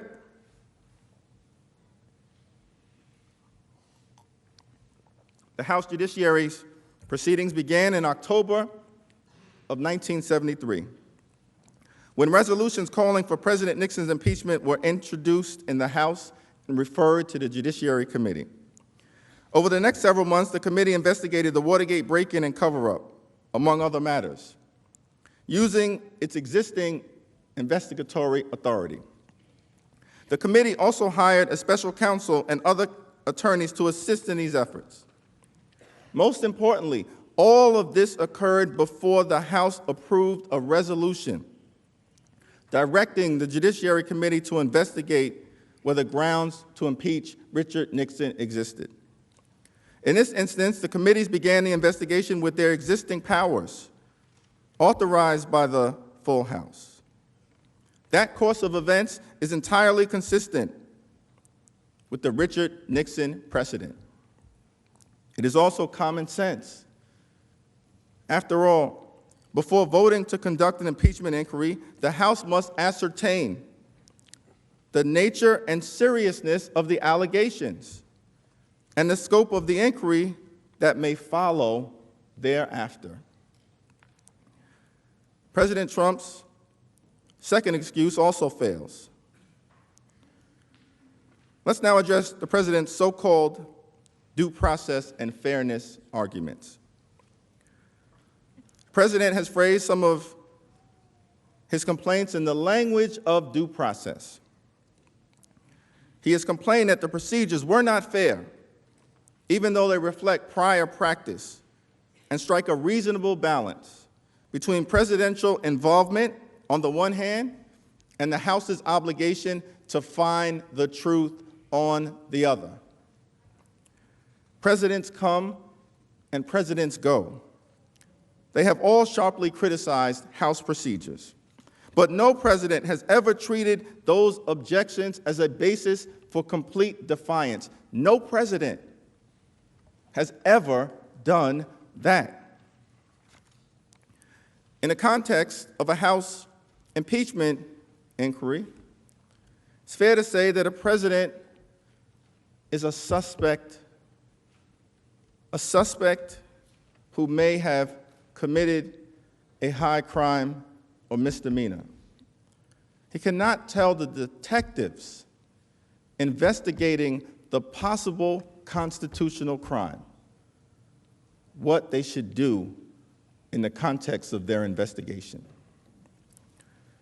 In the president's October 8th letter, Mr. Cipollone complains that he was denied the most basic protections demanded by due process under the Constitution and by fundamental fairness, including the right to cross-examine witnesses, to call witnesses, to receive transcripts of testimony, to have access to evidence, and to have counsel present.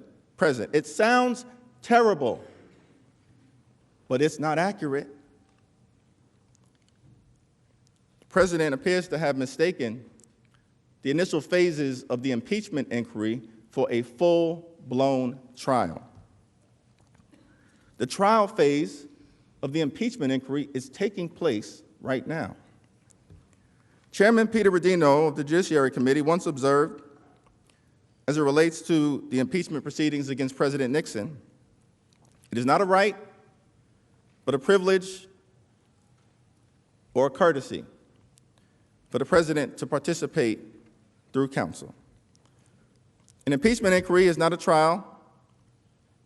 Rather, it entails a collection and evaluation of facts before the trial occurs. In that respect, the House acts like a grand jury or a prosecutor investigating the evidence to determine whether charges are warranted or not. Federal grand juries and prosecutors do not allow targets of their investigation to coordinate witness testimony. The protections that the president label as due process do not apply here. Because those entitlements that he sought, many of which were actually afforded to him, but those entitlements that he sought would not necessarily be available to any American in a grand jury investigation. Moreover,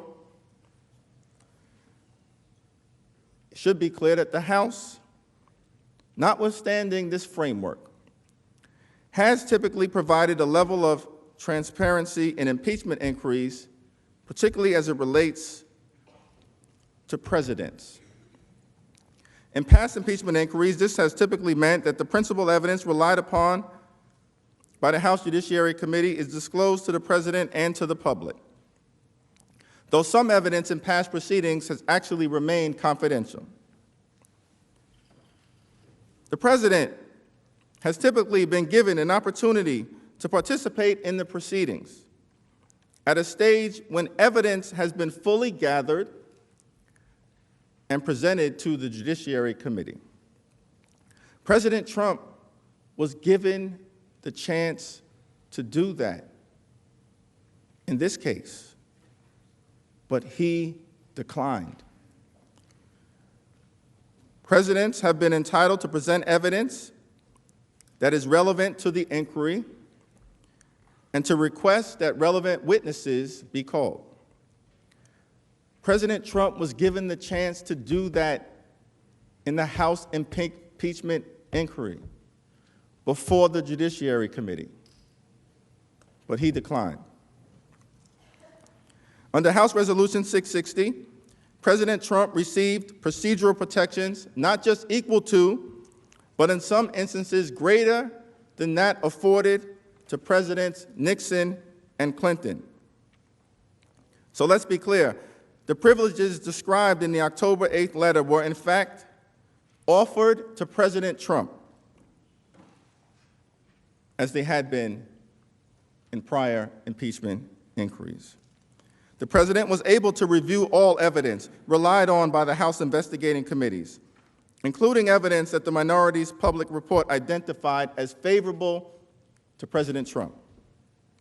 During the Judiciary Committee proceedings, the President had opportunities to present evidence, call witnesses, have counsel present to raise objections, cross-examine witnesses, and respond to the evidence raised against them.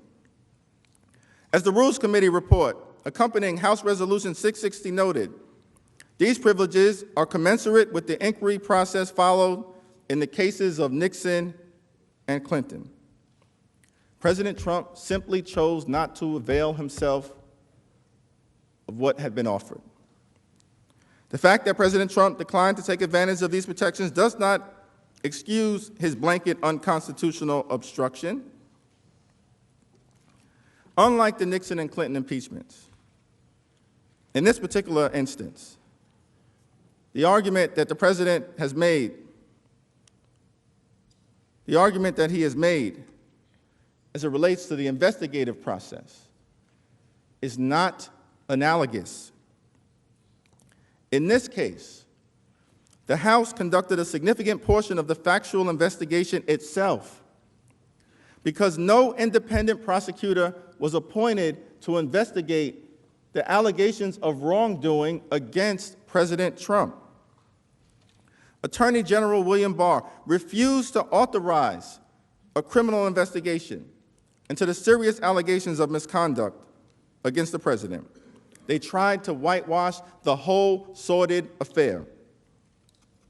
Left to their own devices, the House investigative committees followed standard best practices for investigations, consistent with the law enforcement investigations into Presidents Nixon and Clinton in advance of their impeachments.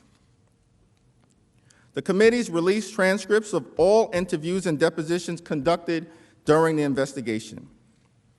During the investigation, more than 100 members of the House participated in the so-called closed-door proceedings. More than 100 members of the House, 47 of whom were Republicans. They all had the opportunity to ask questions. They all had the opportunity to ask questions with equal time.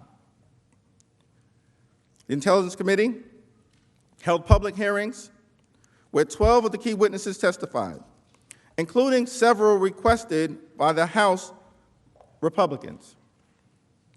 It is important to note that the very same procedures in House Resolution 660 was supported by acting White House Chief of Staff Mick Mulvaney when he served as a member of the Oversight Committee, and by the Secretary of State Mike Pompeo when he served as a member of the Select Committee on Benghazi.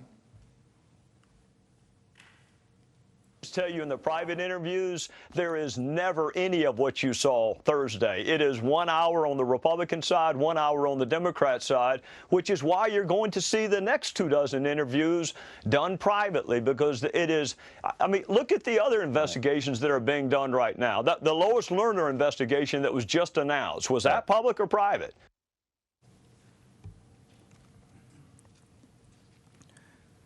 If this process was good enough for other presidents, why isn't it good enough for President Trump? Representative Gowdy finished that statement by saying, "The private ones have always produced the best results." The private ones, according to Trey Gowdy, have always produced the best results. President Trump complained that his counsel was not afforded the opportunity to participate during the Intel Committee's proceedings. But neither President Nixon nor President Clinton were permitted to have counsel participate in the initial fact-gathering stages when they were investigated by special counsel, independent counsel.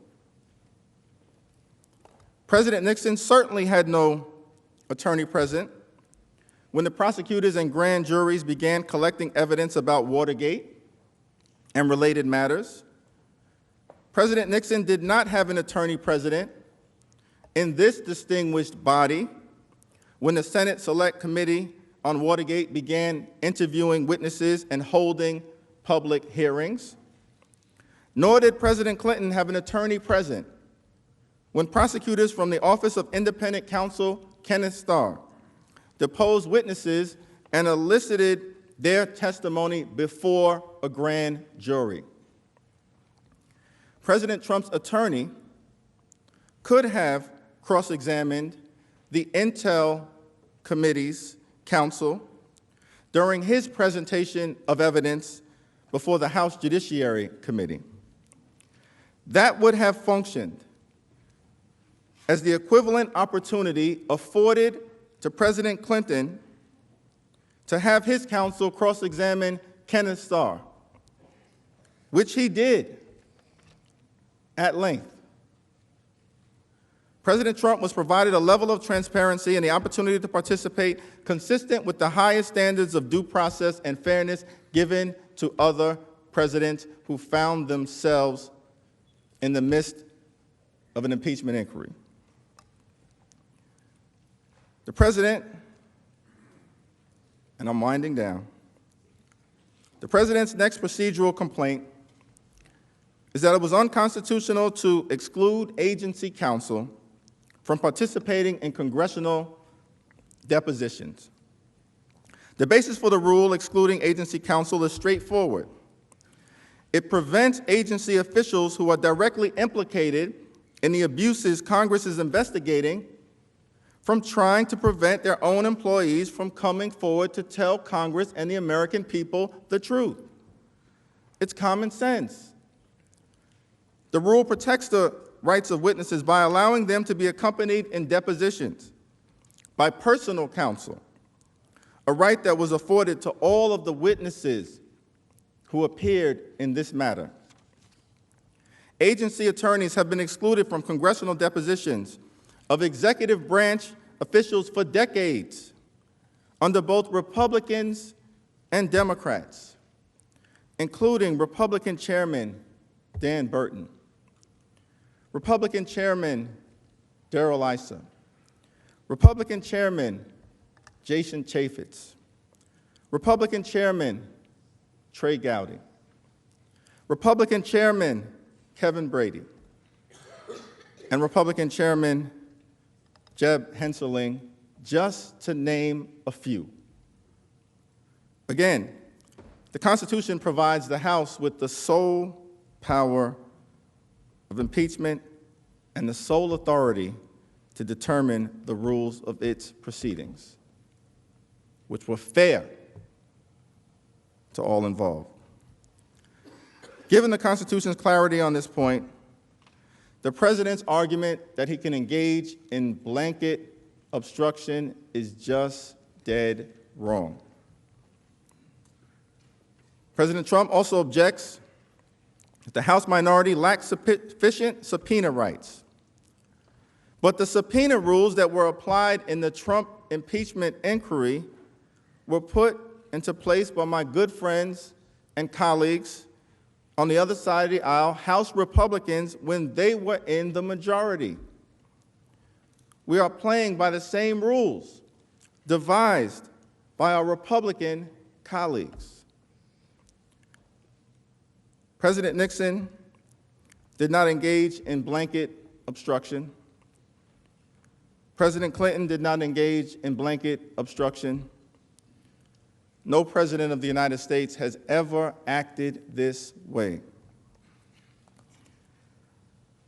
Lastly, we should reject President Trump's suggestion that he can conceal all evidence of misconduct based on unspecified confidentiality interests. Those are his exact words, confidentiality interests. But not once in the entire impeachment inquiry did he ever actually invoke executive privilege. Perhaps that's because executive privilege cannot be invoked to conceal evidence of wrongdoing. Perhaps that's because executive privilege does not permit blanket obstruction that includes blocking documents and witnesses from the entire executive branch. Perhaps President Trump didn't invoke executive privilege because it has never been accepted as a sufficient basis for completely and totally defying all impeachment inquiries and subpoenas. Or perhaps President Trump didn't invoke executive privilege because when President Nixon did so, he lost decisively, unanimously, clearly before the Supreme Court. Whatever the explanation, President Trump never invoked executive privilege, so it is not a credible defense to his obstruction of Congress. President Trump has lastly suggested that his obstruction is justified because his top aides are absolutely immune from being compelled to testify before Congress. Every federal court to consider the so-called doctrine of absolute immunity has rejected it. In 2008, a federal court rejected an assertion by the 43rd President of the United States that White House counsel Harriet Miers was immune from being compelled to testify, noting that the President had failed to point to a single judicial opinion to justify that claim. And on November 25th of last year, another federal judge rejected President Trump's claim of absolute immunity for former White House counsel Don McGahn. The court concluded executive branch officials are not absolutely immune from compulsory congressional process, no matter how many times the executive branch has asserted as much over the years, even if the President expressly directs such officials not to comply. The court added, simply stated, the primary takeaway from the past 250 some odd years of recorded American history is that presidents are not kings. The president is not a king. President Trump tried to cheat. He got caught. and then he worked hard to cover it up. He must be held accountable for abusing his power. He must be held accountable for obstructing Congress. He must be held accountable for breaking his promise to the American people. My foreign policy will always put the interests of the American people and American security above all else. Has to be first. Has to be. That will be the foundation of every single decision that I will make. What does it mean to put America first? America is a great country,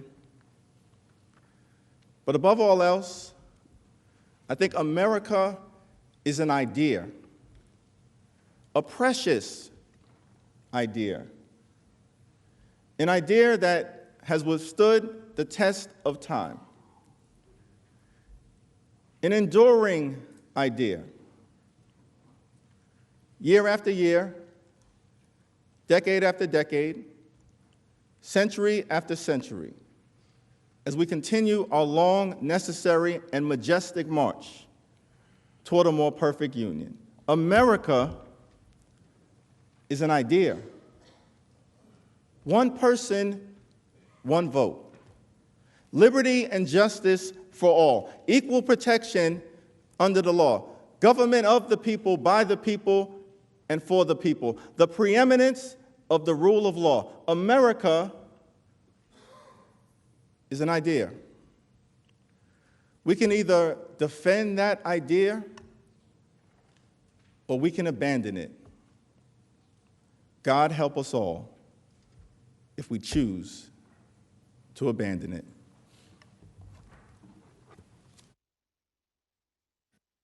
Majority Leader is recognized.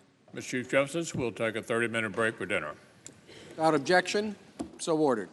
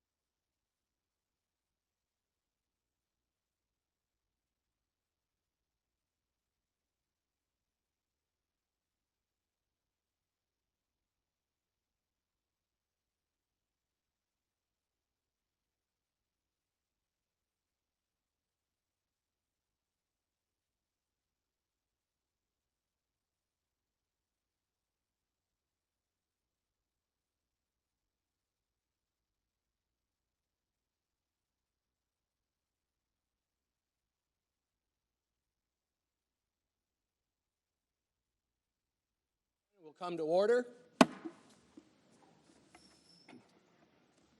The Majority Leader is recognized. I've spoken with Congressman Schiff and his team, and it looks like we've got a couple more hours. Okay.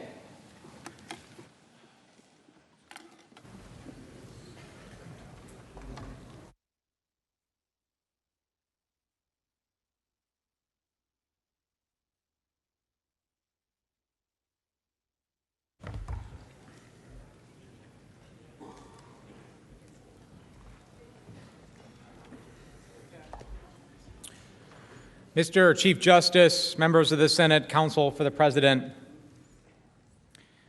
impeachment exists not to inflict personal punishment for past wrongdoing, but rather to protect against future presidential misconduct that would endanger democracy and the rule of law. President Trump remains a threat in at least three fundamental ways. First, he continues to assert in court and elsewhere that nobody in the U.S. government can investigate him for wrongdoing, making him unaccountable. Second, his conduct here is not a one-off.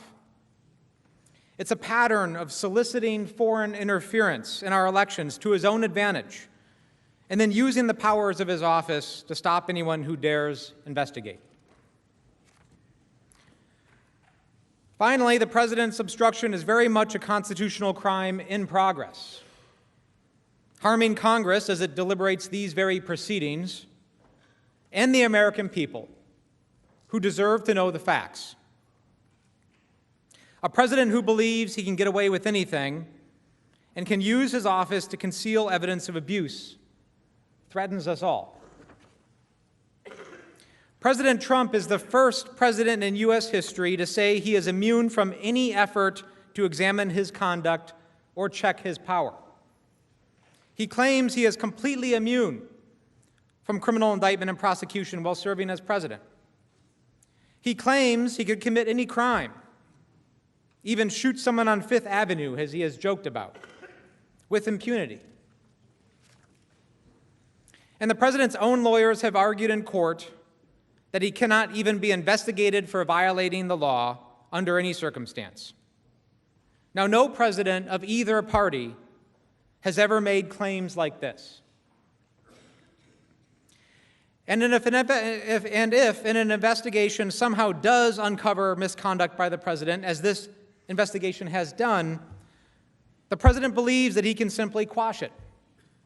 He claims the right to end federal law enforcement investigations for any reason or none at all, even when there is credible evidence of his own wrongdoing. Added together, the president's positions amount to a license to do anything he wants. No court has ever accepted this view, and for good reason. Our founders created a system in which all people, even presidents, are bound by the law and accountable for their actions. In addition to claiming that he is immune from criminal process, President Trump contends that he is not accountable to either Congress or the judiciary. He has invoked bizarre legal theories to justify defying congressional investigations. He has argued that Congress is forbidden from having the courts intervene with executive branch officials, disregarding its subpoenas. He has sued to block third parties from complying with congressional subpoenas. And perhaps most remarkably, President Trump has claimed that Congress cannot investigate his misconduct outside of an impeachment inquiry, while simultaneously claiming that Congress cannot investigate his misconduct in an impeachment inquiry. Of course, President Trump considers any inquiry to be illegitimate if he thinks he did nothing wrong, doubts the motives of Congress, or decides that he would prefer a different set of rules. Let's review the president's position.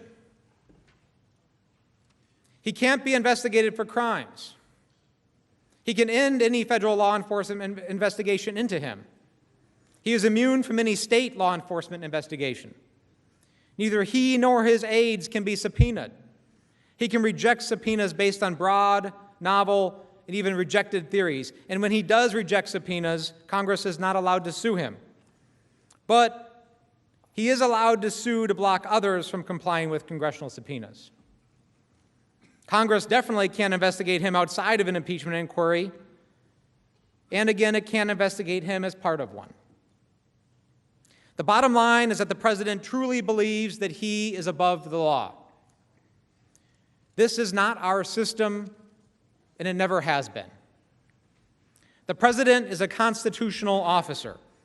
Unlike a king, he is accountable to the Constitution. But this president doesn't believe that, and that's why we are here. Remember, the precedent that you set in this trial will shape American democracy for the future. It will govern this president, and it will govern those who follow. If you let the president get away with his obstruction, you risk grave and irreparable harm to the separation of powers itself. Representative Lawrence Hogan, a Republican from Maryland, made this point during the Nixon impeachment hearings.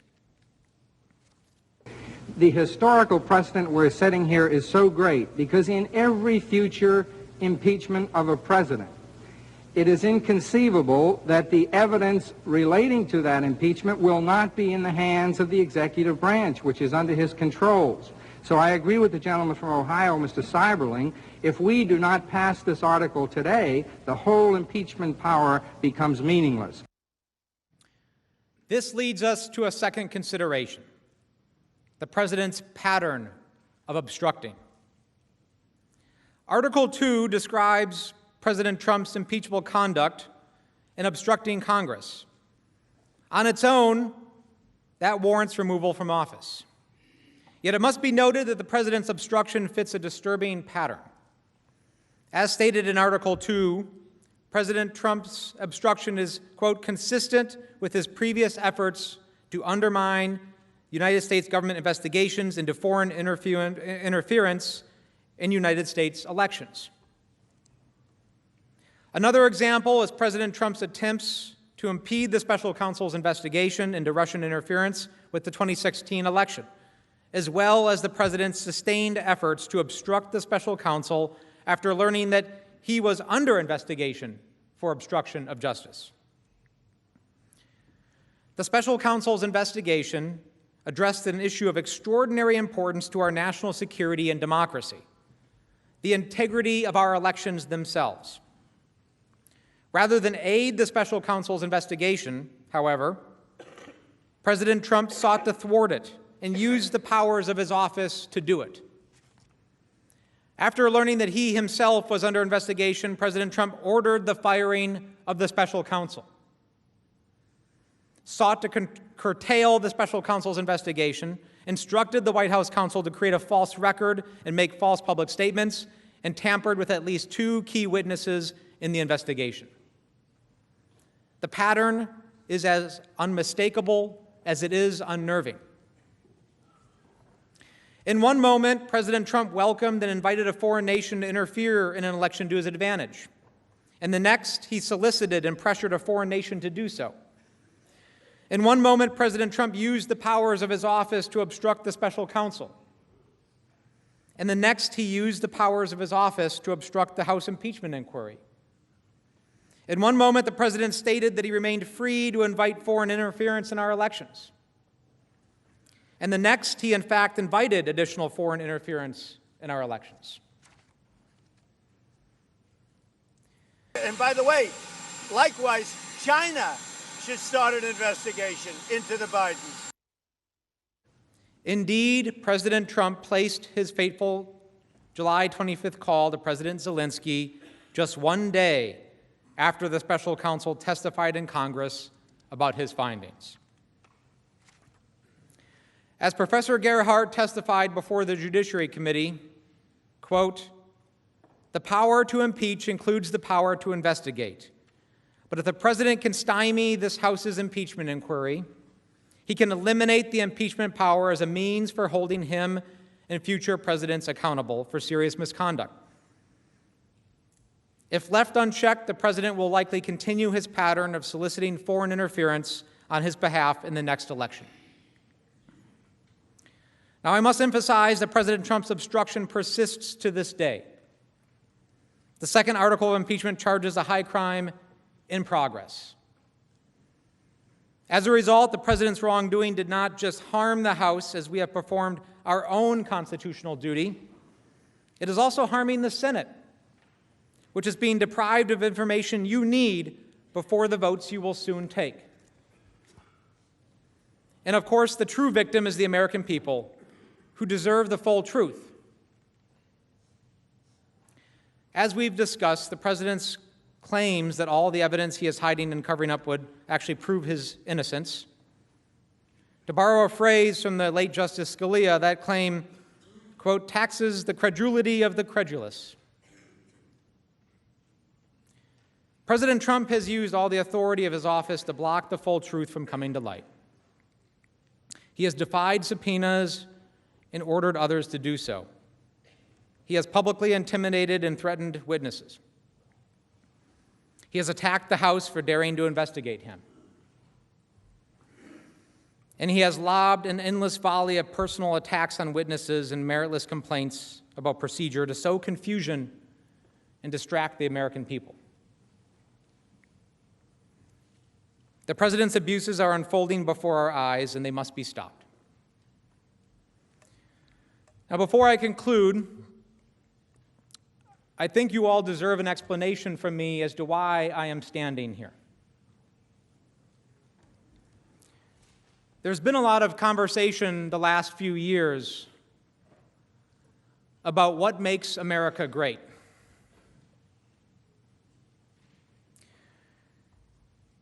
And I have some ideas about that. I happen to think that what makes America great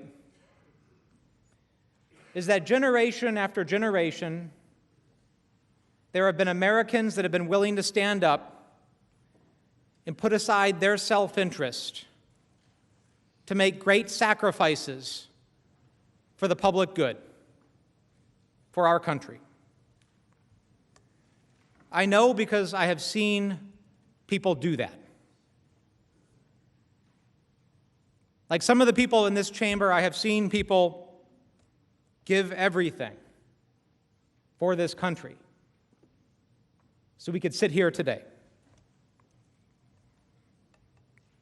Now, this isn't politically expedient. It certainly isn't for me. It's hard. It requires sacrifice. It's uncomfortable. But that is the very definition of public service. That we are here to give of ourselves for the country, for others, at sacrifice to ourselves.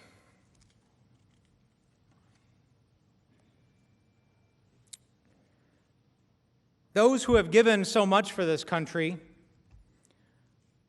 deserve nothing less from us now than to try to honor those sacrifices.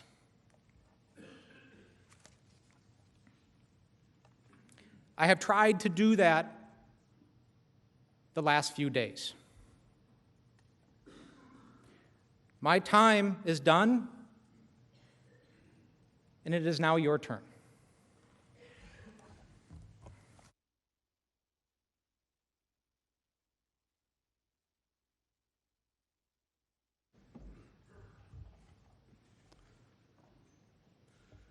Chief Justice, Senators, learned counsel for the President, you'll be pleased to know this is the last presentation of the evening.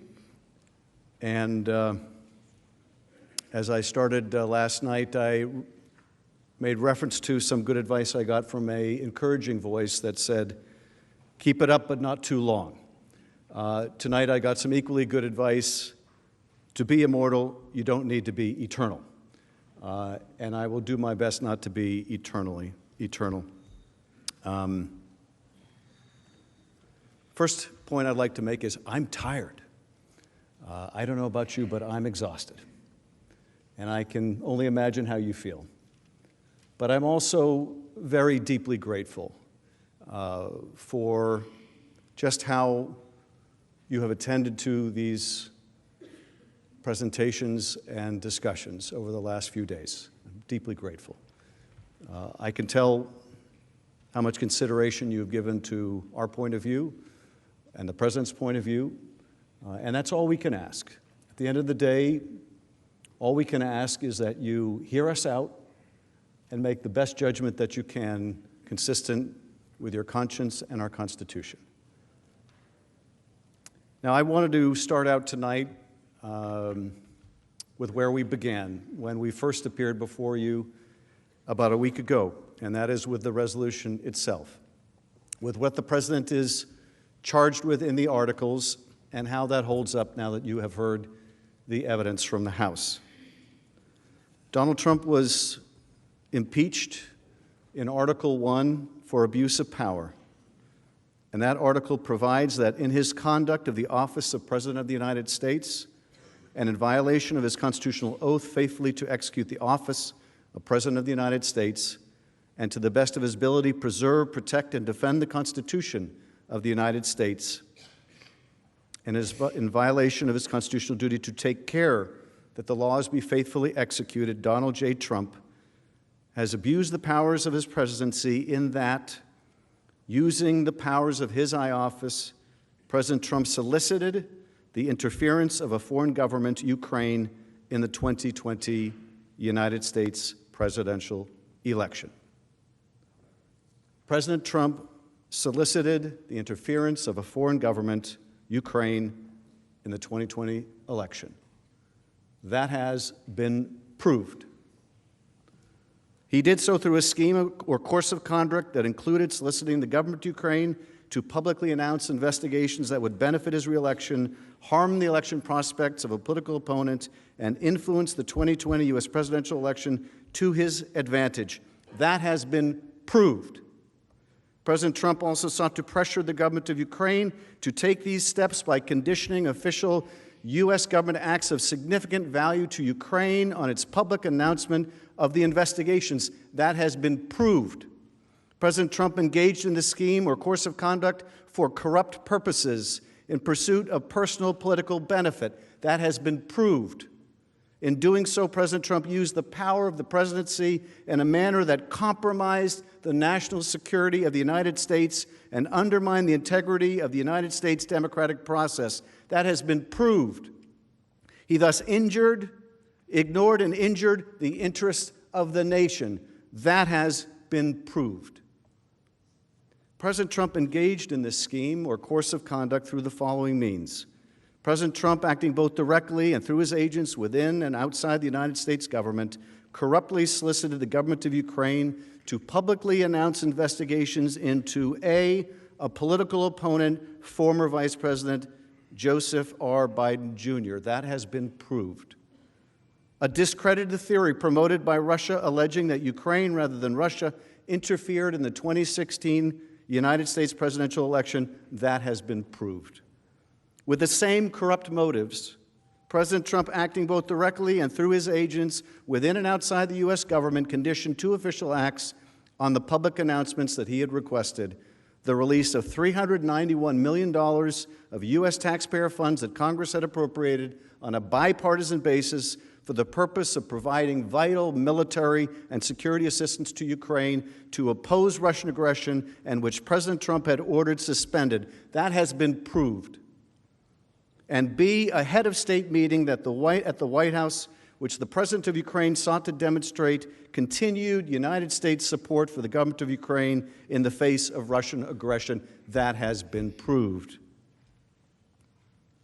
Faced with public revelation of his actions, President Trump ultimately released the military and security assistance to the government of Ukraine, but has persisted in openly and corruptly urging and soliciting Ukraine to undertake investigations for his personal political benefit. That has been proved.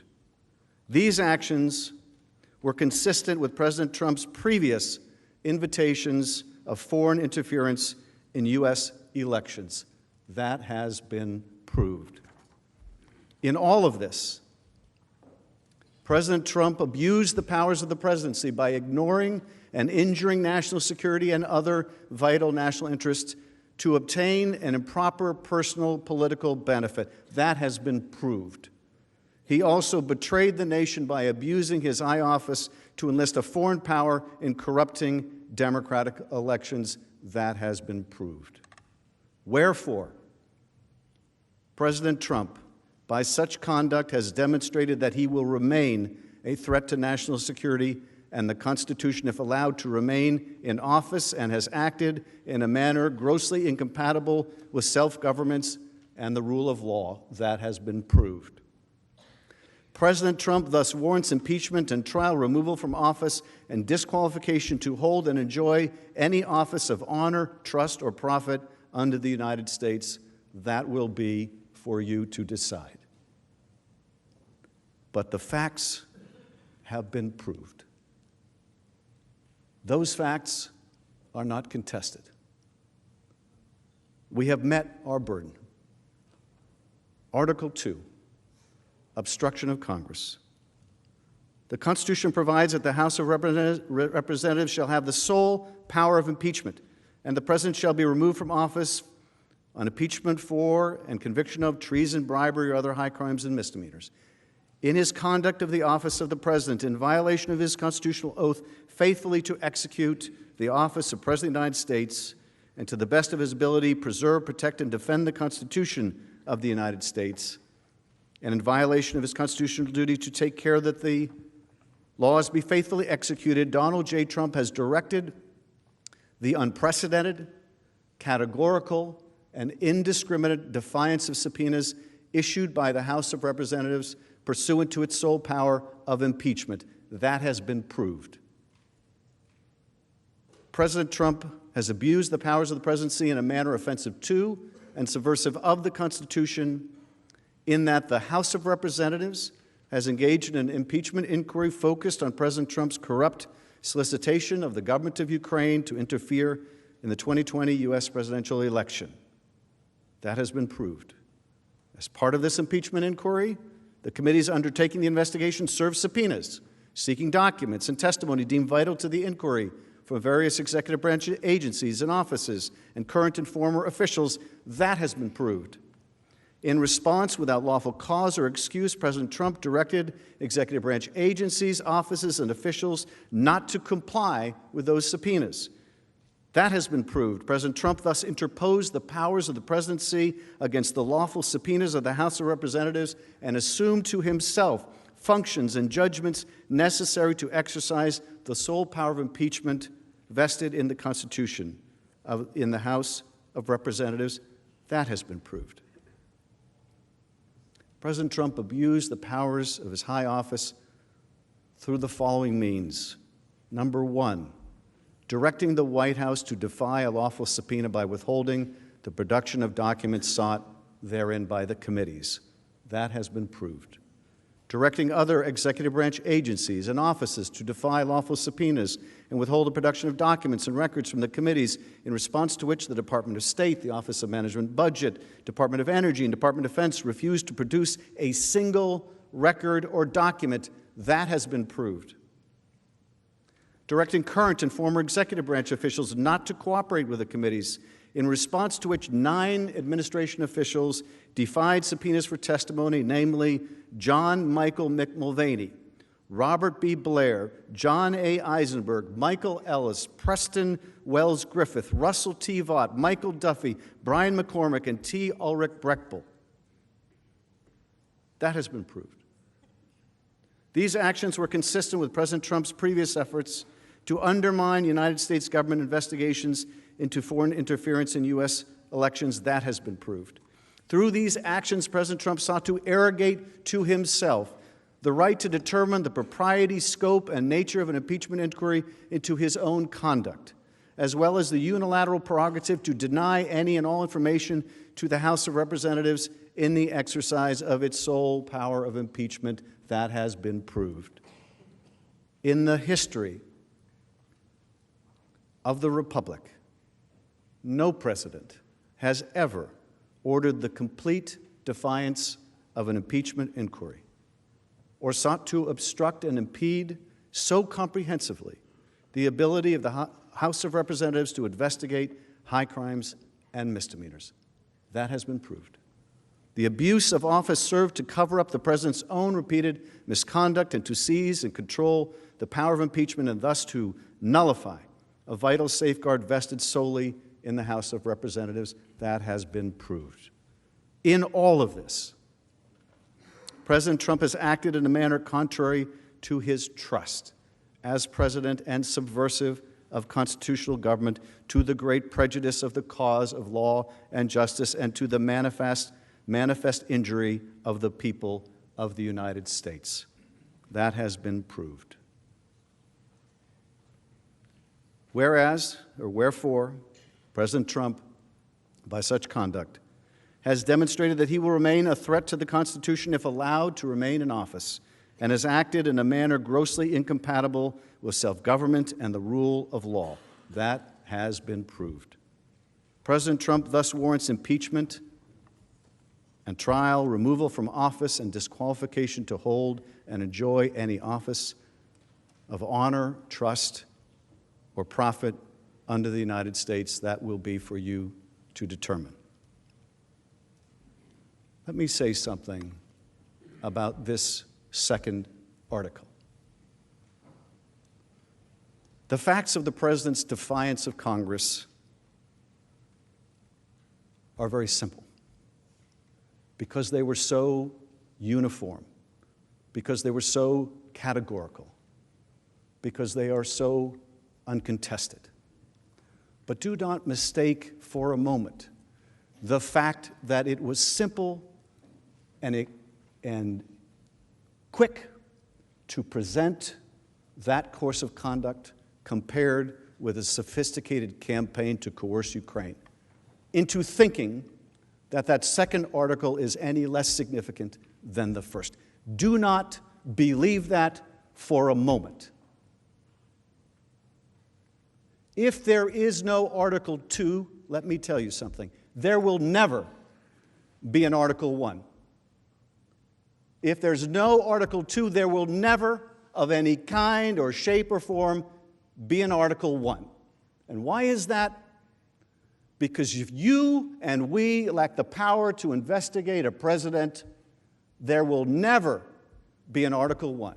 Whether that Article 1 is abuse of power, or that Article 1 is treason, or that Article 1 is bribery, there will never be an Article 1 if the Congress can't investigate an impeachable offense. If the Congress cannot, because the President prevents it, investigate the President's own wrongdoing, there will never be an Article 1. Because there will be no more impeachment power. It will be gone. It will be gone. As I said before, our relationship with Ukraine will survive. God willing, our relationship with Ukraine will survive, and Ukraine will prosper, and we will get beyond this ugly chapter of our history. But if we are to decide here that a President of the United States can simply say, under Article 2, I can do whatever I want, and I don't have to treat a co-equal branch of government like it exists. I don't have to give it any more than the back of my hand. That will be an unending injury to this country. Ukraine will survive, and so will we, but that will be an unending injury to this country, because the balance of power that our founders set out will never be the same. Will never be the same. If a president can simply say, I'm going to fight all subpoenas. And I'll tell you something else. Truism in the courts is just as true here in the Senate, where they say justice delayed is justice denied. You give this president or any other the unilateral power to delay as long as he or she likes to litigate matters for years and years in the courts, and do not fool yourself into thinking it is anything less. In April, it'll be a year since we subpoenaed Don McGahn, and there is no sign of an end to that case. And I'll tell you, when it gets to the Supreme Court, you might think that's the end, and that's just the end of the first chapter. Because Don McGahn is in court saying, I'm absolutely immune from testimony. Now, that's been rejected by every court that's looked at it. But we'll see what the Court of Appeals says, and then we'll see if it goes to an en banc Court of Appeals, and then we'll see what the Supreme Court says. And when we prevail in the Supreme Court, you know what happens? That's not the end of the matter. It comes back to the trial court, and then, well, they can't claim absolute immunity anymore. They can't claim that we don't even have to bother showing up. So now we're going to turn to Plan B, executive privilege. We're going to say we can't and won't answer any of the questions that are really pertinent to your impeachment inquiry, and let's start out in district court, and then go to the Court of Appeals, and then go en banc, and then go to the Supreme Court. You can game the system for years. Justice delayed is justice denied, and so is true about presidential accountability. So when you suggest, or I suggest, or anyone suggests, or the White House suggests, why doesn't the Congress, why didn't the House just exhaust their remedies?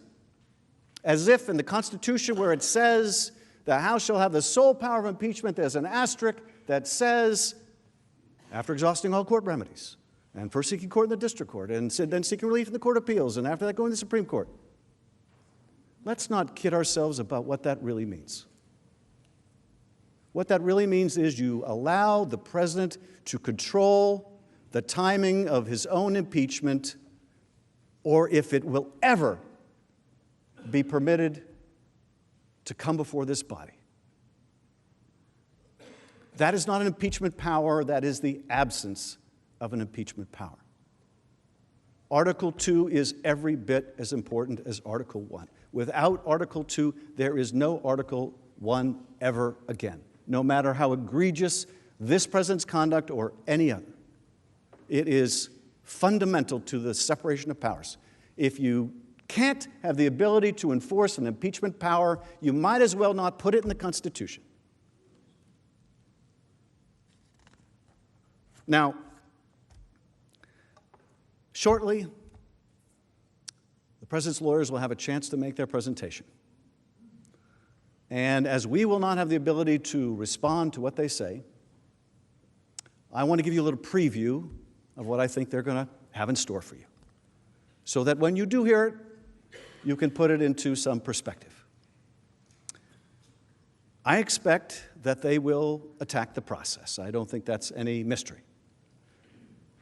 But I want to tell you both what I expect they will share with you and what it really means. When you cut through all the chaff, what does it really mean that they're saying? So here's what I expect that they will tell you. The process was so unfair. It was the most unfair in the history of the world. Because in the House, they took depositions. How dare they take depositions? How dare they listen to Trey Gowdy? How dare they follow the Republican procedures that preceded their investigation? How dare they? And they were so secret in the bunker in the basement, as if whether it's on the ground floor or the basement or the first floor makes any difference. Those super secret depositions in which only 100 members of Congress, equivalent to the entire Senate, could participate. That's how secret they were. That's how exclusive they were. Every Democrat, every Republican on 3 committees could participate. Of course, that wasn't enough, so you had even more storm the skiff, right? So you have 100 people can participate, but you heard earlier, but the Republicans weren't allowed to participate. Okay, that's just false. You know how we did it in those super secret depositions? And you can look this up yourself because we released the transcripts. We got an hour, they got an hour.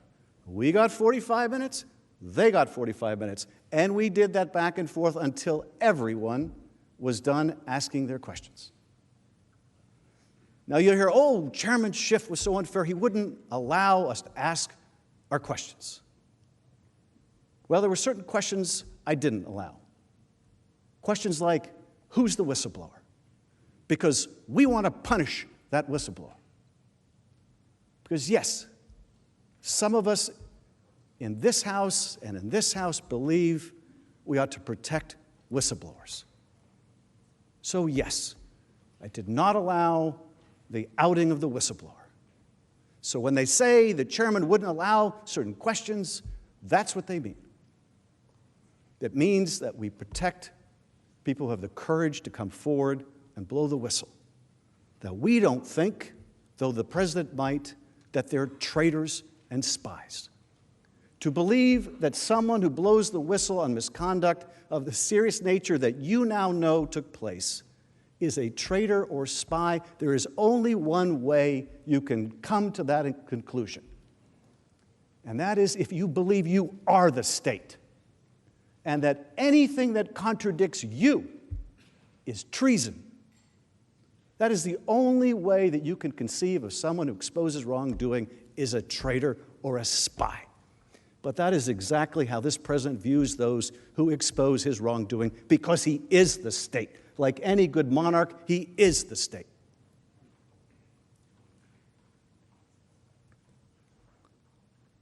And you'll hear the president wasn't allowed to participate in the Judiciary Committee.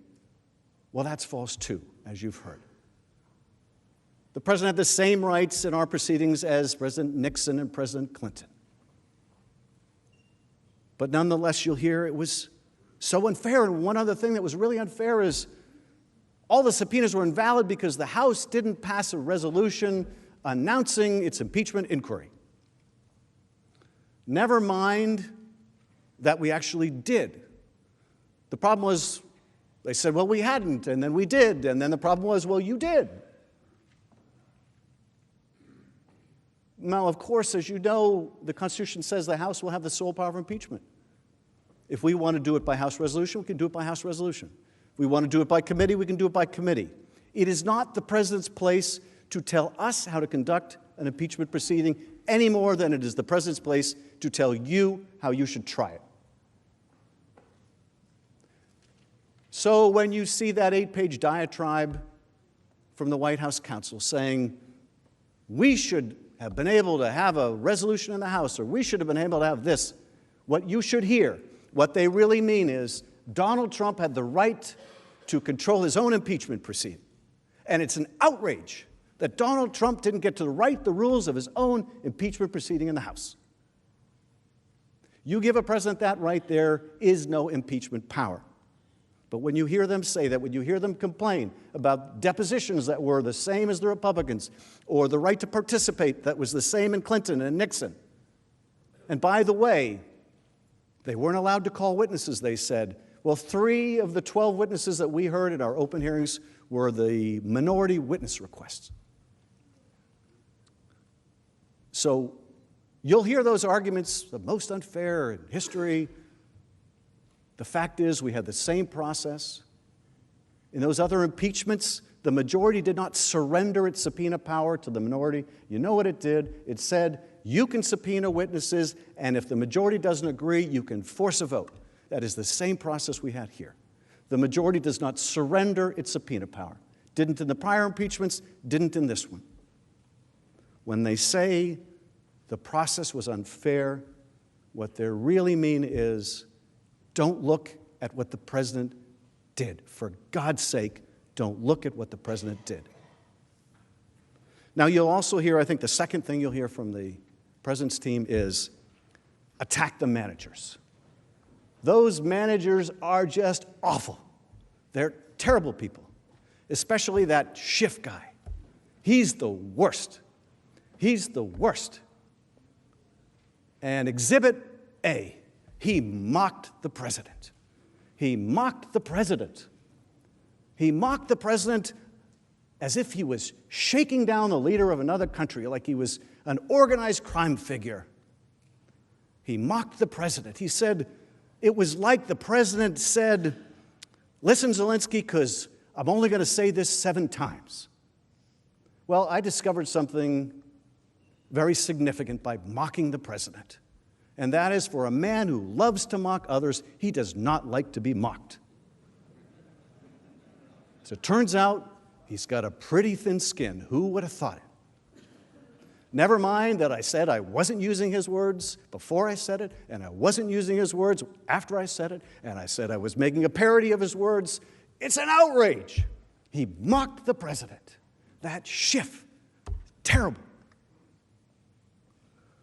Now, they will attack my other colleagues too for things said in the heat of debate here on the floor as we're reaching the wee hours of the morning.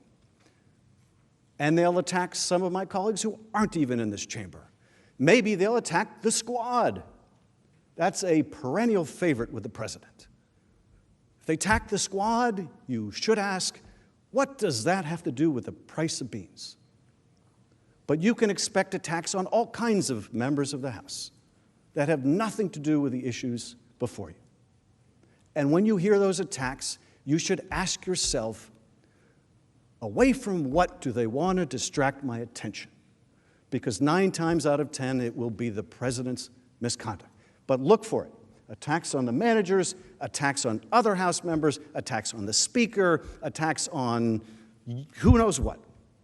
It's all of the same ilk.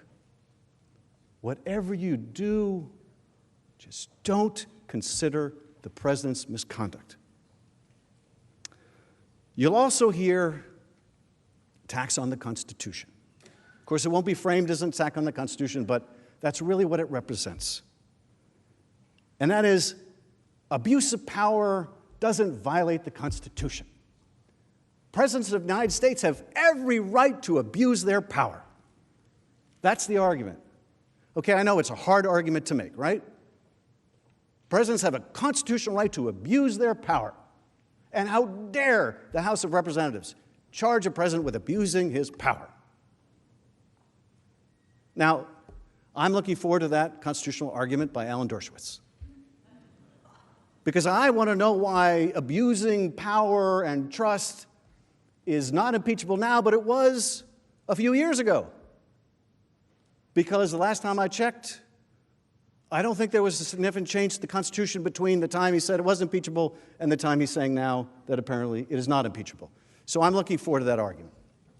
But I'm also looking forward to Ken Starr's presentation, because during the Clinton impeachment, he maintained that a president not only could but must be impeached for obstructing justice, that Bill Clinton needed to be impeached because he lied under oath about sex, and to do so obstructed justice. You can be impeached for obstructing justice, but you cannot be impeached for obstructing Congress. Now, I have to confess, I don't know exactly how that's supposed to work, because the logical conclusion from that is Ken Starr saying that Bill Clinton's mistake was in showing up under subpoena. That Bill Clinton's mistake was in not saying, I'm going to fight all subpoenas. That Bill Clinton's mistake was in not taking the position that under Article 2 he could do whatever he wanted. Does that really make any sense? You can be impeached for obstructing your own branch of government, but you cannot be impeached for obstructing a co-equal branch of government. That would make no sense to the framers. I have to think, over the centuries as they've watched us, they would be astonished that anyone would take that argument seriously, or could so misapprehend how this balance of power is supposed to work.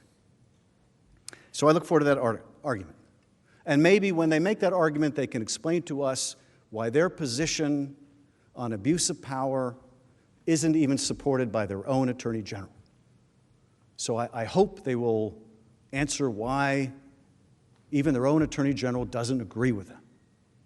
Not to mention, by the way, the constitutional law expert called by the Republicans in the House, who also testified as to abuse of power that it is impeachable, that you don't need a crime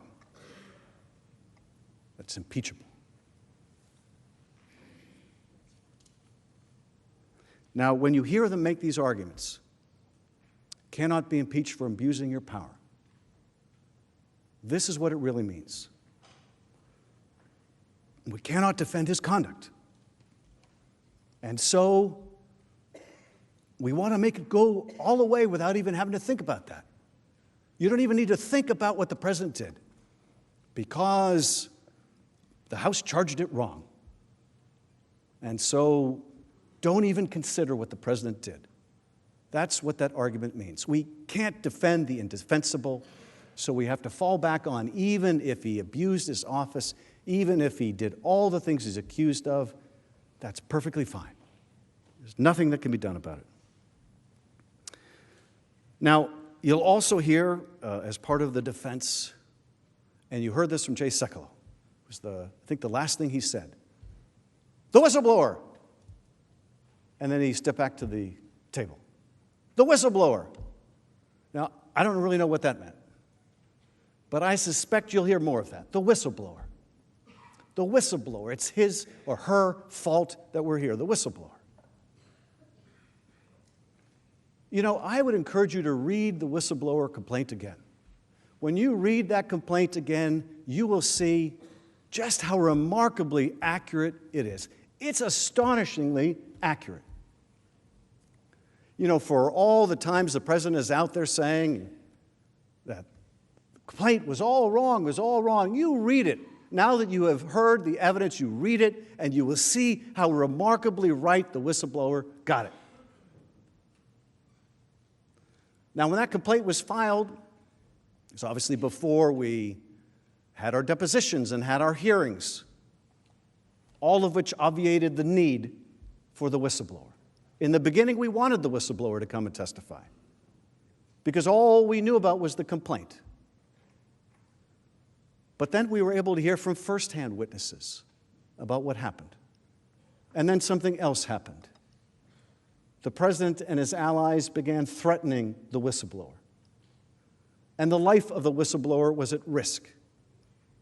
And what was the point in exposing that whistleblower to the risk of his or her life when we had the evidence we needed? What was the point? Except retribution. Retribution, and the president wants it still. You know why the president is mad at the whistleblower?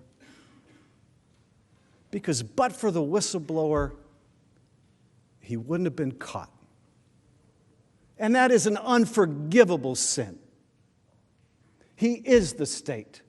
And but for the whistleblower, the president wouldn't have been caught. For that, he's a spy and he's guilty of treason. Now, what does he add to this? Nothing but retribution, a pound of flesh. You'll also hear the president's defense. They hate the president. They hate the president. You should not consider the president's misconduct because they hate the president. Now, what I've said, I leave you to your own judgments about the president. I only hate what he's done to this country. I grieve for what he's done to this country. But when they make the argument to you that this is only happening because they hate the president, it is just another of the myriad forms of please do not consider what the president did. Whether you like the president or you dislike the president is immaterial. It's all about the Constitution and his misconduct. If it meets the standard of impeachable conduct as we have proved, it doesn't matter whether you like him. It doesn't matter whether you dislike him.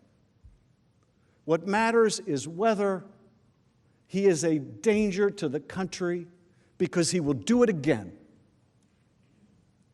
And none of us can have confidence, based on his record, that he will not do it again, because he is telling us every day that he will. Now, you'll hear the further defense that Biden is corrupt, that Joe Biden is corrupt, that Hunter Biden is corrupt.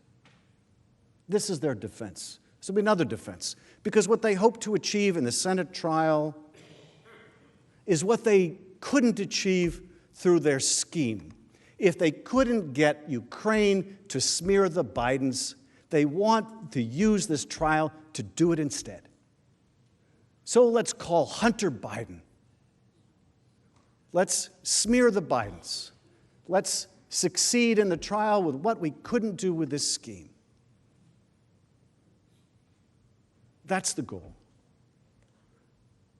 Now, I don't know whether Rudy Giuliani, who said he was going to present his report to some of the senators, has presented his report. Maybe he has. Maybe you'll get to see what's in Rudy Giuliani's report. Maybe you'll get to see some documents smearing the Bidens produced by who knows. Maybe the same Russian corrupt former prosecutors. But make no mistake about what that's about. It's about completing the object of the scheme through other means, through the means of this trial.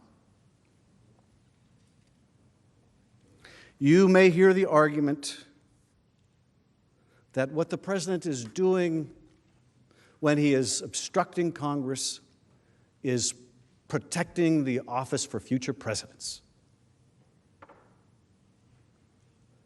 Because there is nothing more important to Donald Trump than protecting the office of the presidency for future presidents.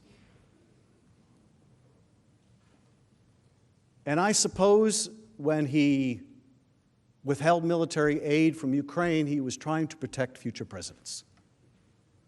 And when he sought to coerce a foreign power to intervene in our election, he was doing it on behalf of future presidents, because future presidents might likewise wish to cheat in a further election. I don't think that argument goes very far. But I expect you'll hear it. I expect you'll hear it.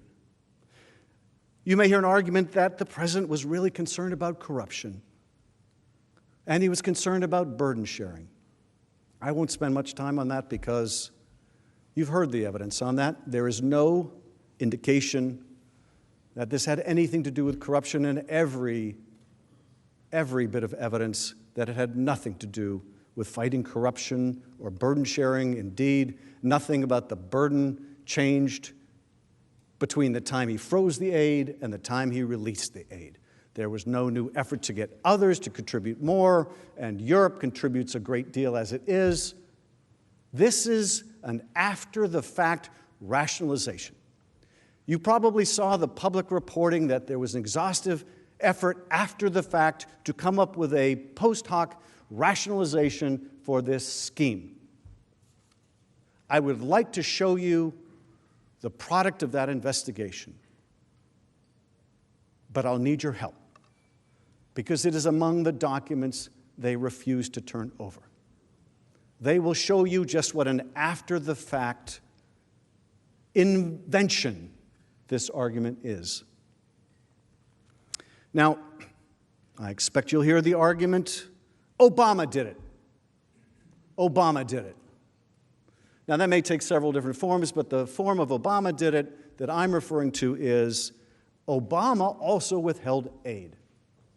Honestly, I think that argument is an insult to our intelligence, because the argument is Obama withheld aid from Egypt, and he made a condition with it.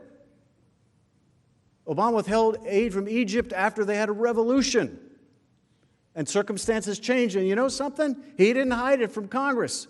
In fact, Congress supported it. And yes, there are times when we withhold aid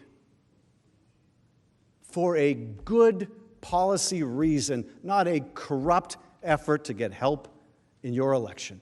The American people know the difference between right and wrong. They can recognize the difference between aid that is withheld for a malicious purpose and aid that is held in the best interests of our national security. But you'll hear the Obama did it argument. You will hear the call was perfect. You'll hear the call was perfect. Now, I suspect the reason they will make the argument the call was perfect is because the president insists that they do. I don't think they really want to have to make that argument. You wouldn't either. But they have a client to represent, and so they will make the argument the call was perfect.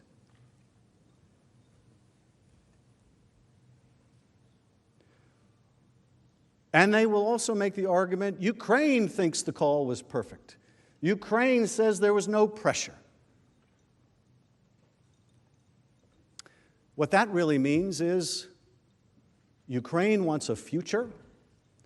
Ukraine knows it's still beholden to us for aid.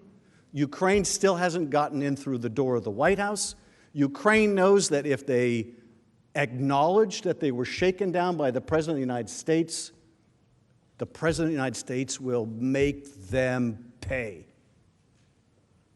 So when you hear them say Ukraine felt no pressure, and their proof is because the Ukraine president doesn't want to call the President of the United States a bad name, you'll know why. Because they need America.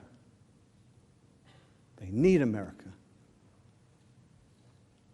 The framers did not expect you to leave your common sense at the door. Now, you'll also hear the defense. The president said there was no quid pro quo. The president said there was no quid pro quo. I guess that's the end of the story. This is a well-known principle of criminal law that if the defendant says he didn't do it, he couldn't have done it. If the defendant learns that he's been caught and he says he didn't do it, he couldn't have done it. That doesn't hold up in any court in the land. It shouldn't hold up here. You also hear a variation of the argument, no harm, no foul. They got the money. They got the money. And they got the meeting even though they didn't. They got the meeting on the sideline of the UN. It was kind of a drive-by, but they got a meeting. No harm, no foul, right? A meeting on the sidelines is pretty much the same thing, right, as a head of state meeting in the Oval Office? Of course it's not. Why do you think at that meeting at the United Nations, the president of Ukraine was still saying, hey, when am I going to get to come to town? He certainly recognizes the difference, and we should too. What's more, there's every bit of harm and every bit of foul in withholding aid from an ally at war and releasing it only when you're caught. Russia knows now about the wedge in our relations with Ukraine. The moment Russia found out about this, and I have to imagine, given how good their intel services are, they did not have to wait for Politico to break the story any more than Ukraine did. In fact, there's so deep a penetration of Ukraine, I would have to expect the Russians would have found out at least as early as the Ukrainians did, if not earlier. The moment Ukraine learned and Russia learned, there was harm. Because Ukraine knew they couldn't trust us. Russia knew they could take advantage of us. There was immediate harm.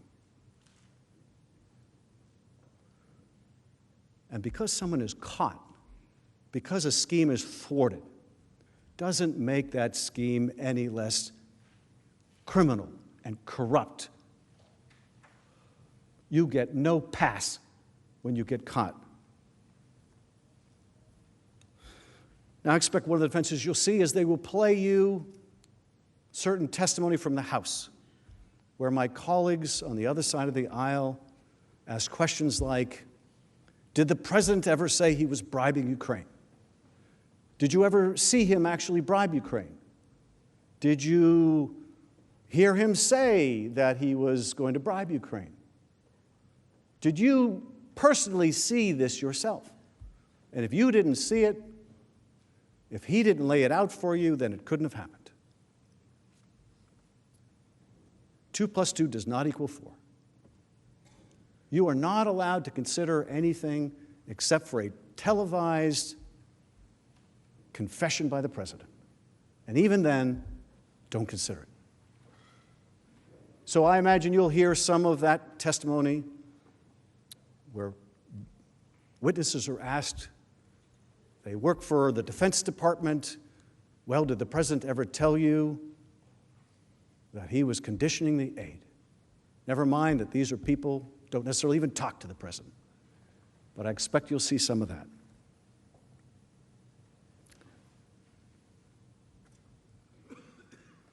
As I mentioned before, you'll hear the defense.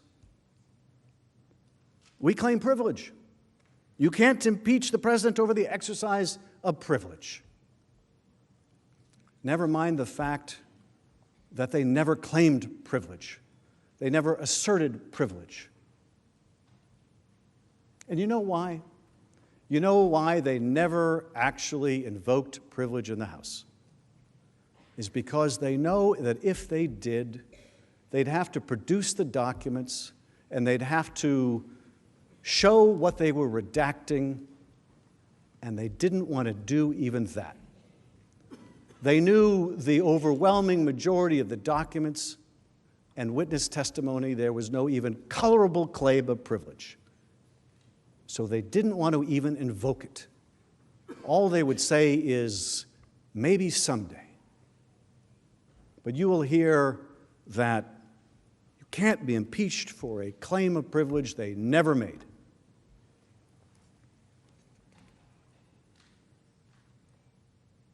So what do all these defenses mean? What do they mean? What do they mean collectively when you add them all up? What they mean is, under Article 2, the president can do whatever he wants. That's really it. You know, that's really it, stripped of all the detail and all the histrionics. What they want us to believe is the president can do whatever he wants under Article 2, and there is nothing that you or the House can do about it. Robert Kennedy once said, "Moral courage is a rarer commodity than bravery in battle or great intelligence. Yet it is the one essential, vital quality for those who seek to change the world which yields most painfully to change." Moral courage is a rarer commodity than bravery in battle. I have to say, when I first read that, I wasn't sure I agreed. Moral courage is a rarer quality than courage in battle? That just doesn't seem right. I wasn't sure I really agreed, and for a Democrat not to agree with a Kennedy is kind of a heresy. I'm sure some of my GOP colleagues feel the same way about the Kennedys from Louisiana. After all, what could be more brave than courage in battle? What could be more rare than courage in battle? But then I got to visit, as I know all of you have, our service members around the world, and see just how blessed we are with an abundance of heroes by the millions who have joined the service of this country. Service members who every day demonstrate the most incredible bravery. I just have the greatest respect for them, for people like Jason Crow and John McCain and Daniel Inouye and so many others who've served in this body and the other, or who have never served in office, by the millions all around the country and all around the world. It's the most incredible respect. It's an amazing thing how common is their uncommon bravery.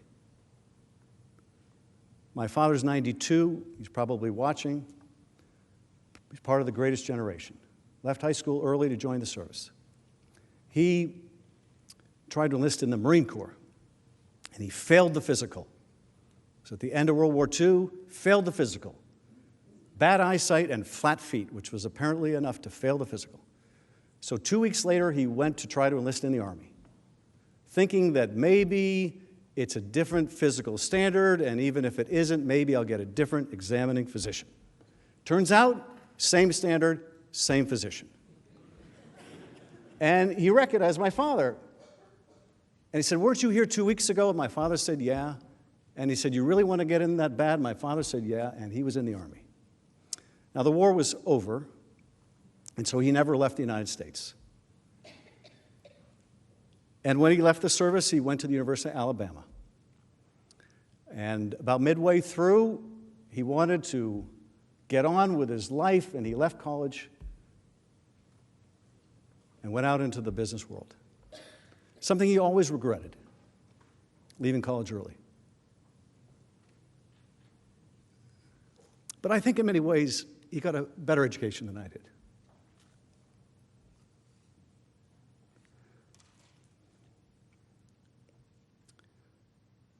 I think that I was lucky to get a good education. But I think those like Jason and others who served in the military and also went to school got the best education. Because I think there's some things you can only learn by being in the military. Certainly, you can't really learn, I think, about war without going to war. And maybe there are things you just can't learn about life without going to war. So those of you that have served have the most complete education I think there is. But even so, is moral courage really more rare than that on the battlefield? And then I saw what Robert Kennedy meant by moral courage. Few, he said, are willing to brave the disapproval of their fellows, the censure of their colleagues, and the wrath of their society. And then I understood by that measure just how rare moral courage is. How many of us are willing to brave the disapproval of our fellows, the censure of our colleagues, and the wrath of our society? Just as those who have served in uniform can't fully understand, those who have not served in uniform can't fully understand what military service means, so too there is a different kind of fraternity or sorority among those who have served in office. I always tell my constituents there are two kinds of jobs in Congress. And it's not Democrats and Republicans. It's those from a safe seat and those from an unsafe seat. And I'm sure the same is true of those from a safe state and an unsafe state. It's why I think there's a certain chemistry between members who represent those swing districts and states, because they can step into each other's shoes. And one of the things that we in this fellowship of office holders understand that most people don't is that real political courage doesn't come from disagreeing with our opponents, but from disagreeing with our friends and with our own party. Because it means having to stare down accusations of disloyalty and betrayal. He's a Democrat in name only, or she's a Republican in name only. What I said last night, if it resonated with anyone in this chamber, didn't require courage.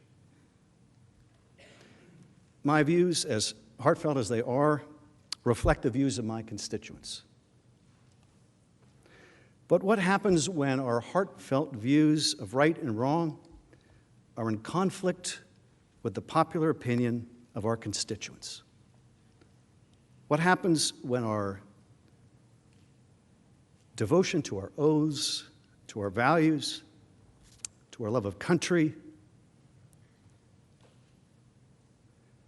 depart from the momentary passion of a large number of people back home? Those are the times that try our souls.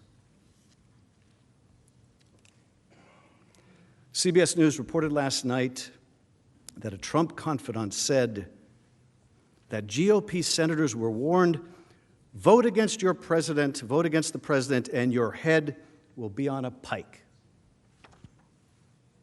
Now, I don't know if that's true. Vote against the president and your head will be on a pike. I have to say, when I read that, and again, I don't know if that's true, but when I read that, I was struck by the irony. By the irony. I hope it's not true. I hope it's not true. But I was struck by the irony of the idea when we're talking about a president who would make himself a monarch, that whoever that was would use the terminology of a penalty that was imposed by a monarch, a head on a pike. Just this week, America lost a hero, Thomas Railsback. He passed away on Monday, the day before this trial began. Some of you may have known or even served with Congressman Thomas Railsback. He was a Republican from Illinois, and the second-ranking member on the House Judiciary Committee when that committee was conducting its impeachment inquiry into President Nixon. In July of 1974, as the inquiry was coming to a close, Congressman Railsback began meeting with a bipartisan group of members of the House, 3 other Republicans and 3 Democrats. Here in the Senate, they might have called them the Gang of 7. They gathered and they talked and they labored over language and ultimately helped develop a bipartisan support for the articles that led a group of Republican senators, including Barry Goldwater and Howard Baker, to tell President Nixon that he must resign. Some say that the Nixon impeachment might not have moved forward were it not for those 4 courageous Republicans led by Congressman Railsback. And it pained the congressman because he credited Nixon with giving him his seat, with getting him elected. He did it because he said, because seeing all the evidence, it was something we had to do because the evidence was there. One of his aides, Ray LaHood, eulogized him, saying he felt an obligation to the Constitution to do what is right. Now soon, members of this body will face the most momentous of decisions. Not, as I said at the outset, between guilt and innocence, but a far more foundational issue. Should there be a fair trial? Shall the House be able to present its case with witnesses and documents through the use of subpoenas, as has been the case in every impeachment trial in history? Now, the president's lawyers have been making their case outside of this chamber, threatening to stall these proceedings with the assertion of false claims of privilege. Having persuaded this body to postpone consideration of the witnesses and documents, they now appear to be preparing the ground to say it will be too late to consider them next week.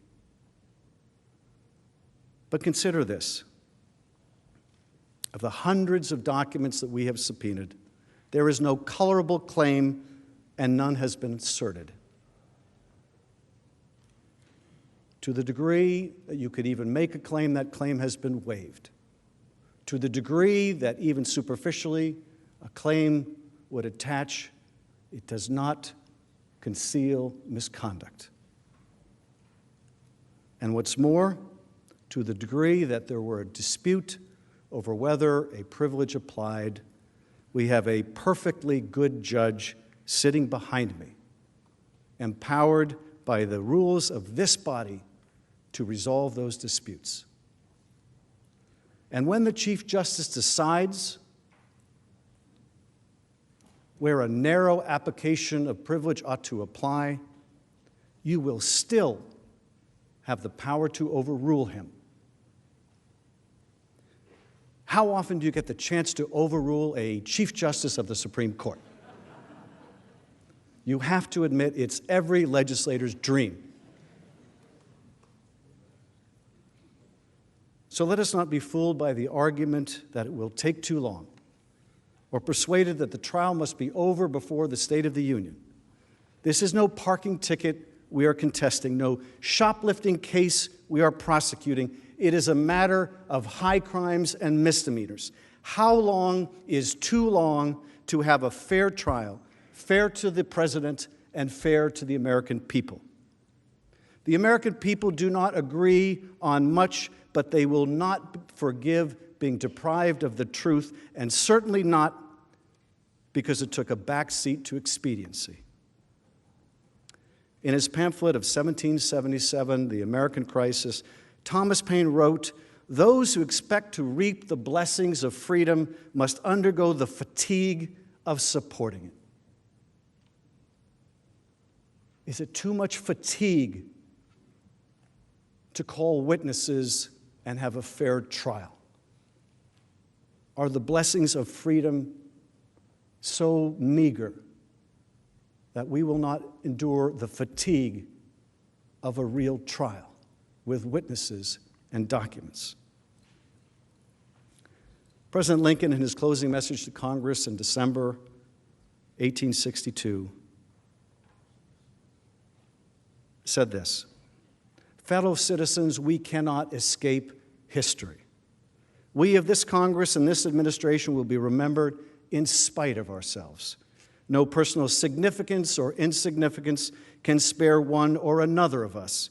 The fiery trial through which we pass will light us down in honor or dishonor to the latest generation." I think he was the most interesting president in history. He may be the most interesting person in our history. This man who started out dirt poor, like hundreds of thousands of other people at the time. He had nothing. No money, no education. He educated himself. But he had a brain in that head, a brilliance in that mind, that made him one of the most incredible, not just presidents, but people in history. I think he's the most interesting character in our history. Out of the hundreds and hundreds of thousands of other Americans at the time, why him? Why him? I think a lot about history, as I know you do. Sometimes I think about how unforgiving history can be of our conduct. We can do a lifetime's work, draft the most wonderful legislation, help our constituents, and yet we may be remembered for none of that.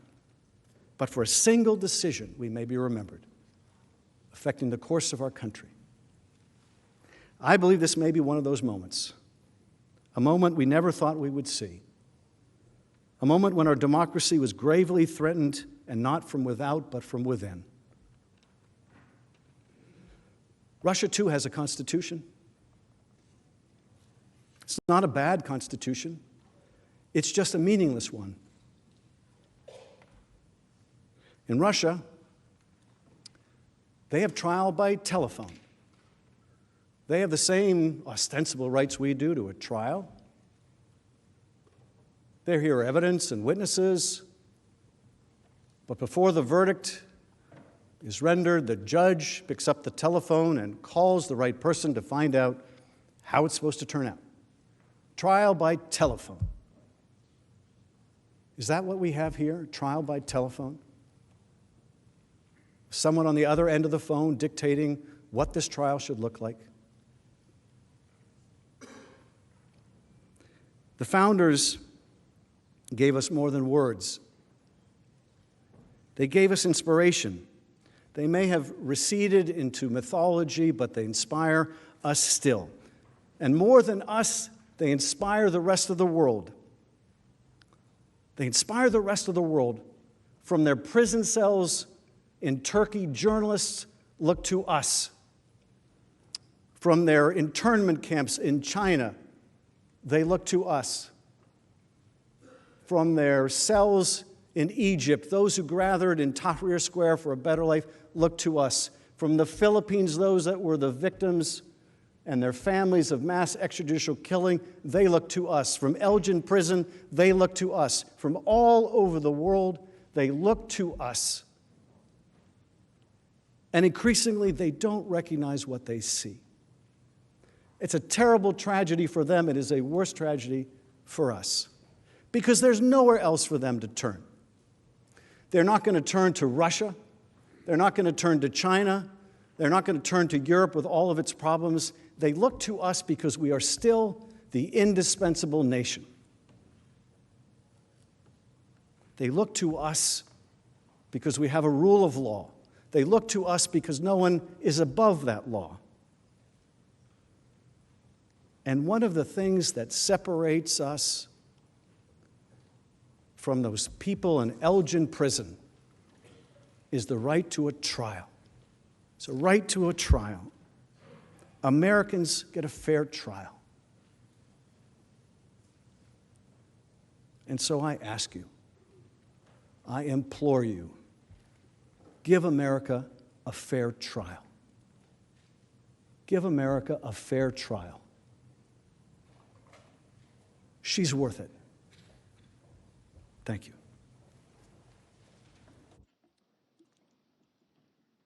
The majority leader is recognized. Mr. Chief Justice, I ask unanimous consent the trial adjourn until 10 a.m. Saturday, January 25th, and this order also constitute the adjournment of the Senate. Without objection, so ordered. The Senate is adjourned.